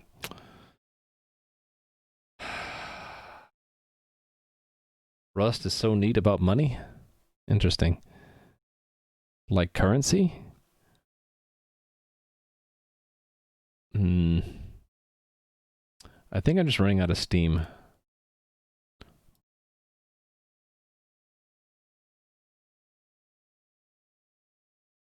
I think what I will do is put a breakpoint there and say and just walk through this.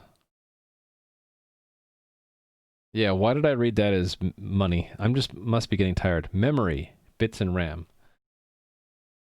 My brain interpret that as money for some reason. I don't know. Oh, the cat's looking out into space now. Does it have standard launder money? Yeah, that's a good question. Okay, I'm going to single step through this. So it's going to find that there are 3 tiles. There are 3 tiles. Should there be 3 tiles?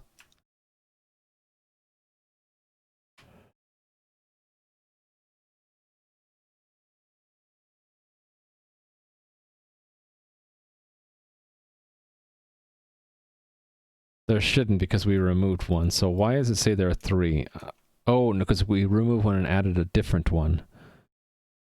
That's why. Okay, so if I look at the new tiles, it's 42, 43, 44. Got it. Okay, so then we go through the old ones. 42, we find it.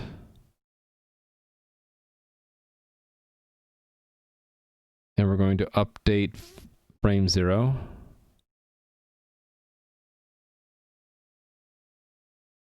Oh, is the cat leaving?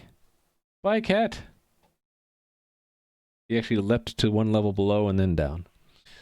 Goodbye, kitty.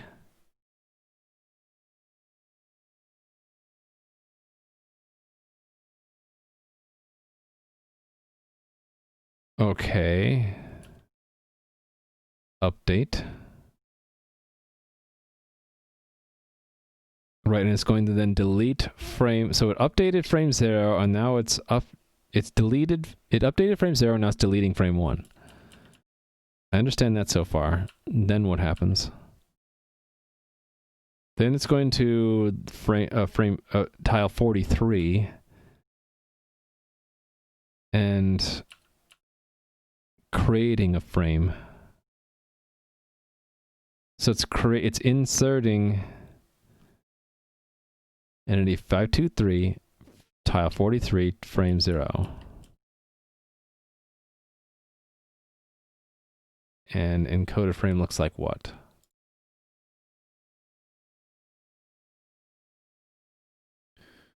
Object time X and Y. Okay, that's looks fine.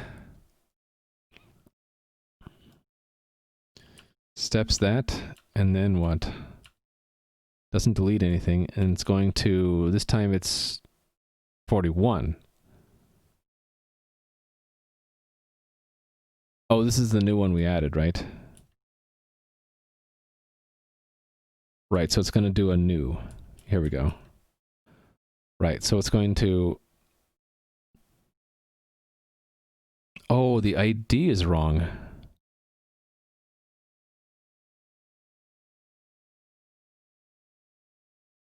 Oh, wait a second.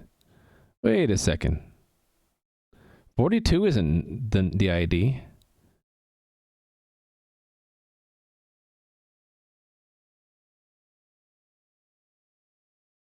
Oh, I didn't remove from the new tiles. I'm just stupid. That delete from the new should be all the way down here. Not wherever it was. Did I remove it? That's probably what... Okay, that's what it was.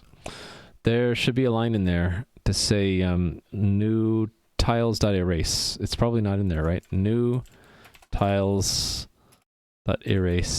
There it is. But it's at the wrong scope.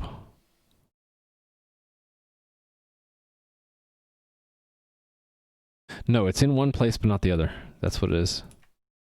Yeah, it's only in one place. Okay, so it's just missing from here. Yes. What scope? Here's somewhere. Right, make the new thing. Yeah, at this scope here. Right here. Otherwise it's going to add them back. It's going to add back all the ones that it already updated, so it'll have multiple copies of the new tiles. Okay, that was it. I need to update the test to put the expectation back to where it's correct. So there should only be one of it. Like that.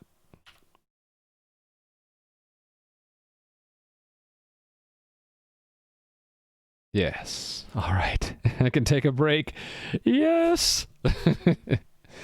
Except for destroy is broken. Dang it.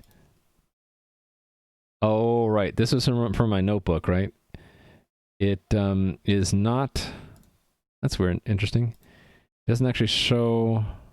Oh, because it's calling another function. One of these is returning 2 rows instead of 0, so it's not... It's kind of hard to see. I guess if we debugged it, we'd see it.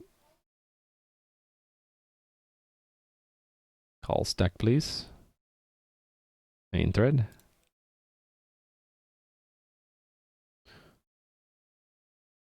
So which line are we on? Tile frame. Yeah, so we're on this line. So the two frames didn't get deleted when we destroyed the tile set. That was from my notebook, right? Deleting a tile set to delete all its tiles and their frames. So this thing that's not being done right now. I think I know what I need to do. And that's the delete all statement needs to be an array, not just a single one.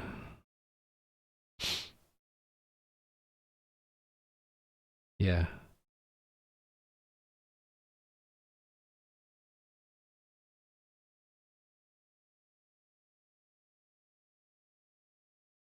How is it actually deleting the tiles, though? How did that work?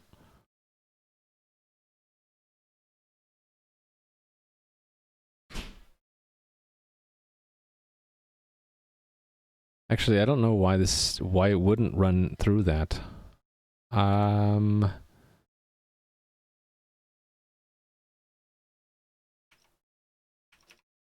forget how this works. Where is it depends on where the delete all... Where is it? Construct delete all statement.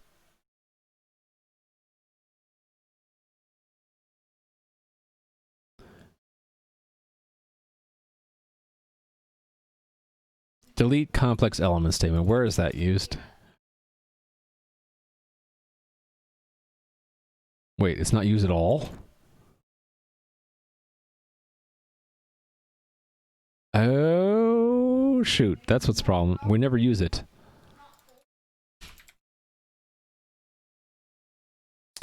We don't use that one either? Okay, now I'm confused.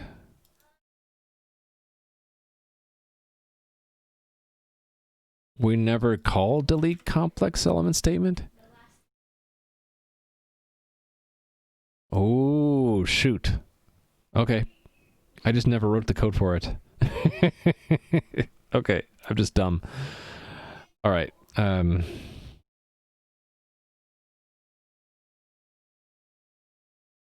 So then...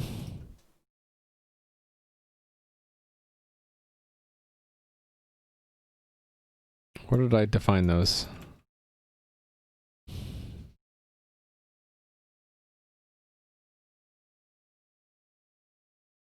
Hold on a second.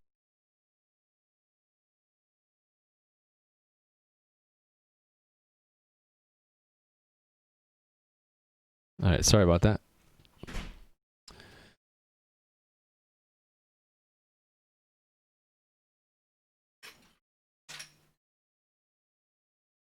Yeah. I still see a problem. This won't work. This I can make it work, though. If I make this be an array. So I can delete from 3 tables, not just one. Actually, no, I don't need to do that. Because we already have different things here. Okay, so I don't need to worry about that so much. This I can accomplish. I don't know about this one. Is a little bit harder to do. But no, I handled that by having a delete one at a time thing. I just need to handle this. So this needs to be actually used. The delete all needs to be used.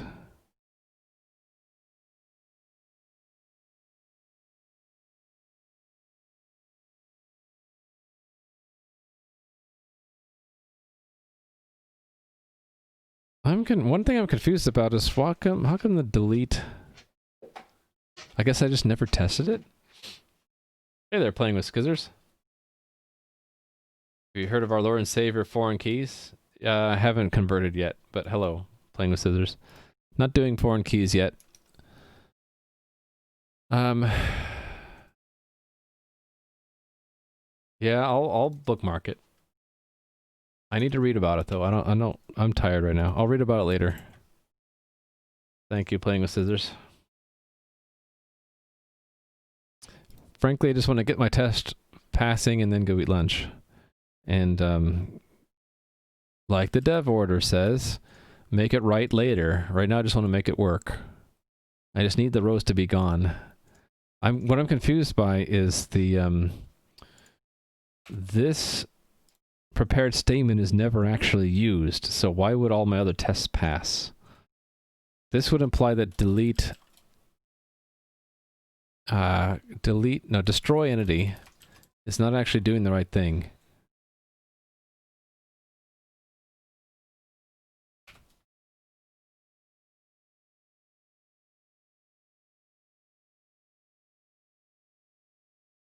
It does do just delete complex elements. What does that do?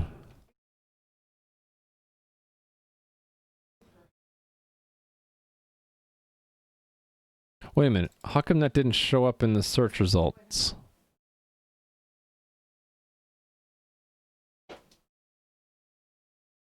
What? What is that?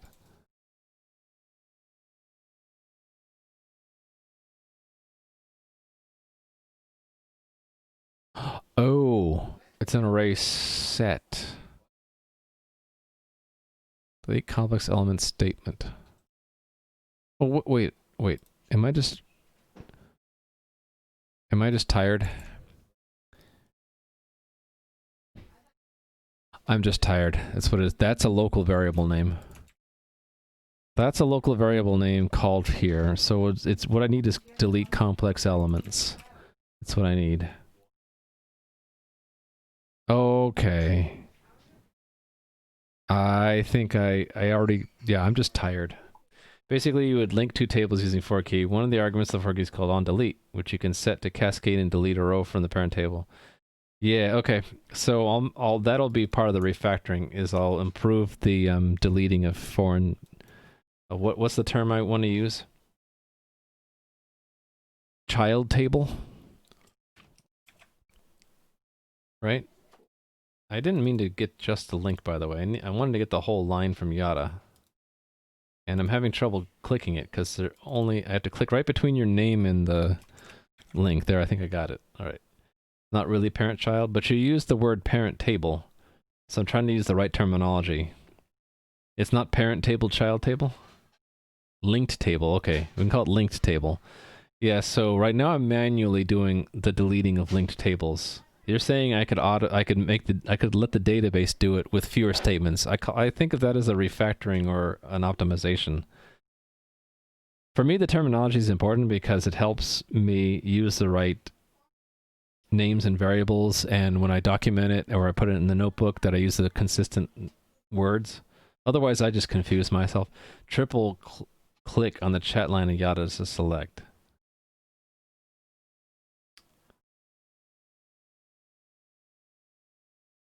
It's tricky when a line is just someone's name and then the link, because if I click on the name, it pops up all of their chat.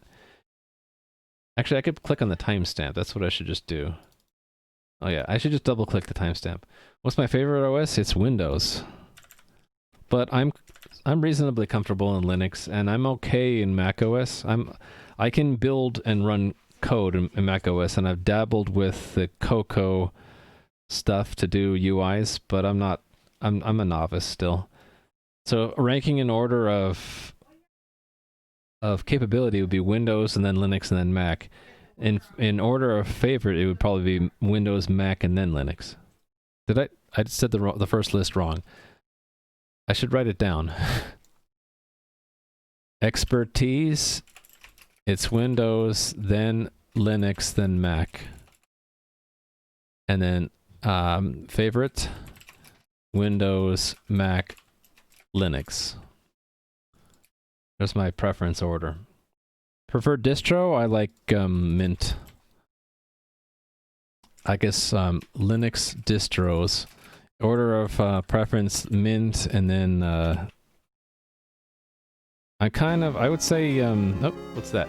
Get to the sub to Nui. Nui finally has a sub. Actually, for the 3rd month. Thank you for the get to sub, Goddamn. I'd say I'm tied between Ubuntu and Debian. And then, and Raspbian. But that's a special side case for Raspberry Pi. And then I know a little bit about Slackware. That's like years and years ago. They're all three are eventually, yeah. Yeah. I used to know how to do Red Hat, and I never looked into Arch or CentOS. I don't really know them. Although I guess I've ended up using a little bit of it because I use Amazon Linux. Mint is based on Ubuntu, yeah. But the reason I like Mint is that it has a nice installer. That's the only reason. And also Mint had the alternate window manager. Like I really like the FVWM 3, right?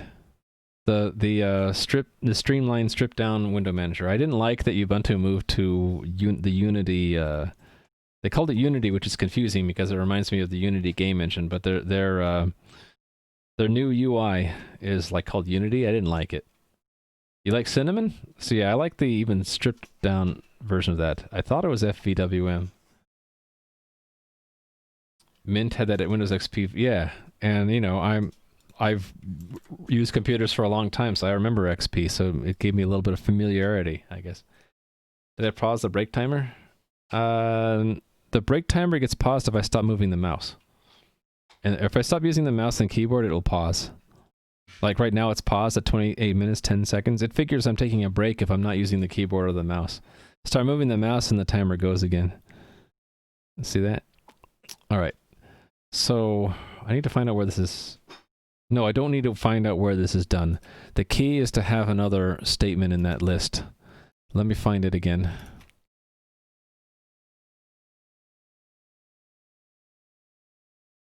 Right. So I can have multiple statements here, right? Or can I? Hold on. Maybe no, I can't. I can't. Shoot. So I will need to change this.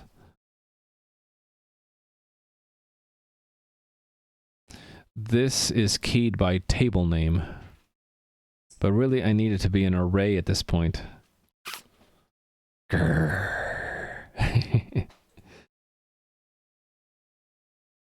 Actually, this already is an array. Wait. Then, yeah, why is there an array there? What did I do? Maybe I did this for a different complex mapping. I just don't remember. Oh, that's what I did. For different JSON keys. Okay, that makes sense. But in this case, it's the same JSON key. I just need two statements. So that kind of means I need this to be two-dimensional, or just... Yeah, how does this work? Oh, I remember now. I did a stupid design decision here. I went by array index, right? Yeah, I had a whole bunch of iterators, and I advanced them together. That's what I did, which now I sort of regret. Yeah, see how they're all advanced at this together?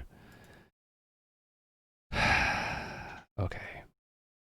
I don't think I'm going to fix this today. I think I need to do this on a full stomach and in a restful state. So I think I'm going to have to leave the destroy test broken for now. Hey there, Mantis. So I got create done and update is done, but destroy doesn't work because it's not deleting the frames when you delete a tile set, which is unfortunate. So I could, I could just wait until I learn how to do the foreign key stuff and just fix it the way Playing with Scissors would want me to.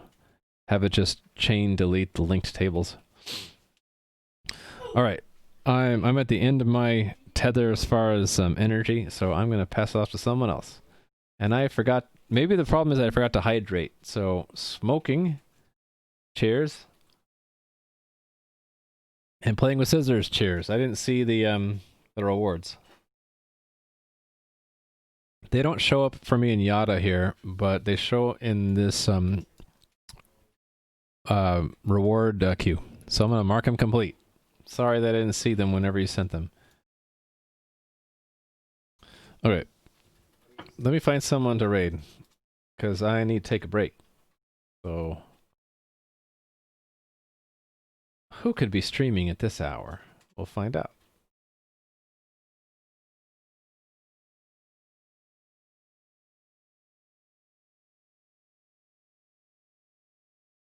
We could rate someone who's learning C++. We could rate CM Griffing, color creation.